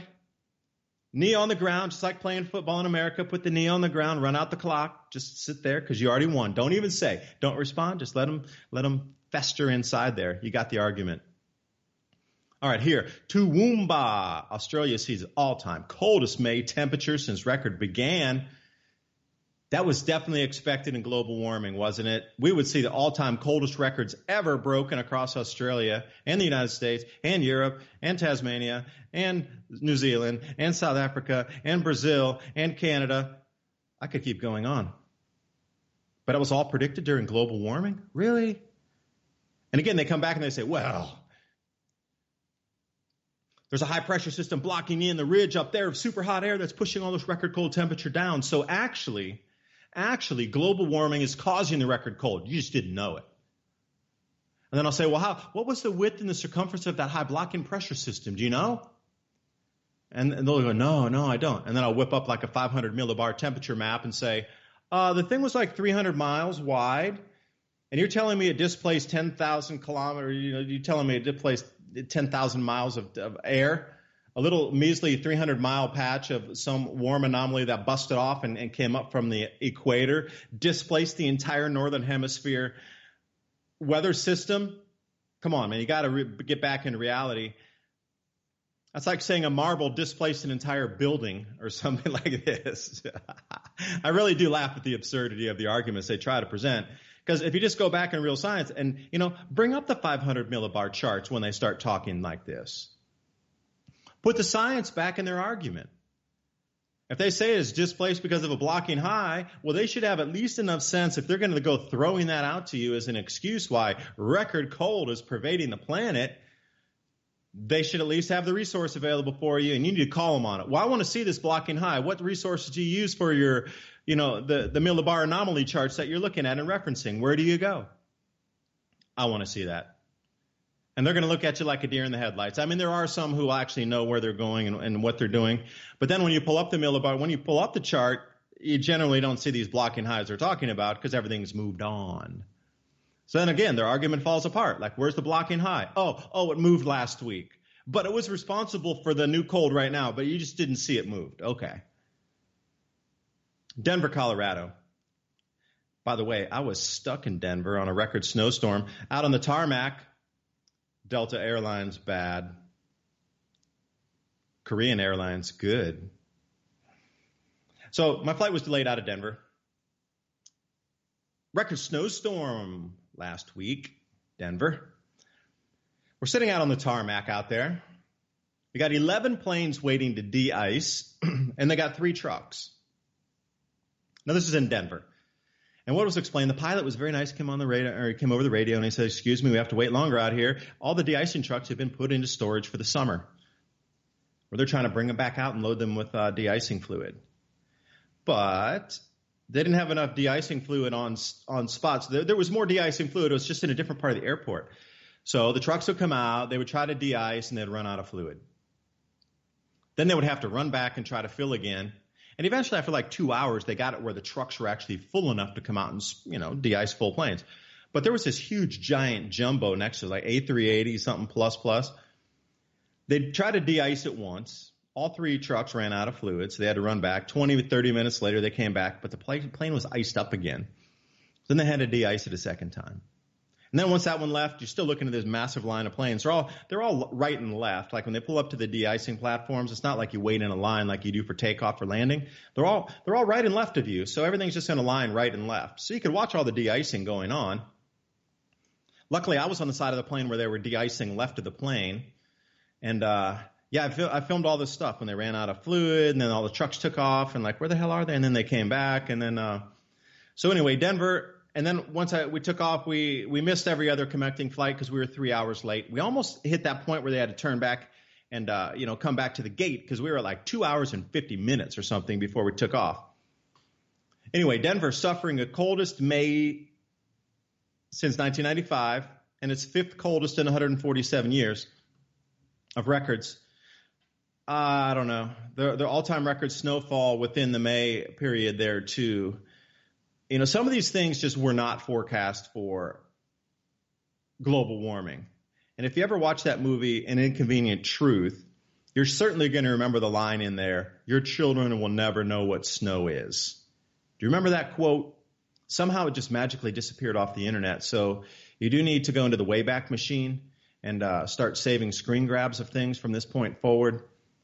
But everywhere you look, remember that was such a famous quote back when the movie came out. Everybody was quoting it, memes, quotes, everything. Everywhere you looked, if you went into, like a simple one, Google image, which I don't really use Google for searching. I always use DuckDuckGo. But way back in the day when the search engines just started and you were looking for info, there were so many quotes about Al Gore saying, your children will never know what's snowing again. We got the CO2. Oh, my God. And now all that stuff has disappeared off the net magically. I wonder why. So children will never know what snow is except for the record snow in Denver in the week before summer. And the snows in Arizona, the record snows in Arizona. Oh, wait, 7 all-time record snow records fell in Arizona over the Memorial Day weekend. Imagine that a week before summer, all these record snowfalls in Arizona. That was definitely predicted in global warming. Didn't you know that? Didn't you hear that? You didn't get the memo? I'm sorry. You should have gotten the memo. There was going to be record snow in the desert Southwest in Memorial Day a week before summer. That was all forecast in global warming. Come on. You didn't know that? Please. You don't even know the sun's round, huh? Canberra shivering through its coldest day. And Aussie snow totals rising to record levels. Yeah, that was predicted too. Now, what's funny, though, is not funny. It's kind of a sad story here. The 10 people that died up on Mount Everest over this last week, at least they're blaming the adverse weather and not overcrowding this time. Because the last deaths that resulted, they kept blaming overcrowding. But this time the climbers themselves came down and said the bottlenecking was because of adverse weather conditions and not overcrowding. So many climbers coming down that were, being interviewed in the media had to change its narrative from overcrowding to the point where so many climbers were like, no, it wasn't. It was not. It was definitely weather. That they finally had to come clean and come out in the Nepalese media as well as international media. Because, a lot of those climbers are well known. They have a huge, massive internet following. These guys that do it for a living, they have more following than, mainstream media publications. And when they're coming out tweeting, hey, it was because of the weather. Hey, this was unexpected. It was supposed to be crystal clear skies. And then within minutes, a storm front moved in. This kind of stuff. So there was no way that the corporate media can now come in and say it was overcrowding. There was just too many of them, talking about the weather, the same anomalies at the same time. So, here we go. There's another narrative myth busted. Mammoth Mountain extending the ski season into August after record snowiest May ever. But nobody's asking a question why. Corporate media is silent on that. Why would you even talk about record snowfall in May and extended snow seasons and global warming? And no, I won't kowtow and start calling it climate change because I grew up global warming. And because all the predictions of all the heat didn't pan out, they tried to shift it to climate change. Oh, and by the way, if you hadn't gotten the memo, 2 weeks ago, they're now shifting it to climate extremes or climate extremism. There's a new word for it. And they even come out and said, well, it's not forbidden to use the words climate change anymore. This comes out of The Guardian. You can come out, Guardian, climate change moves to climate extremes, new lexicon or new verbs, new words to use for describing the climate. So it's even interesting in the article, they say, we're not going to forbid you from using the words climate change. Now that comes right on borderline thought police right there. How can The Guardian really with a straight face write that? We're not going to forbid you from using the word climate change. We're going to forbid you from using the word global warming. We're going to forbid anybody from debating about the sun, but we're going to still let you use the word climate change just for now. It's going to change, though. You have to substitute. So they gave all these substitute words in there that you're supposed to substitute now as a reporter writing anything about the climate changing. Climate extremes. That's a new one. You can't use climate change anymore because it's not scary enough and it's not getting people enough into action.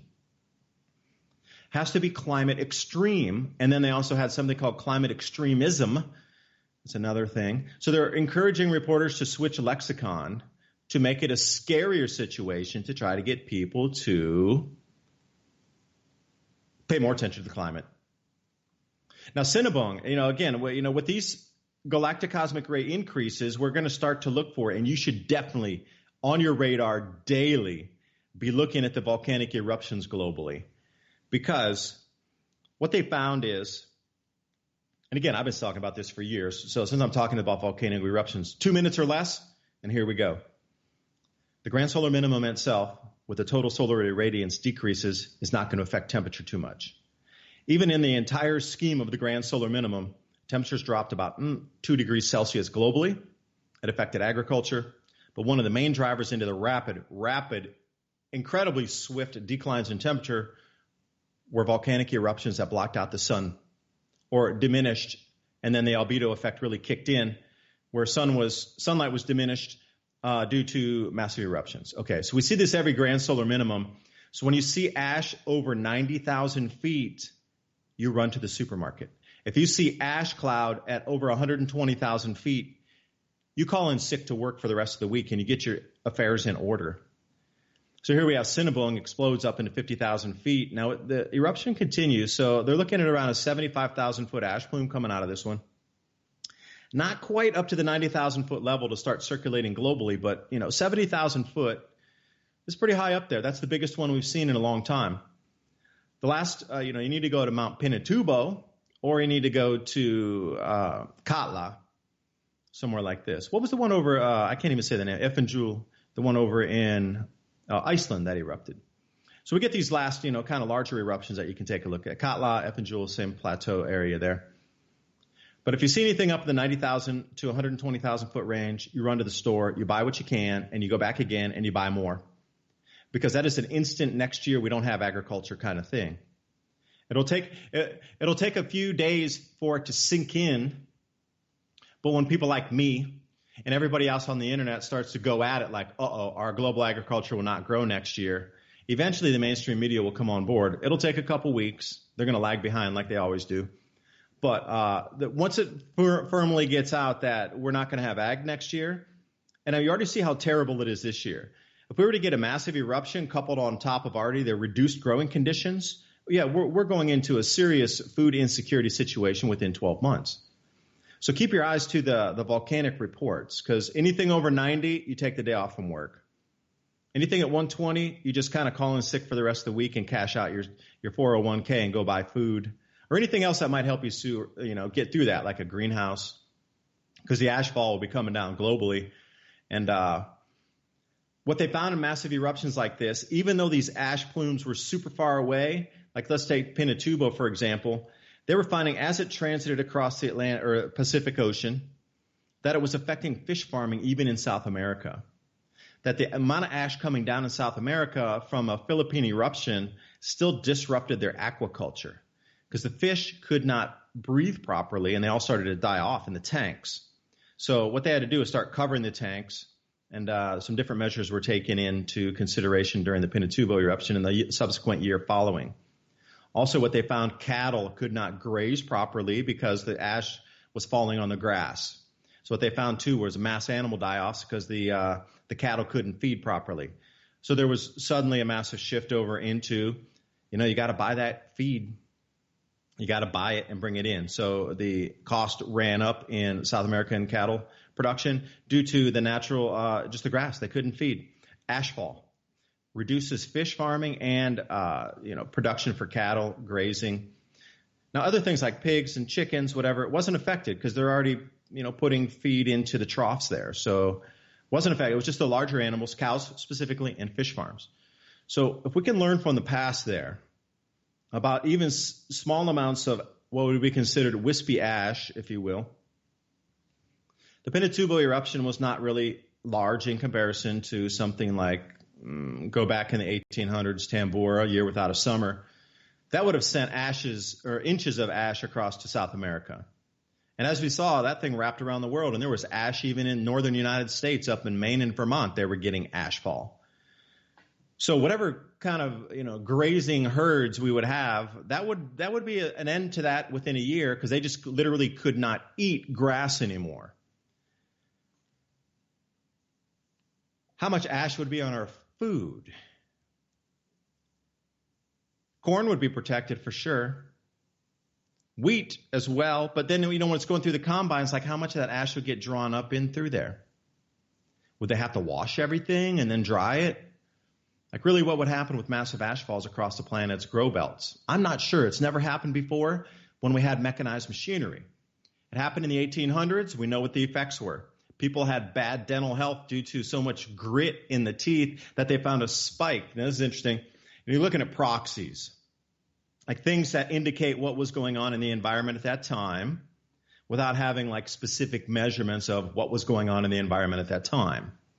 So, for example, the witch trials and subsequent executions of witches from 1550 to 1700, there's some good maps out there, pinpoints on the dots on the maps where the most witch trials were with the most executions. Now, when we go back, now we have science, and we can start to match up oxygen-18 isotopes and beryllium-10 for cosmic ray density. We get rainfall with, pollen count. We can get a whole bunch of different things. Now they're finding the exact same thing. The biggest, hugest, most gargantuan weather mix-ups and like change in climate systems in Europe, those pinpointed areas that had the massive amount of change that was more regional or local than it was on a continental scale, we understand it now because of the global, grand solar minimum, global cooling. It's the exact same spots where they had the biggest amount of witch executions. So that's another proxy. Now you're matching up weather with how the humans behaved. And then also, if you want to go back into, we don't have really the best records in the 13th century on how many people died from the plague, because so many people moved. But what they do as a proxy is they look to see how many cases of candles were bought for the monasteries at the time for funeral rites. So when they found huge spikes in the amount of candle orders coming, they just assumed, they put it together that there was more death and burial rites going on with the candles used at the time. So now keep that in mind as proxies as to what happened outside the actual climate record. What they found in the 1800s in the Tambora eruption afterward was the dental health of the people when they looked at the teeth of the deceased. Now we can dig them up and take a look. They had massive scrapings in the teeth. They could definitely see there was ash in the food due to the dental deterioration just because they were chewing so much ash in the food. So if we're getting that this is in North America too. It's not down in Indonesia or somewhere. I'm talking about North American and European skeletons they pulled up and that had people that died between, like, let's say 1860 and 1825. The amount of dental deterioration from scraping in the teeth was astonishing. Like they would have had to have dental work today because it was at such that level of damage to the enamel, and they could actually see the scrape marks all through the teeth of people living at that time. So again, global ashfall, it's going to be in your food. It's going to diminish agriculture. So if you see a supermassive eruption, please do what you can to protect yourself. I know it's kind of selfish to say run to the store and buy as much as you can and then go back and buy it again and then go back and buy it again. But nobody's warning you on what's going on. So really, you're out for it. You're going to have to protect yourself. I would take an entirely different approach if governments were working with us to warn us about these situations, and I would be like, all right, let's try not to cause false panic and false shortages by running out to buy everything because we're all working together to try to get through it. But that's not the case. So that not being the case, you're on your own. So you're going to have to protect yourself. So I am of the volition of, if you see an eruption, you get the tag, you understand something just changed, go buy as much as you can, as frequently as you can until your house is full, you're storing stuff underground, you got extra, and you're out at your neighbor's farm and you're putting stuff in the barn under there. Keep going until it's all you can buy, no more. You're on your own. You understand that, right? Nobody's here to help you. Nobody will be here to help you. Nobody will warn you. And I really doubt we'll even talk about this until maybe 2023. Here we go. Northern Arizona. Damn, how many more snowstorm stories can there be about Arizona? Northern Arizona receives a super rare dose of late May snow. More record snow on the way. Okay. Cold and wet weather to blame for the slowest maize planting season on record. Again, that goes back into the beginning of the program. Boulder, Colorado, everywhere in Colorado with that record snow just last week. And somehow, crickets in the media. And what I'm noticing here, too, I wanted to bring you over to, this is one of my favorite charts, how I follow snow totals globally. If you want to follow along with me here. If you go to globalcryospherewatch.org, what they do is from Finland. All right, so it's the Finnish Meteorological Institute. And what they do is, it's called the CGW, if you want to go Global Cryosphere Watch, CGW. What they do is they have the global snow totals. No, actually, I'm looking at the Northern Hemispheric one. Excuse me for that. Northern Hemisphere. Now, what they have is the 30-year average here from 1982 to 2012. And it's in a blue line, and then there's 2 standard deviations above and below it. So if you're outside the standard deviation, it's exceptional. So what you're seeing is something that's, like 8 standard deviations above what the normal would be for the March snow cover in the Northern Hemisphere, way above. And we saw this last year, too, far above. They need to put new charts in. They actually added it. You know what? What's interesting is last year, if you look at the charts, actually go back to 2015, you'll find that their charts stopped at 3,500 gigatons. But now they added in a 4,000 gigaton line with a little bit above, up to around 4,300, just so they could accommodate the new snowfall totals. Now, what I did not notice last year, which is startling this year, is this late May snow total just jumped well above the 2 standard deviations. Hadn't seen that before last year, but it's very stark and definitely anomalous on the northern snowfall totals here. The May total seems to jump out for something very unusual this year. So if we're looking at where the most snow is and the most anomalous snows would be February to March, and then over here in May. And then also what's really interesting is that matches up with the sea ice concentrations. Now you're going to see a lot right now of people talking about the sea ice coming into record low. It's not really a record low. It's still the third lowest year. It's not the lowest. It's the third lowest currently. And I don't know how they can't read a chart properly to see where a black line is above the other 2 years at this time. But anyway, maybe they need reading glasses. I don't know. But for sure, the snow totals are above 2016 and 17, the ice levels are above 2016 and 17 Arctic ice volume for the 29th of May. I got the brand new chart up here for you. And this comes from ocean.dmi.dk/Arctic. And you can find that on Electroverse, actually. Go in the right column. But what I wanted to notice and talk about is in these same times of February and March, the Arctic ice was right at or above the 2004 to 2013 average. And it was above the last 7 years. But what they don't talk about is that time period when the Arctic ice screamed up to nothing even closest to the lowest, eighth least, from the 2004 to 2013 records. And also when we come into the low melt, this is August and September. When we get down to the low melt, every year it happens at the end of summer. So they do, like officially September 1st through September 7th is the apex of the melting, or literally the lowest ice point. Last year,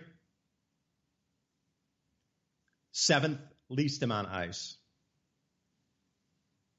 They don't talk about these two. What they try to do is cherry pick right through the center here. So when we come into July, look for the media to jump in because everything kind of squeezes in and there's really no variance over the last, say, 16 to 17 years. Right when we get into the June, July, August, or especially right around July, I'm going to say July in August, everything collapses right into, it's almost a straight line where everything contracts into that most melt right then. They're going to try to cherry pick right through that July, August, but they will be silent when it comes to the maximum melt. They were silent all this winter because Arctic ice screamed above the averages. But now they're trying to cherry pick through and say, lowest ice ever. No, it's the third lowest from the 2014 forward record, or 2004, 2004. to the current time. It's only the third lowest, not the lowest ever. And it appears that it's actually going to go above the 2015 totals, which will bring it into the fifth lowest. Now, I'm curious how they're going to try to spin this. So keep your eye out for that. But please take a look. Electroverse on the right side there has the May 29th articles for you. All right. So then why so many tornadoes this year? This is my last thing I wanted to talk about here for today. We're running out of time. It's already near the end of the second hour. So this is an important point, too, in the whole climate debate here. They keep coming, and Ocasio-Cortez and Bernie Sanders and everybody else, regardless of your politics, don't care what you believe what you want, free speech, free world. But these Democratic-leaning side keeps coming out and saying it's because of climate change. Oh, didn't you know all the tornadoes are spurred on by all the climate change, the climate extremes? And they keep coming back with this suddenly because there were just more tornadoes. But really, were there more tornadoes? This is the question. Now, there haven't been this many tornadoes in over a decade. But can we press further back in time into the 1960s, 70s, and 80s and see if there were tornadoes equivalent to the amount of tornadoes we just saw? Well, Dr. Roy Spencer answers this question for us. And if you don't know who Dr. Roy Spencer is, he's the lead climate researcher at the University of Alabama, Huntsville. He is the designer of the software for the satellite network that measures global temperatures. And he is the lead analysis head for interpreting data of all the satellite data from that same network for the University of Alabama, Huntsville. Now, this guy is top-notch. He's developing the software that runs the satellites to measure the global temperatures. So I give him credit for that. Now, if you think you don't want to believe him or listen to him, that's fine. Then go find another expert. But this guy, I can't find a better expert than him because literally he's the one who helped design the satellites and the software to run them to go measure the global temperatures. And they're on their 6.0 iteration on trying to update the software to even get better measurements. So it didn't just stop and like, hey, satellites are up there and we're done. No, they keep trying to improve it and rewriting code to get better satellite temperature data. Now, in terms of satellite temperature data, there's like 6 sets out there that you can go find. Now, Climate Reanalyzer always is the hottest, for sure. It runs like 1.2 C above the rest of all the others, all of them. So the mainstream media loves Climate Reanalyzer because, of course, you can get a hot data set because it's 1.2 C above what the UAH satellite data set is here, what Dr. Roy Spencer runs.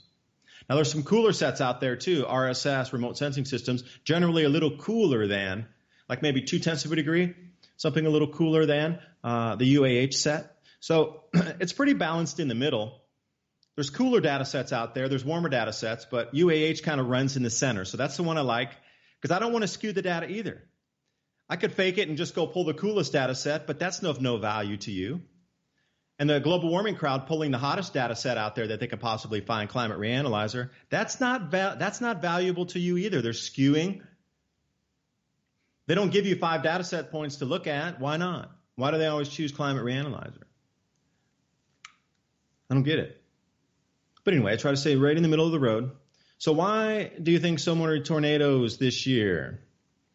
Progressive politicians like Al Gore, Bernie Sanders, and AOC, they don't hesitate to blame any kind of severe weather on global warming. Oh, I mean climate change. Oh, I mean, wait, climate extremes. I forgot what to call it because it's been changed so much. Now, Dayton, Ohio, my thoughts are with you. Prayers out there for you.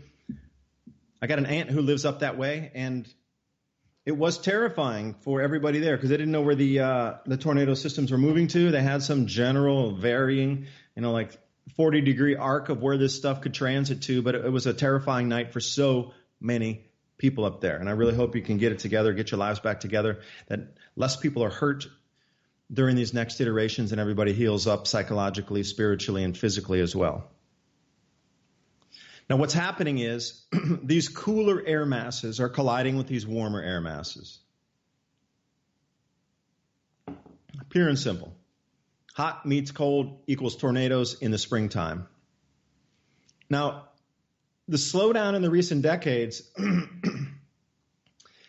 was because of the temperature difference was not as great. Well, what has happened is these temperature differences are now so stark, so gargantuanly different on the hot and the cold that they're creating more tornadic systems. But if you go back to the 1970s, you're going to find the same exact thing. Again, it's a cycle. It's a natural cycle. So the amount of tornadic activity, what you need to do is go into a search engine and look up EF3 to EF5 tornadoes by decade in any search engine image search, and you will find tornado accounts going back to the 1880s. Look where the spikes were, 1930s, 1970s, and now. So again, these hot and air cold masses are driven by solar activity. And if anything's the indication, well, what you're seeing right now is really very small and minute to what's about to happen to us. Because we're going into a 400-year cycle this time. And by all indications, the difference in temperature in what we're going to experience every single fall and spring, that's why there were so many tornadoes last year in the fall, which were out of season.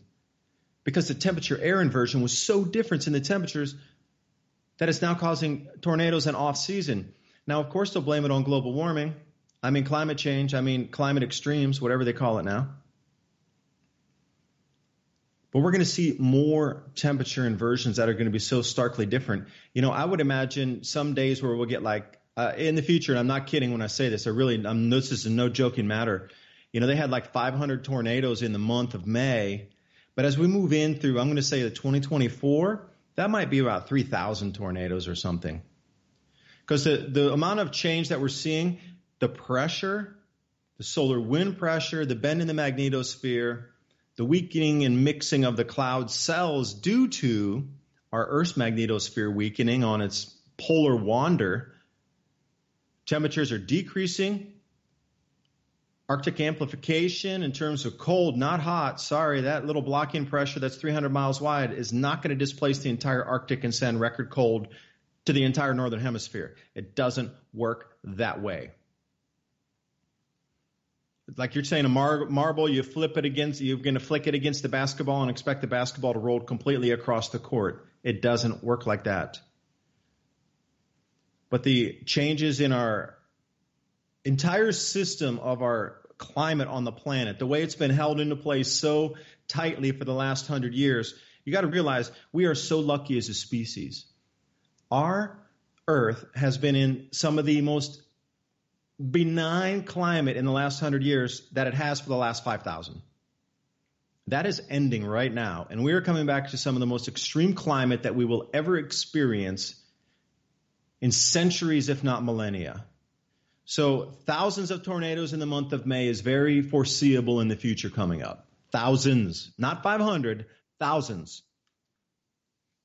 Now, what's going to happen with the insurance industry during these times?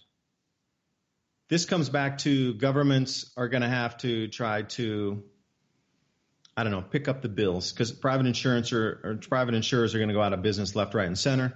And they're also going to stop insuring, plain and simple, pure and simple. There's not going to insure anything after the next couple of years. So in terms of being able to build out homes, this is why people would probably leave and move to different destinations, because if you can't insure your home and you're still paying for it, the bank would require you to have insurance, but you wouldn't be able to get it except through a government program. Would you continue to live there, or would you be like, I've had enough, we're out? This is where we start getting into the population migration, the economic declines, and the food price increases. Now, the economic declines are going to it's like going to be a diamond. There's all these sides, the facets. Insurance industry should be one thing. Increasing food prices will be another facet. Movement of money in contracting economy from several industries, that's another facet. Sickness, that's going to be another facet. If you can't eat good food, you're going to buy cheap food. If you buy too much cheap food, you get sick. Crime, that'll be another facet. There's going to be all kind of things. Police state, that's another facet. Global industry affected, global shipping affected, that's another facet. Rise of cryptocurrency, that's another facet. There's so many things that are going to be going on during this time in terms of economic movement, contraction, and just newness.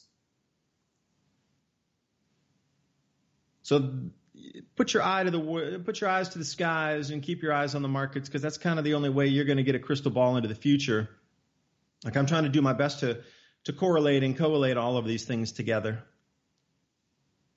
give you a good forecast the best I can, because I really feel that's the only reason I'm left on this planet, is to try to do this. There's nothing else really worth living for except for this. We're moving into this new paradigm. We just shifted over the line yesterday. So that's it. You're entering a new world now, and please understand that you've stepped into the new world as of yesterday. And from this point forward, it's going to intensify. And all these things are going to start mixing up. But if you understand why, you understand from knowledge, not fear. And then you can make better choices. So I do thank you for listening today. I hope you got something out of the conversation. And remember, listener-supported radio station here, freedomslips.com, Revolution Radio Studio A, 10 p.m. to midnight. Consider a donation to keep this venue on air. The new month is coming up. You know, they need money to run month by month here. I'm going to keep you bringing the information as much as I can. And I just got invited in May, and I spoke at 2 different conferences on these same things. The receptivity was beyond what I expected. I was expecting a little bit of blowback, pushback, but it seemed that people at these conferences were so willing to look at new information as to why things are happening.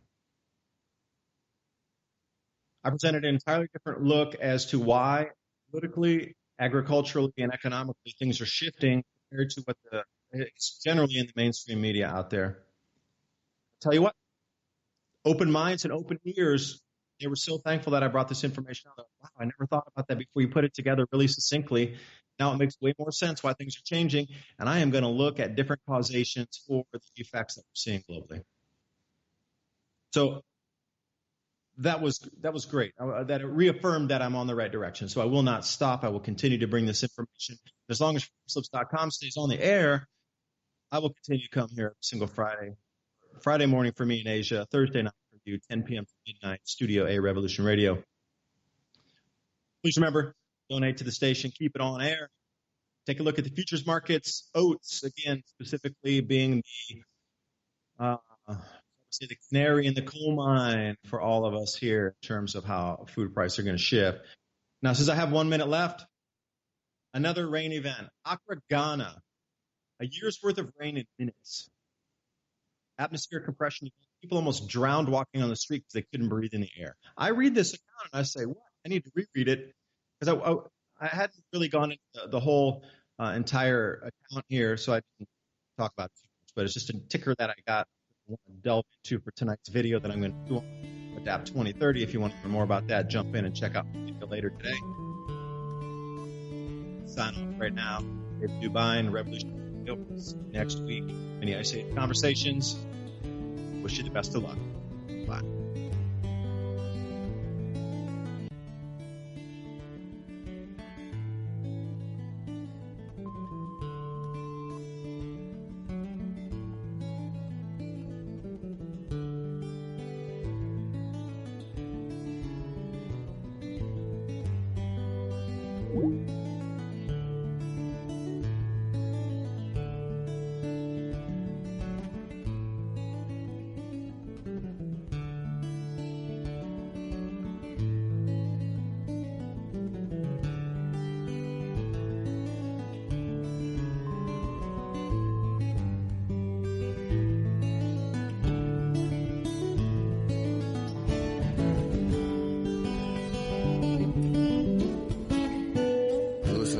Radio at freedomslips.com. We'll be right back after this message.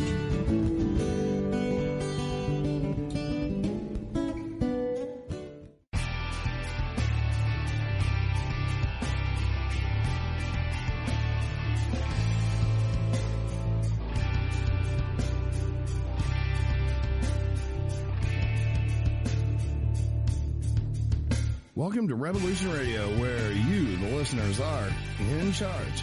Here at Revolution Radio, we present 48 broadcast hours of news and information each and every day.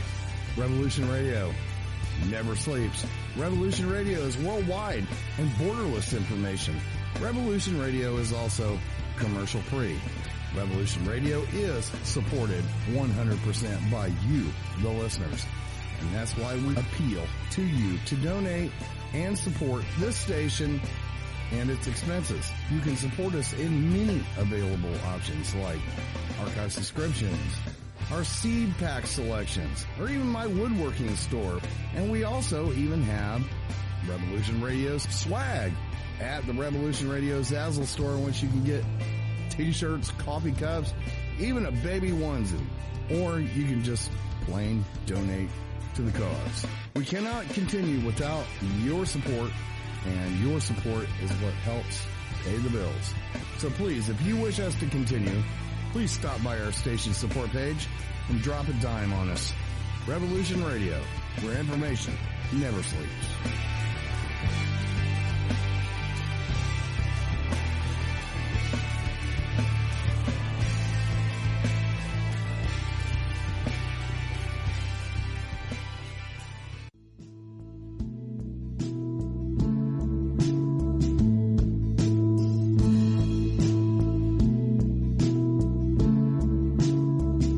Is your data safe? Do you have the necessary information to assist you in confidently living through just about any survival situation? Is survival and gardening, off-grid living, medical knowledge, or even natural or man-made EMPs on your list of personal concerns? Do you have your documents and your personal information in a safe place in your hands where you know where it is? Well, check out our preloaded EMP-proof thumb drive.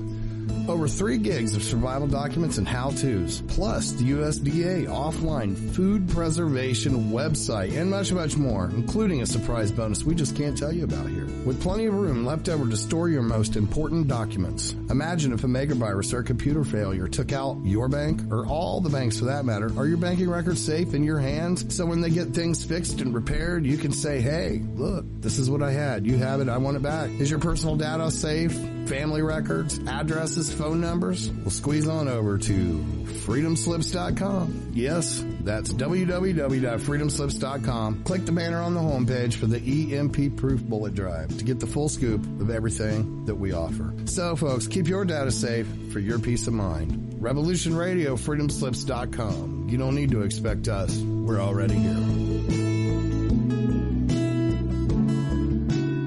This is the people's war. It is our war. We are the fighters. Fight it then. Fight it with all that is in us. And may God defend the right. Warning, warning. We gotta stop them! They're gonna kill us all!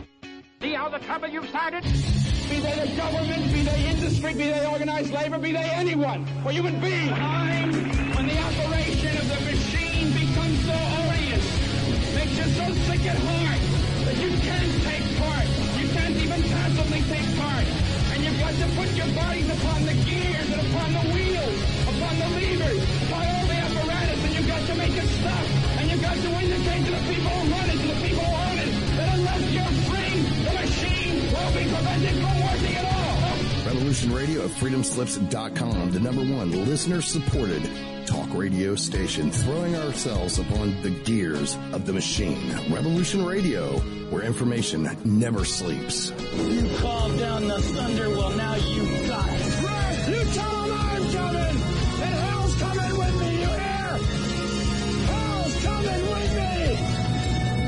Revolution Radio!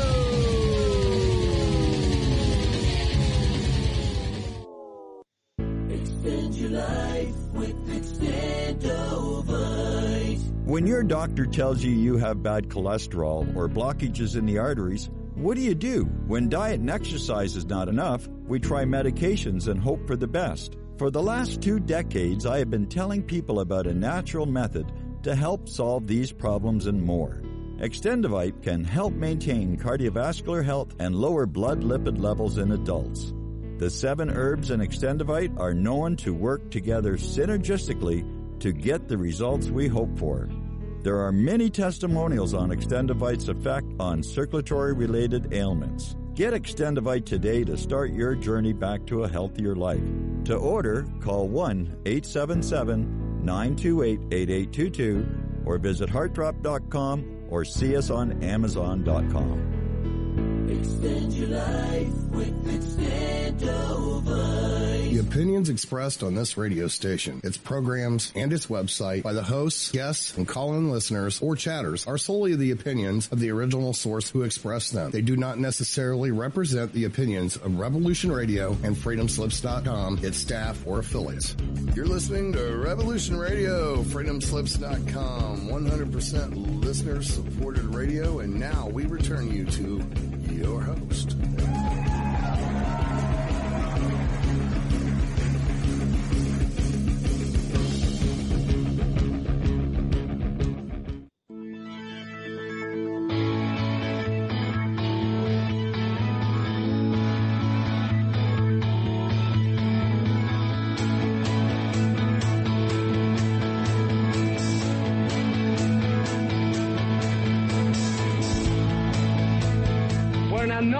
Syndicalist commune. We take it in turns to act as a sort of executive officer for the week. Yes. But all the decisions of that officer have to be ratified at a special bi-weekly meeting. Yes, I see. By a simple majority in the case of purely internal affairs. Be quiet. But by a 2/3 majority in the case of more major. I order you to be quiet. Look, you stupid bastard, you've got no arms left. Yes, I have. Look. Just a flesh wound. I don't believe I've seen such a display of courage, skill, nerve, grace, stupidity. I'll do you for that. Oh, what? Come here. What are you going to do, bleed on me? I'm invincible. You're a loony. The Black Knight always triumphs. Welcome all, and it is that time for Roundtable Live here at Revolution Radio, FreedomSlips.com. Be rolling on till 4 a.m. in the morning Eastern Time. New ideas, different hosts every night, different subjects every night. You never know what's going to happen right here at the Roundtable Live. King Arthur has nothing on us. We're going round and round.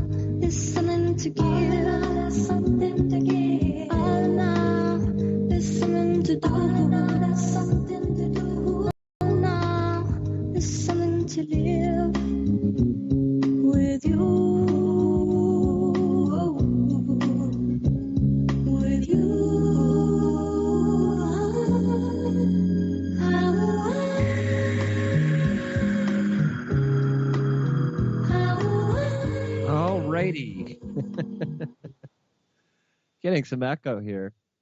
I don't know if that's coming out over the air or not. But any rate, I need to do some testing of my stuff. I keep forgetting to do that. And I've got kind of a complex system here to broadcast. I was a host, not a host. I was a, well, I guess I sort of was a host too, because JP used to broadcast my shows on his network, Wolf Spirit Radio. And for a while there, I was producing my good friend and fellow host on the network, Viking. And I was producing his show on Wolf Spirit Radio. And it required a lot more complex setup than what I need to do. Our station owner, Nighthawk, has made it so easy. All we have to do is just like there's a server that's connected to a, I don't know how he did it, but he figured out a way to do this so that you call a Skype number and it connects right up to the servers for us, his setup. I think he's got racks and racks of computers. I've heard him talk about it from time to time. The electric bill alone to keep this network afloat is huge. So please do subscribe. None of us are paid. It's all volunteer. And that goes straight up to the top management. And Dave Scott, by the way, if you're in the chat room, it's fun. I do monitor the chat if you've got any comments or questions. And, Dave Scott, I love the guy. He and I, it's kind of too bad our shows are at the same time because he does such an interesting show. And it's just like the last segment, the last time slot, I mean, Dave Du Bois and Ray Parker do such great jobs, both of them. When I'm getting ready to do the show, I tune in and I go back and forth between them, and I think they're both fantastic hosts. And it's interesting. It's very different in orientation, yet very similar at the same time, coming to a lot of the same conclusions and the same. Jay is much more esoteric. And Dave Du Bois is much, gives so much great information about practical things. Anyway, by the way, that song I played to start the show, I know it doesn't come out that great over the air, but let me finish. I got so many things on my mind. I may open up the phones later, but there's some things I do want to talk about, so we'll just see how the time goes. I was mentioning the chat room. Dave Scott, he and I asked him when he first joined the network, and I asked him, since our shows were in the same time slot, if he wanted to do a simulcast. So we set up a date, and so he and I, we started out with both he and I, and of course we were both on Studio B and A. And I just picked up both servers, and then I joined him for the last hour because he does a 3-hour show, and it was really fun. And ever since then, he teases me about hair products and stuff, which is funny. It's kind of the opposite. I'm not one of those guys who is, I'm about substance, not as much about appearances, and so I actually, I don't have, what did you say, perm products? It cracks me up. Anyway, I love the guy, and he does a great show. Any rate, so to start the show there, I've been playing we can play 90 seconds, up to 90 seconds of stuff. And that piece I played to start this segment is a band called Air. It's two French guys, and this came out some time back.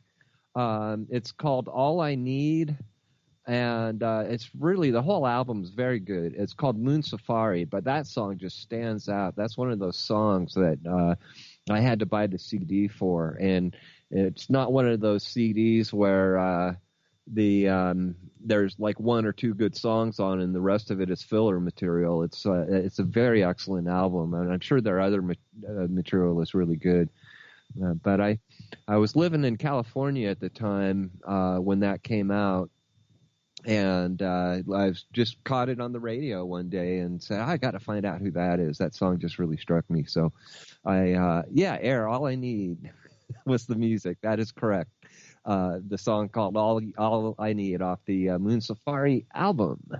So anyway, there's a lot to talk about. I'm telling you. First of all, yes, as I was starting to say, so please do support the network. There's so many hosts. I mean, this Hawk, when he first created this network, just worked his butt off and continues to, although he's been able to delegate a lot of the management stuff, I think. I'm just guessing, but I do talk to management from time to time. They get a hold of me and scold me about. No, I'm kidding.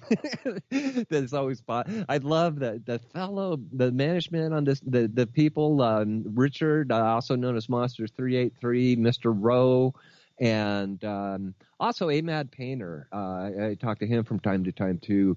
Are all just fantastic people. I mean, just really really generous and smart and really caring, and they all do such great work. And it's just been a joy to be a part of this. So the one of the things I've always say is, get the seed bank, the heirloom seeds, the heritage seeds.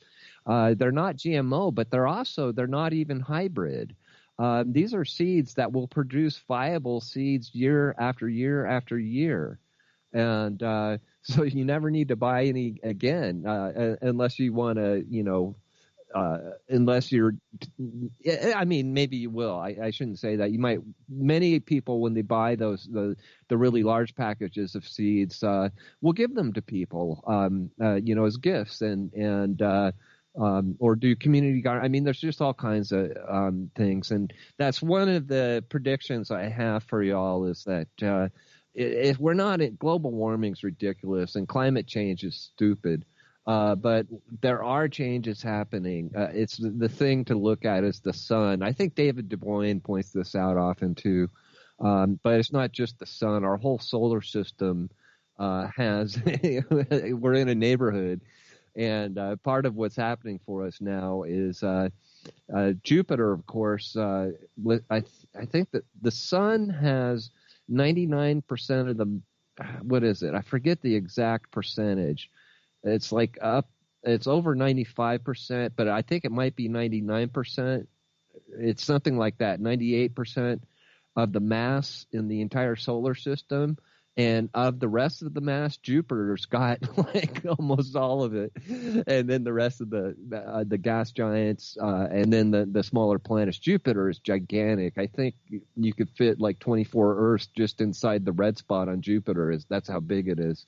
But with Jupiter and I think it's two of the other gas giants they have really long orbits. And they're of different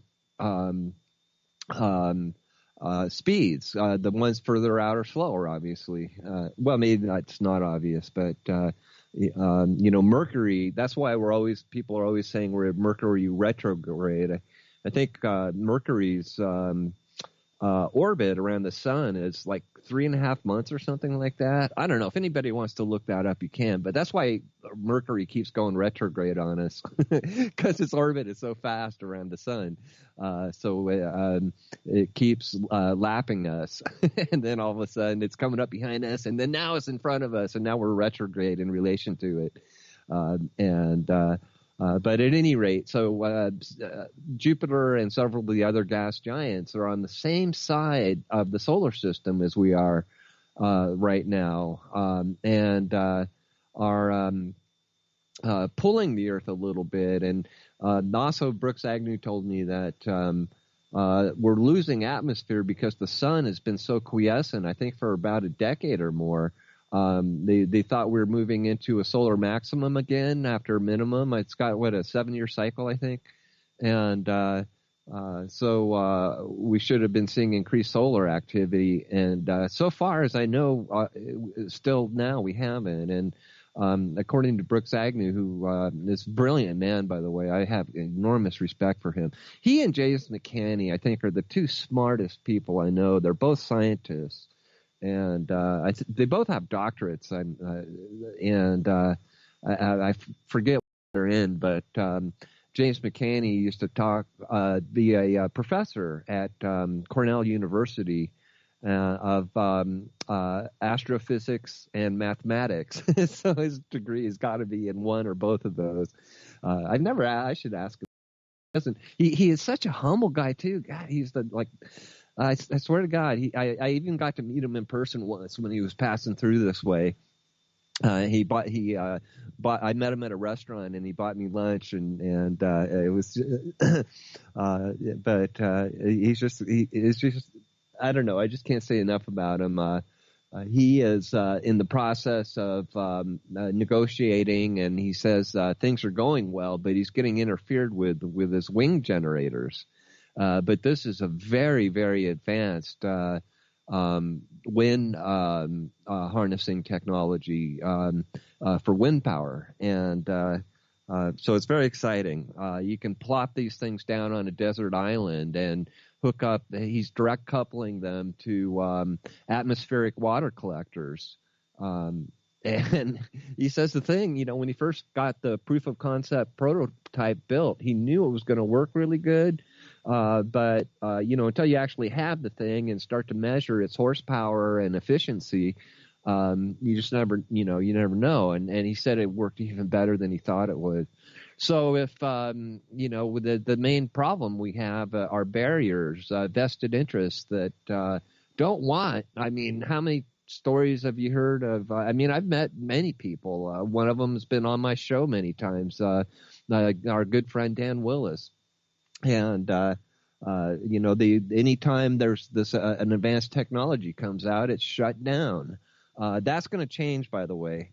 But still, we're still in the thick of it, with the battle. A lot's being done behind the scenes. I report that on what my, it's really my psychic vision. I meditate and just look and see what's happening and kind of tap into what the force is or the morphogenetic field, what's going on. And we just had a kind of big wave come through here. I believe those people that predicted that wave coming in, like James Gilliland, were absolutely correct. I definitely sensed it, and I sensed a real opening up. It's just like things are really accelerating. And I've told you on this show that once the Mueller report comes out, things are going to start happening. And guess, I was exactly right. And they're accelerating. So what happens after the Mueller report comes out? Trump says, well, I'm just going to declassify everything. Let Bill Barr, he'll decide what released to the public. And then the Democrats are going, oh, no, don't declassify. You'll compromise individuals and methods. What do they call it? I forget the term they exactly use, but and he said, no, they won't. That's ridiculous. Of course, the Dems want to declassify the Mueller report, like the 1% left in it is going to, give them any kind of leverage. It's really all they've got is propaganda. And of course, Mueller gave his press conference yesterday, and he said, I can't vindicate Trump. I can't prove he's not guilty. Well, that's not Mueller's job.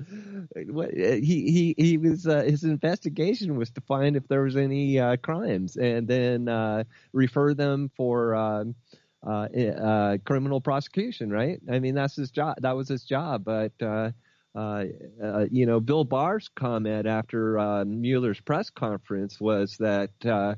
Mueller could have made that determination, but he didn't. He just gave the report to me and Rod Rosenstein, who, by the way, I believe has turned. It was interesting.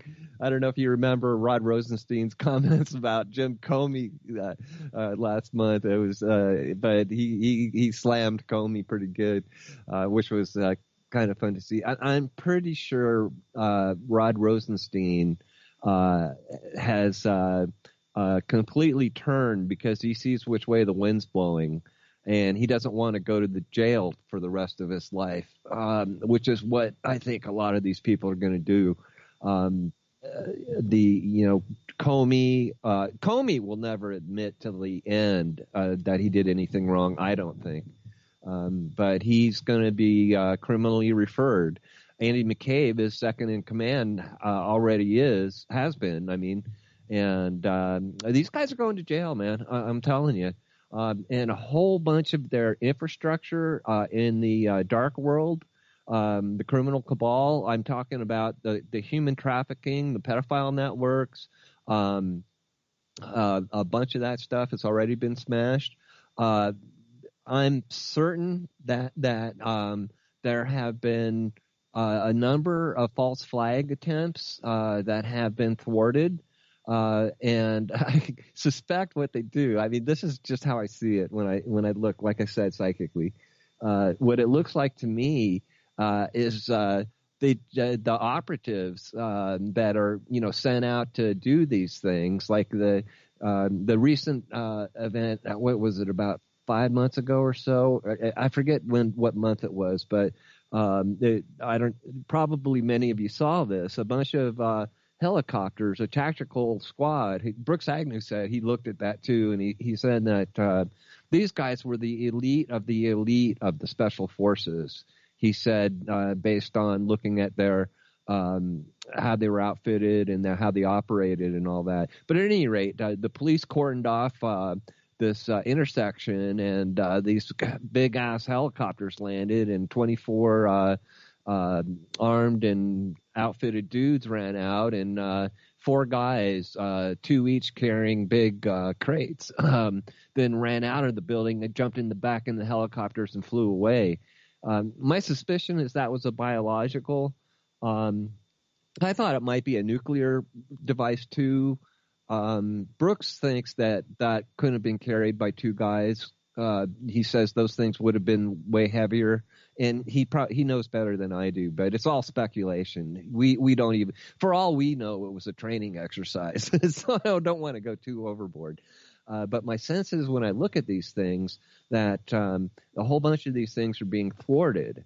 And many people are reporting a lot of different sources. Michael Berra, a number, I'm trying to remember who else, some of the ex-CIA guys like Kevin Schiff.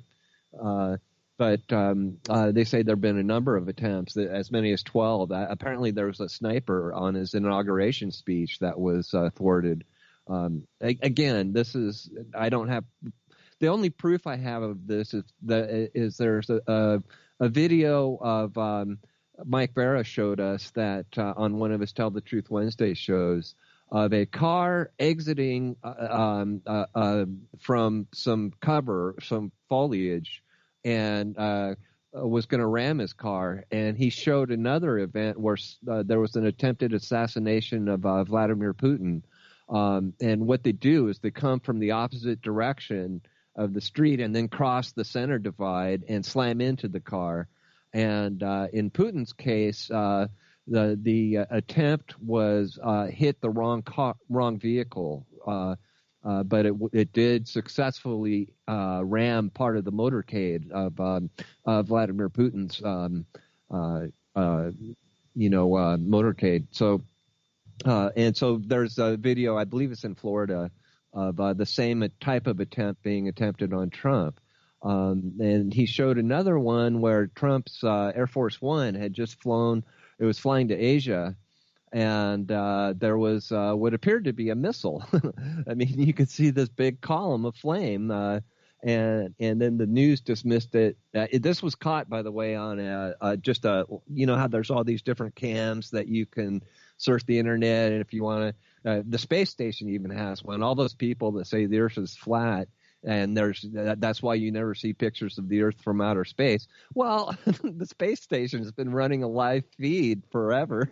You can tune. Sometimes it's offline, but one of my guests I've had on, Patty Broussard, on that massive eclipse that crossed. I think it's like one of the only eclipses that just only crossed America. It didn't cross any other countries. It went from like Washington on down to the southeast coast. And while the event was happening, she picked up. So whatever you want to say, I know people say I get the most flack and the most, and a lot of people really like her too. So I get of all the guests I've had on, I get the most input about her, and it's about half and half, negative and positive. But she's a super nice person. You know, I can't say that she's telling the truth or not, but I can tell you while I was on the Skype call with her, she shared screen of the eclipse from 3 different orbital platforms, and I think they were all 3 were satellites. I don't think any of them were the space station, but she said 2 of these are covert ones that you can't even, she claims to be an engineer that did work for NASA and stuff, and as such has a backdoor into these secret satellites. Again, I can't say if that's true or not, but what I can say, while while I was chatting with her, we watched, and I was with her for like an hour and a half. She's one of those people that you can just talk to forever. So while I was on air with her, we watched the shadow of the moon move across the U.S. And then as it moved further to the east, it was going west to east, the shadow of the moon, as we watched it. So we watched one satellite, it was coming in, and then another one was over, and then she went to another one even further to the east, so we could see it as it transitioned across the 3,000 plus miles of the shadow it cast on the U.S. It was really interesting. And by the way, these pictures weren't grainy or distorted in any way. They were crystal clear. So that was a trip. So anyway, back to Mueller and Barr. I think Rod Rosenstein has turned and has given state's evidence. And these people, I swear to God, when this stuff and what did Trump say in his press conference today? Well, it wasn't really. They catch him a lot of times when he's going to his helicopter. I forget what they call it, Marine One, isn't it called? Any rate, so he'll talk to reporters while you hear the helicopter in the background and stuff. So he said something today that I swear to God, I've been saying this forever. It is so gratifying. He says, I think I'm going to look back on this and view as my greatest accomplishment exposing the corruption in the swamp, the D.C. swamp. Yay. Yay. I mean, really, you've got the President of the United States saying that he believes that'll be his greatest accomplishment. And that will be so good because these have tendrils. We're not just talking about James Comey and Peter Strzok and all these other knuckleheads, John Brennan and Clapper, and the list goes on. But you see, these guys are connected all over. It's like you pull on the one thread and the whole quilt comes unraveled. The whole network. It's like pulling on one tentacle of the octopus, and it pulls on all of them. And so, by the way, and then of course.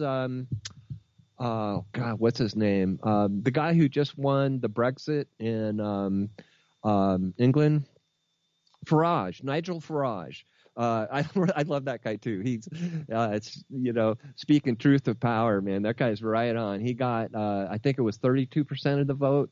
So this is huge. And it's not just him. It's happening in all these other countries too. It's like the morphogenetic field, like here in America, we're like the light of freedom in the world. I'm not saying, and that's why there's been so much attention on destroying us, and why the Democrats don't want, and many Republicans don't want a border wall, because it's just part of their. I mean, they're behind the scenes. That their bosses are the ones that are running.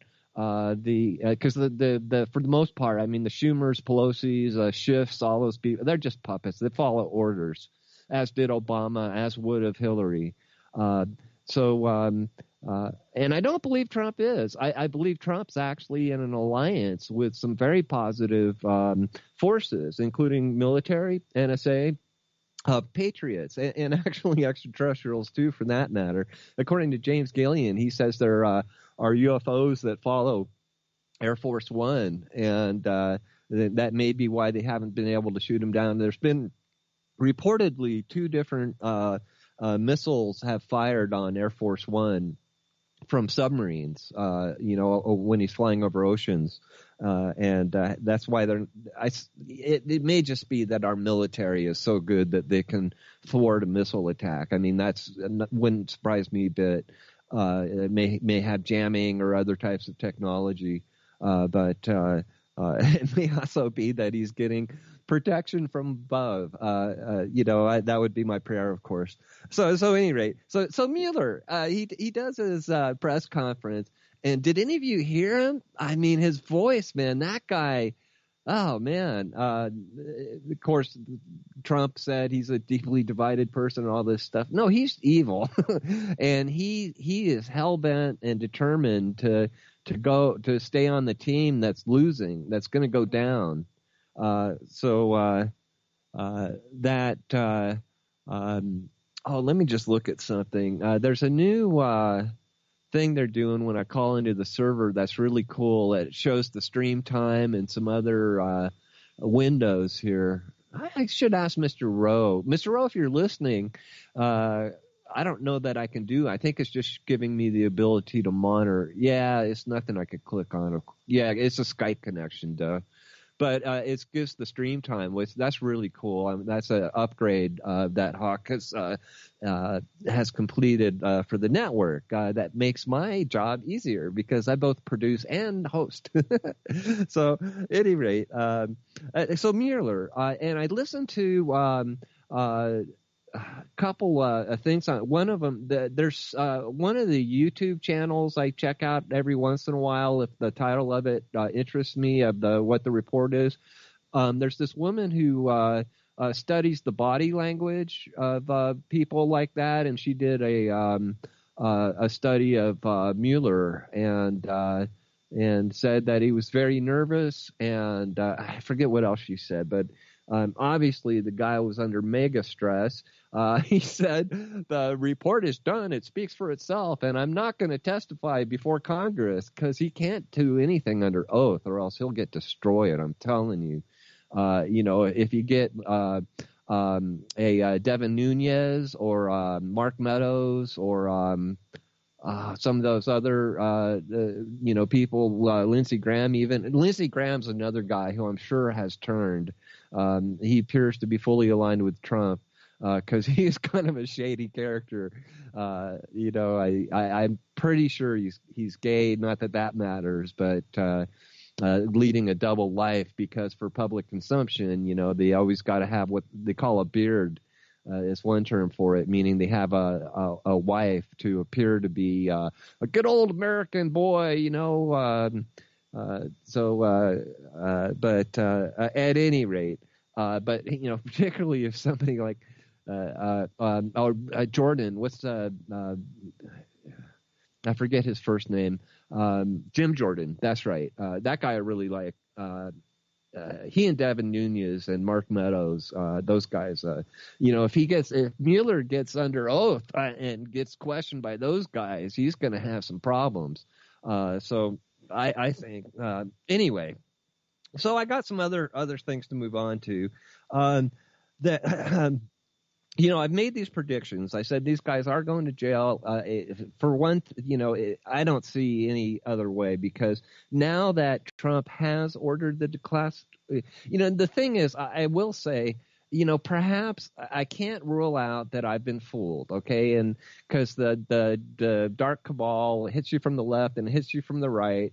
And maybe they determine that this would be the way for them to keep in power and lose some of their unnecessary puppets like Jim Comey and the like. But I don't think so. So going back to Nigel Farage and some of these other elections too, they're voting for nationalists, populists. And if they're successful in exiting Brexit, then the other countries are going to, we don't need the European Union either. Why should we have unelected bureaucrats deciding our future? From Brussels. This is the European Union, and that's what would have happened had Hillary Clinton won. We would have been in a war almost from freaking the moment. Had she won the election, they would have already been building up troops in whatever country they were going to use next. Whether it be Iran or Venezuela or whatever hotspot they can manufacture. And what they're doing is they're just playing off both sides against the middle, creating misery and death. They're death merchants. Hillary Clinton is a death merchant. She's a lying criminal genocidist is what she is, in my humble opinion. So anyway, so moving forward from that, so that was one of my predictions. Is that way it would go further, right? It is. We're seeing that in other countries too. I forget the other ones. I've watched several reports on them, but there have been wins and in some other countries as well. Another prediction I've said. How many times have you heard me say we're going to see some openings in the broadcast news network because they've been lying so bad?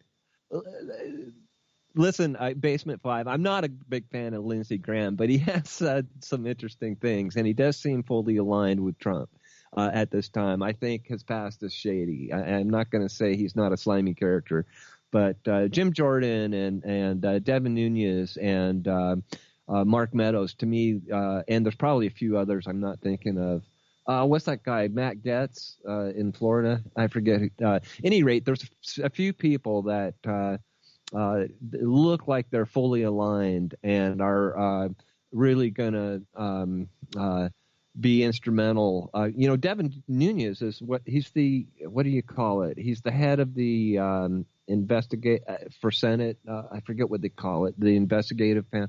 I forget what they call those things. I'm sorry. I've got a little bit of a head night. So, but then I'm always loopy anyway. So I shouldn't try to make excuses.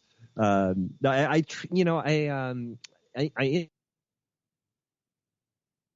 input so give you like super on this date in 1972, then so and so, and this law was, I'm looking at the general trends. I'm going to forecast the future. And by the way, boy, I wish I was in a position to buy a whole bunch of silver right now. It looks like gold and silver and probably palladium too. Probably platinum for that matter. But those precious metals are going to skyrocket. It looks like, I don't know if they're going to wait till after, either they're going to keep the fake economy going, until after the 2020 election to do it, but they might do it sooner. We'll see. I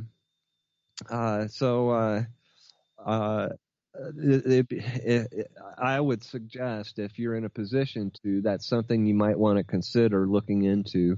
I would if I could. So at any rate, so like I said, another prediction, I said there's going to be a lot of openings in broadcast news because people are going to see through them line. Well, guess what just happened? CNN just announced a second round of layoffs. So they already laid off a bunch of people. They bought them out, actually. They said, oh, we didn't fire them. We bought them out. Well, they're gone as broadcasters, all right? And you'll see more of that. Their CNN, their ratings had plummeted after the Mueller report came out. Rachel Maddow's ratings just went into the toilet. At any rate, their net loss, their advertising revenue does not make up for what they're paying their salaries. And their cost of doing business, I should say. I expect to see more of that. So now I saw a story that I really enjoyed watching, and y'all can find it. I'm sorry I didn't save the link, but I'm sure it's easy to find. Remember the GoFundMe wall? That guy, he's a triple amputee, poor guy. He's lost both his legs and one of his hands. He was the guy who I forget if he was an Afghanistan or Iraqi vet, but in those wars got terribly injured. And he's the guy that it was actually in December 17th of 2018, he decided he was getting frustrated with all the Democrats blocking Trump's attempts to build a wall. And so he said, well, hell, I'll start a GoFundMe site. Well, what did they do? They just raised $20 million, and I believe they're still taking donations. There's about an hour-long video, and just enter some search terms into YouTube, and I'm sure you'll find it. I forget what they called it, but the GoFundMe, the wall, something search terms like that. I'm sure you'll find it. So what they showed, they're about 2 days away, according to them, from completing a section of the wall in an area that is just plagued by illegals and human trafficking and drug smuggling. And they can actually, people can just fly into an airport just on the other side of the border, cross really easily, and then there's transportation, public transportation right on the other side. I forget what they said it was. I forget if it was buses or another airport, probably both. Or even I don't think it was mass transit. I mean, not a train or anything. But at any rate, and it was just a terrible place. And they had looked at a number of sites, and they decided this is one of the worst. So they went through all the proper channels, got approvals and everything, code, followed all the building codes and everything, and then worked with the city officials and so they're about 2 days away from completing this huge stretch of wall, and it's in an area where it's the Army Corps of Engineers. They consulted all these people and said, well, here's a terrible spot that needs a wall, and these people said, oh no, the Army Corps of Engineers said that you can't build it there. That terrain is too steep. It's too mountainous. It'll never work. And then another official said, hey, you'll be running away with your tails between your legs if you attempt that. But guess what? They're doing it. They've done it. It's almost done. For that particular section. And they're going to do more as they get funding. So what a beautiful thing. I mean, it was actually a really moving presentation. They first the triple amputee spoke. I've forgotten his name. I apologize. I'm terrible with names. But had a number of other people speak, including the local sheriff. And they were saying that, the property owner on part of it, on one of the areas where they built it, said that the guy had gone to Home Depot and brought home a barbecue, a nice brand new barbecue. And within 6 hours, it had been stolen. He said the homeowner can't go anywhere without a loaded gun with a round in the chamber. It's so bad. The lawlessness and the illegals, and they also brought in on several families who were so incredibly grateful. I almost tear up when I talk about this. I had a couple of people talk about how they lost their children or loved ones, family members or loved ones to illegal violence. And it's called the Angel Foundation, I believe. And it's thousands. They cited the numbers. It's like 100,000 people a year are assaulted. There's rapes and murders and that's not even including deaths from the drug. A lot of the methamphetamine, the really bad methamphetamine, is manufactured in Mexico and brought in here because of the epinephrine. I think it's the epinephrine. I'm not sure if I'm pronouncing that right, but I guess that's what they cook in to create the crystal meth. They get it from China into Mexico and then manufacture. And I'll tell you, man, that stuff's a demon portal. I'm certain that they've done some kind of occult ritual spells or something on it.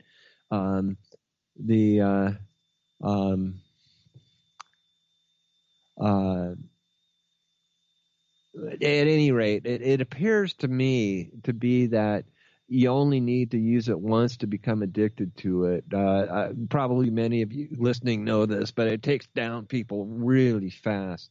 So this is why another interesting thing that they talked about in this video, building the wall, was that they did it really under the radar. you just know some judge somewhere would rule against them if they saw they were having any success. So they didn't say anything. They let all the Democrats going, oh, the guy's just using it for private jets and parties and travel, and just downplaying it. And so one of the coolest things is they built it where the Army Corps of Engineers said it couldn't be done. And some of the other things about it that are really interesting, they made it really high tech. It's not just that they built a wall; they built a really good wall. It's apparently I had never heard. I don't remember hearing these terms before, but they have what's called 25-year steel and what's called 75-year steel. Meaning its lifespan, its effective lifespan. And so they used the really good steel, the better manufactured steel, and it's 40 feet high. But they also set up, they went to the Border Patrol and local law enforcement and asked them, what's your ultimate wish list, and they gave it to them. So it's not just that it's a wall; it's got a lot of high tech sensors, and there's like I'm trying to think of the term they use. It's basically like a surveillance point on a really high area that can see like 20 miles in almost all directions towards Mexico, and so they can watch for trafficking. And so I do want to say, listen, I'm not against the people that want to come here to find a better life. I don't blame. I think the majority of them are poor people trying to find a better life. Who could blame them? I have nothing. I think many of them are good. Probably the majority of them are wonderful people, but within that, there's all kinds of shenanigans going on, really bad news stuff, and the gangs that make all the money off them. As these walls go up, you know what happens? They start fighting each other because then if their route gets cut off, they've got to fight another gang to get a route back for their criminal activity. So it's a really big deal, and it was really heartwarming to me to see that an individual, one dude, took it on himself and raised 20 and growing to do this, and they did it way cheaper. They said for what they did with 20 million, they were told it would cost the government 400 million. Jeez, which does not surprise me one bit. So. Anyway, that just made me feel better. The Democrats, they won't even what was Davenport? I've forgotten the congressman's name who there was a congressman there at it too, and he said, the Democrats, they won't even talk to us about border enforcement, and they say immigration, you can't even have a conversation about illegal versus legal immigration if you don't have border security, right? And he mentioned that in Israel, and again, that's a whole nother subject. I'm not defending Israel or attacking the Palestinians. That whole thing is a freaking enormous 2,000-year-old mess. I don't even have any idea what to do about it, really. There's a lot. I am certainly not pro the Israeli administration, their government, and many Israelis are not real happy with their leadership either. So I don't want to sound like that. But just talking as far as a statistical level. Ever since Israel completed their wall, there have not been any more bombings, which surprised me. I'd never heard that. No, none. Not just that it was reduced. 0 terrorist attacks on Israeli civilians ever since they completed it. Anyway, I got another hour to go. I got a few things to talk about. We'll be right back.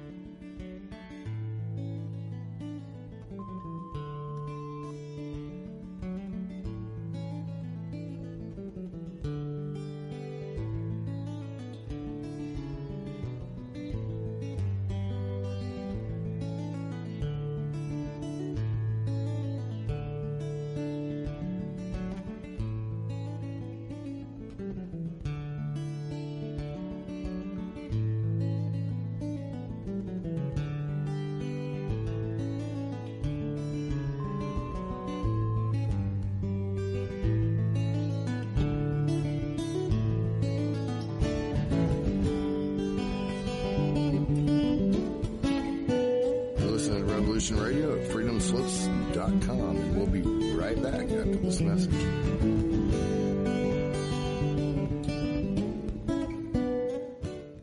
Hey everyone, it's Barbara Jean Lindsay, the Cosmic Oracle. If you have questions about your past lives or future plans, need answers from the cosmos about your love life or career, or just want to keep your finger on the pulse of the planet, check out my show, The Cosmic Oracle, here on Revolution Radio at freedomslips.com.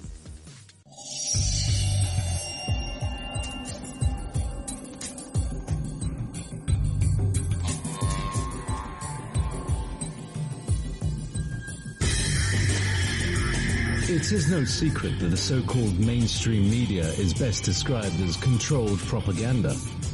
Countless news stories are either totally ignored or spun with half-truths, and because of this, essential facts and vital information are often compromised. Join Dr. Ott every Friday night on Studio B at 10 p.m. Eastern and learn why The Story Behind the Story was nominated for a Peabody Award in its second year of producing unparalleled broadcasting excellence in 1997.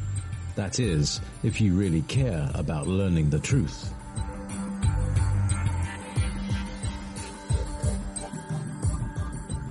Wadiya will remain a dictatorship. Or be quiet.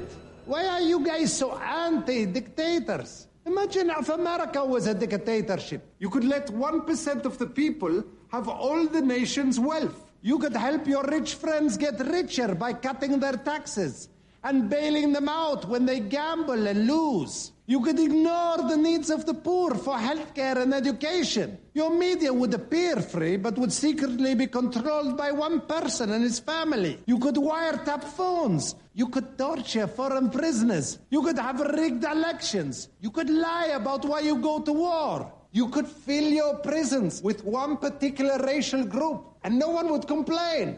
You could use the media to scare the people into supporting policies that are against their interests. Tune in Monday through Friday, 4 p.m. Eastern Time for Liberation Nation with Deacon John, where America comes to hear the truth. I know this is hard for you Americans to imagine, but please try.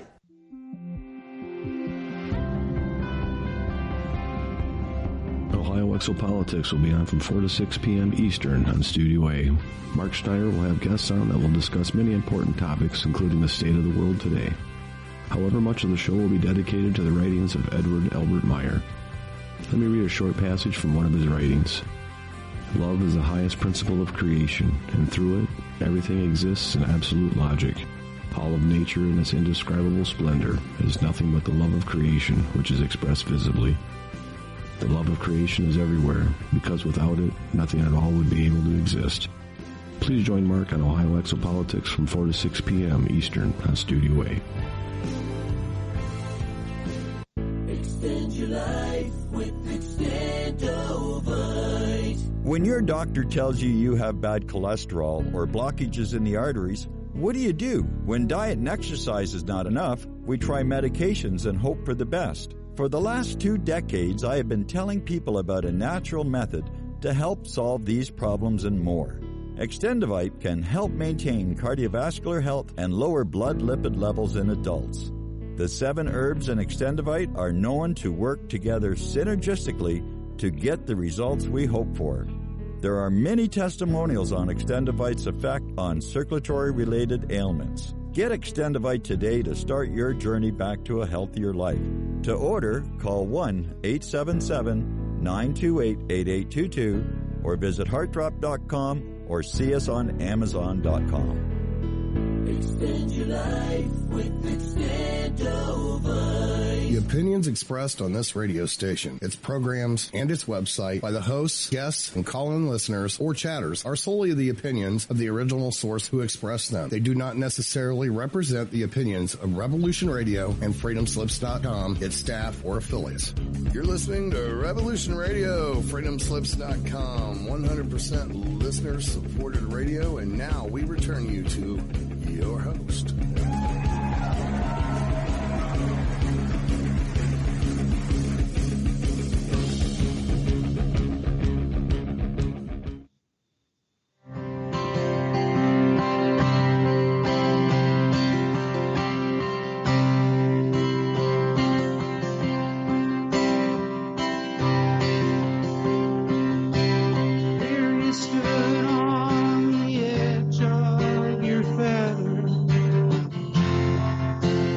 expecting to fly. Well, I laughed, I wondered whether I could wave goodbye, knowing that you'd gone.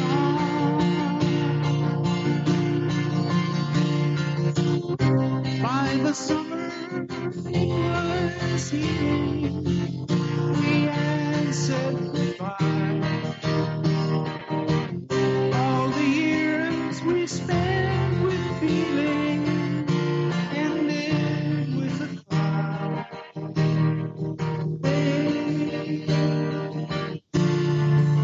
Ended with a cry.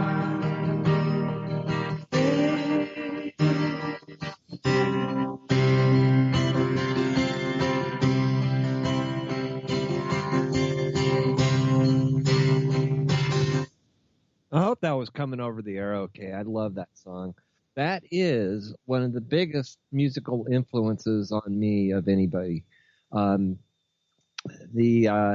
was Neil Young back in 1998 at the Shoreline Amphitheater, which is in Mountain View, California, a venue I've been to. I forget how many times, not that many, but I saw some great concerts there. I saw Julian Lennon there, and I had fourth row tickets. Man, it was so awesome. It was after his second album, so he had kind of tuned up a lot. It was, I think his first three albums are all great, but especially the third one. But after the second album, I mean, he'd gotten his act way more together. I saw his first, actually, but it was in San Francisco. I forget what venue it was. But I saw him twice, after his first and then his second album. I'm a huge John Lennon fan, the Beatles, but for me, John Lennon was the light of the Beatles. He was what made them great, although Paul McCartney was way up there too.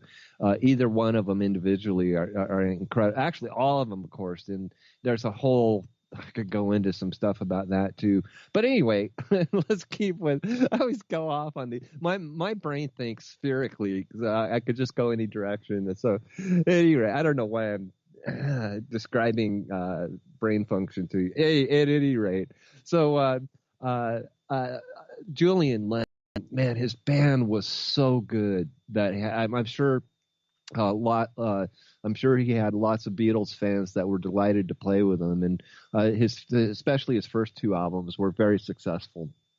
Any rate, so that was Neil Young at the Shoreline Amphitheater, and that's a song called "Expecting to Fly," which he actually doesn't appear on any of his solo albums. He played that. It's a funny, maybe I'll just tell a quick story about him. He's a Canadian and, struggled and finally decided, I think he was in Ontario. I forget where he was born. Winnipeg. That's right. That's one of the cities he lived in. At any rate, he came to LA, to try to form a band. And he had met Stephen Stills before, and they liked each other. I forget if they probably had already jammed together. I think they were in separate bands that were on the same gig, the same venue. So they'd already known each other, but hadn't, they were both struggling musicians, right? And so he's driving down the freeway in L.A., and what does he see in the car next to him? Stephen Stills. And they roll down the windows, hey, and so they pull over and they get back together, and they form the Buffalo Springfield, which was hugely successful. I mean, right from right off the bat, man, those guys, they did For What It's Worth, hey, stop. Children, what's that sound? I better not sing anymore. Anyway, everybody look what's going down. So they formed the Buffalo Springfield. And I think they did 3 albums total. It might have just been 2, but I think it was 3. At any rate, Expecting to Fly is the name of that song. That was on one of those albums. And I got to be influenced I didn't start playing guitar until I was 17, and I was visiting my cousins. My aunt, it was my mom's sister's sons. We were about the same, close to the same age, and we really had fun hanging out. It was a family thing. They'd come over to our place, and I'd go with them, and sometimes I'd stay down with them for like a week or so. And my aunt was happy to. She was a really interesting lady in herself. One day, I'm 13 years old, and she shows up and with 3 of her sons. She had 5 total, I think, 5 sons and 1 daughter, between 2 different marriages. And at any rate, so I'm 13 years old and it's summertime and I'm out of school, and she stops by on her journey to New York City. She's taking one of her sons. The others are going with there for the adventure to New York, Albany, New York specifically, because one of them wanted to stay with his dad for a while. And he was, at that time, he was 18, I think, or something, 17, 18. And so I asked my mom if I could go with him. And so within a half hour, I'm packing up some stuff. And within an hour, I'm on my way with him on this adventure. It was so cool. I have so many memories from that. We didn't have money for hotels and stuff like that. So we just brought camping gear. We had tents and sleeping bags and stuff, and just anywhere on the side of the road we could, and of course that was a much different time. That was back in the early 70s. And we'd play Frisbee in fields, next to where we were hanging out. And, it was quite an adventure. And so I have literally traveled through over half the states in the U.S. and I love car trips. I don't know about you all, but I've done a number of really fun car trips. The last one I did, I was still living in California and I was visiting my mom out here, and I was making quite excellent money at the time. Basically, I guess you would say I was a freelance contractor. But the company I was working for, it basically imploded due to poor management, but also changing market conditions. I was two-way radio, and the advance of cellular and what was the other one called? I want to say Netflix, but it wasn't that. There was another type of a thing. It was a cross between a cell phone and a two-way. All that proliferation of that, and then the prices of all that was coming down and down and down, and this basically just spelled the end of the two-way radio. They're still in existence, but it's nowhere near what it was. It's still, public safety and security and stuff, but businesses don't really need it anymore because they'll just use cell phones. So the economic climate changed. It was changing drastically at that time. So, any rate, but I was making great money still, $85 an hour, like I said. I charged them $45 just to show up. But they loved me because I was so effective. The police chief of Santa Fe, California, said to me when I showed up, and I said, "Hey, you remember me from the company, and they're now defunct, basically. But I'm now freelance." And so he said to his lieutenant, he said, "Keith is the best tech we've ever had work for us. So yeah, let them have at it." And believe me, they don't care. If you fix their stuff, you can charge them basically whatever you want. And they had such. It's a really, by the way, it's a very difficult type of field to be good at. It's a challenge. That's why I stood out so much, because I had very little competition as far as being good at solving their technical issues, not only with their two-way radio equipment, but I did everything. All their, how they have all their light bars. If you ever looked, I used to joke with them. I'd say to the cops, I'd say,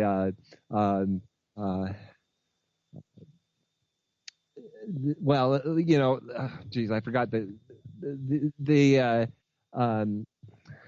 oh yeah, I remember what I was going to say. So just to give you an idea what they look like, what I was doing, I would say to the cops, I'd say, "Hey, wow, I've never seen a cop car from the front seat." But they don't just have sirens and light bar controllers and two-way radios. They've got like 2 or 3 typically different bands of radios, so they can have interagency communications. And then on top of that, a scanner that will cover, anything else that if the stuff they just want to listen to. Interagency stuff, not just other law enforcement, but they want to monitor fire and ambulance, and other types of things too, depending on the particular police department. They all had their set list. They could never figure out how to program their scanners. That was one of the things. They just want to turn it. So anyway, that was very lucrative. So I was flush with money, and I had this offer for a timeshare in near Reno, Nevada, in a place called I think it was called Silver City, near this hot springs. And so they give you the hard sell, and they basically won't let you go till you finally convince them that you've decided you're not interested. But it was really fun because these hot springs were great. I had a free hotel room for I think it was 2 nights and 3 days. It was like over a weekend, so you get there Friday night, and then you got Saturday and Sunday. So I got to bathe in these wonderful mineral hot springs. Oh, these were so cool on the side of the mountain. It's just below Lake Tahoe. And so I didn't know where I was going to – I knew I was going to end up at my mom's house, but I didn't know – I just knew that I would take whatever direction I wanted. And I had as much – I basically had allotted myself a week. I had somebody covering for me in case – actually, I had my ex-boss. I hired my ex-boss. That was how many people can say that? And I just paid him $35 an hour under the table, and he was well worth it. He was the greatest guy. He's passed away now, but his name was Rick, and he and I used to go sailing on his boat and stuff. We became great friends, and so at any rate, I went to after I left there. I go, where I'm going down. I say going down Highway 395, which is just a beautiful highway. Much of it goes past where I was driving, goes past a river. After, I don't know, 4 hours or 5, I forget how long I'd been driving, maybe 6, I decided I wanted to get some lunch.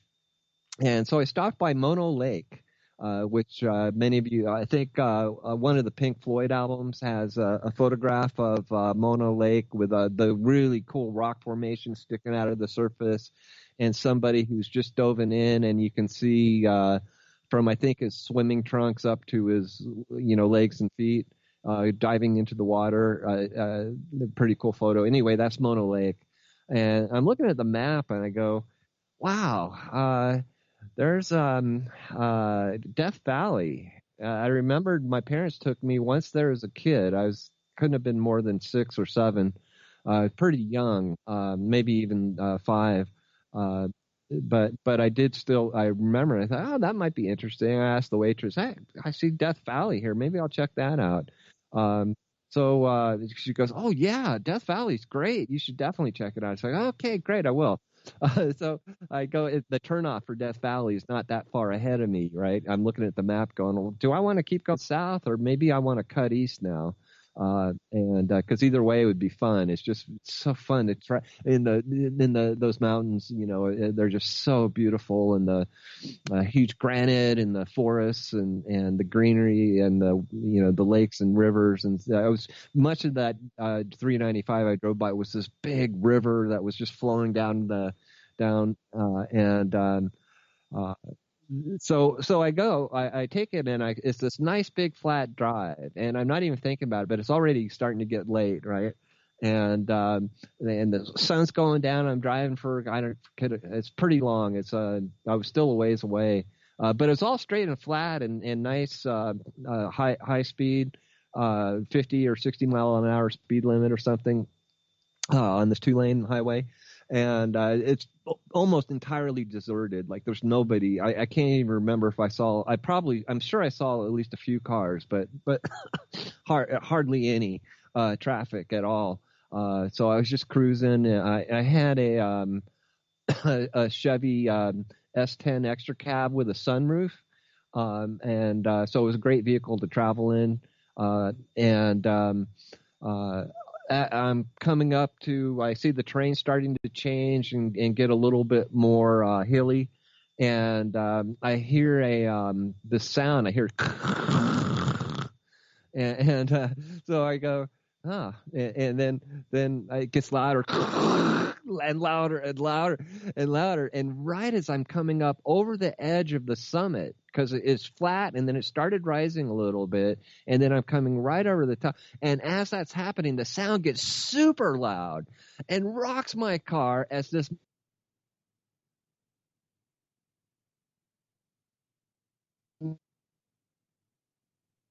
military 17 looks like 117. I mean, but there's a whole bunch of different ones. I don't think it was a Phantom. I'm not sure which. It was an F something anyway, F for fighter, right? But it was a cool looking black jet. And the guy, whoever the pilot was, I'm sure he did this on purpose. He had to have, because he didn't have to do this. He lowered his altitude and flew right over my car, and I was able to look up through my sunroof and see the bottom of this jet. God, I mean, I think I'm exaggerating if I say he was only 20 feet over me, but it was right, as I said, at the top of the summit where it started to drop down. And it probably was more realistically like 100 feet. But even at that close, I mean, my whole car rocked. From the power of the wind and all that, pushing air flying over me.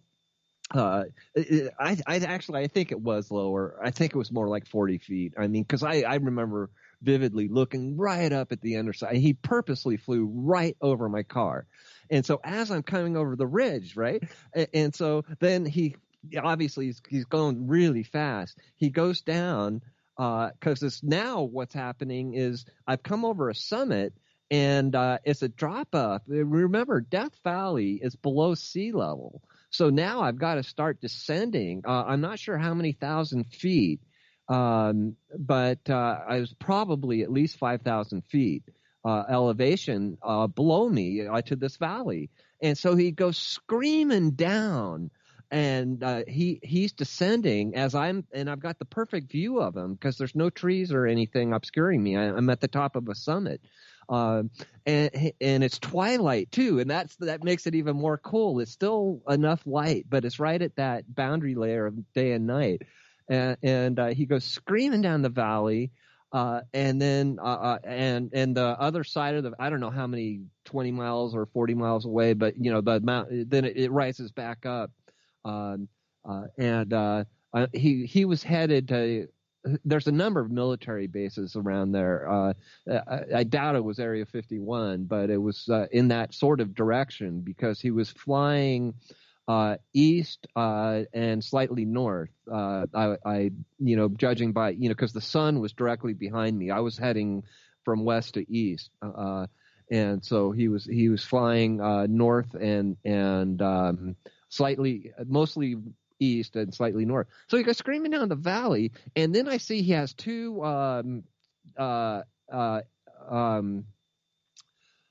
jet engines, right? So I see the twin. I can't even think of the name of them. But the twin holes of the engines. He flies down, and then I see those twin engines light up. I guess they call it. That's when they fire up the afterburners. And so he goes down, he levels out, lights up his afterburners, and then zooms up. And so then as he's getting further away, I can still see the afterburners lit up for a long ways. And goes zooming up the other side of the valley. That was so cool. And he had to have just been having fun because, normally he would have just stayed at altitude and continued to his base, but he felt like buzzing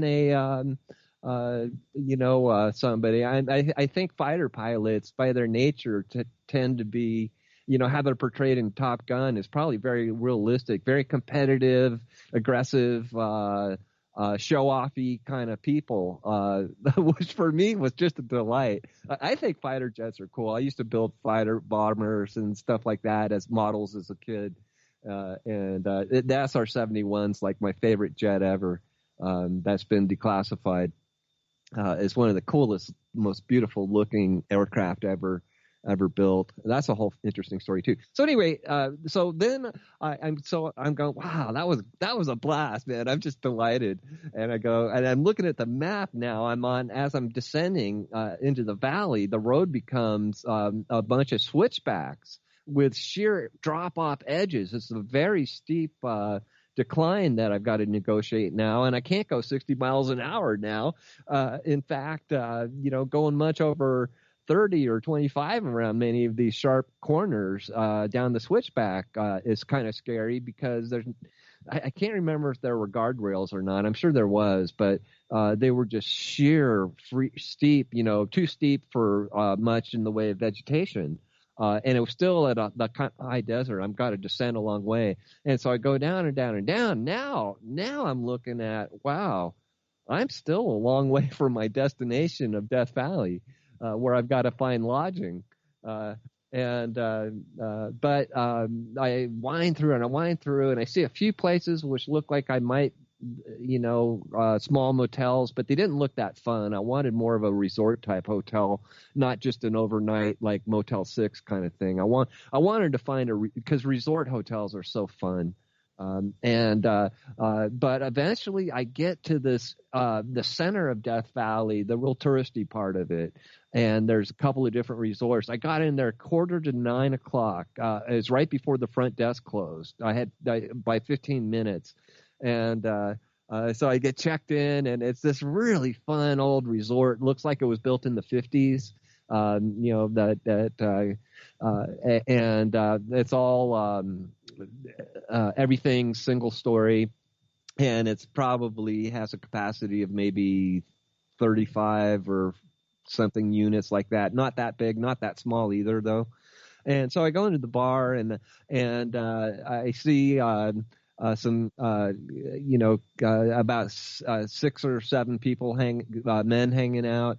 And I start chatting with them, and it turns out they're all English. They start talking to me with these, English accents, and turns out they had flown over from England, had driven all day and ended up about a mile from where they started because they got lost and ended up circling back. So they were frustrated about that. They were having a couple of beers after their motorcycle. They flew over from England to Las Vegas and rented motorcycles, and just to have fun touring the area. And I think they were headed for L.A. From Las Vegas, and sightseeing and just having a vacation type of thing, all as a group.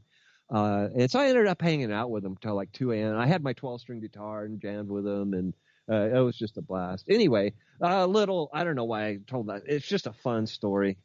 Okay, so I'm trying to decide where to go next. Let me have a sip of water here. Okay, so any rate, so yeah, maybe I'll use that as a segue. So obviously I'm near Area 50. I ended up going to Las Vegas next from Death Valley, which wasn't very far. I wanted to see what, why people go to Las Vegas. I'd been to Las Vegas before, but only passing through. I'd never like hung out there and tried the sightseeing. And so I stayed, I think, I'm trying to remember, did I stay there 2 nights or one? At any rate, it was, but like I said, from Death Valley, it was just a couple hour drive to get into Las Vegas, I think.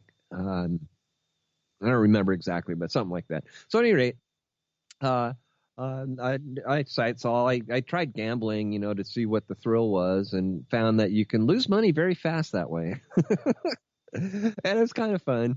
But I just watched people pulling the arms, the slot machines, going, why do people do that? I mean, I guess you get that thrill every once in a while when you actually win, but you mostly lose. And it's interesting. The casinos are designed to get you lost in them. He's one of those big ass casinos. I'm trying to remember the one I stayed at. It was one that was much more famous in the 60s. That was before all the. It was one when the mob was still in charge. The Riverside is no, I can't remember the name of it. At any rate, it was fun, and but I never gambled since then. I just didn't see the thrill of it. It was interesting. But I just wanted to have the experience. Actually, I saw a burlesque show as well. And that was really, really funny too. Another blast from the 60s type of experience. It was like the same show they'd probably been running for decades, probably. I don't even know, but it was just interesting. So anyway, and of course, Area 51 is nearby there. And I'll use that as a very loose segue into another news story that came out. We're going to have, this is, again, another one of my predictions. We're going to, it looks like what they're doing, Richard Dolan is very interesting. He does a weekly show himself. Many of you may know who he is. He's a famous UFO researcher. He started out as a professor. I forget if he was teaching already or if he was planning to and completed his degrees. But he heard people talking about this UFO stuff, and he said, "Oh, that's all crap. You know what I'm going to do? I'm going to investigate this and then write a book debunking it all and telling people what idiots they are." And so ever since that decision, he's become, one of the more renowned of the UFO researchers and lecturers and book writers and presenters and all that stuff. And he seems like a super nice guy, and he does a really nice job. A little more into the nuts and boltsies things. I prefer, of the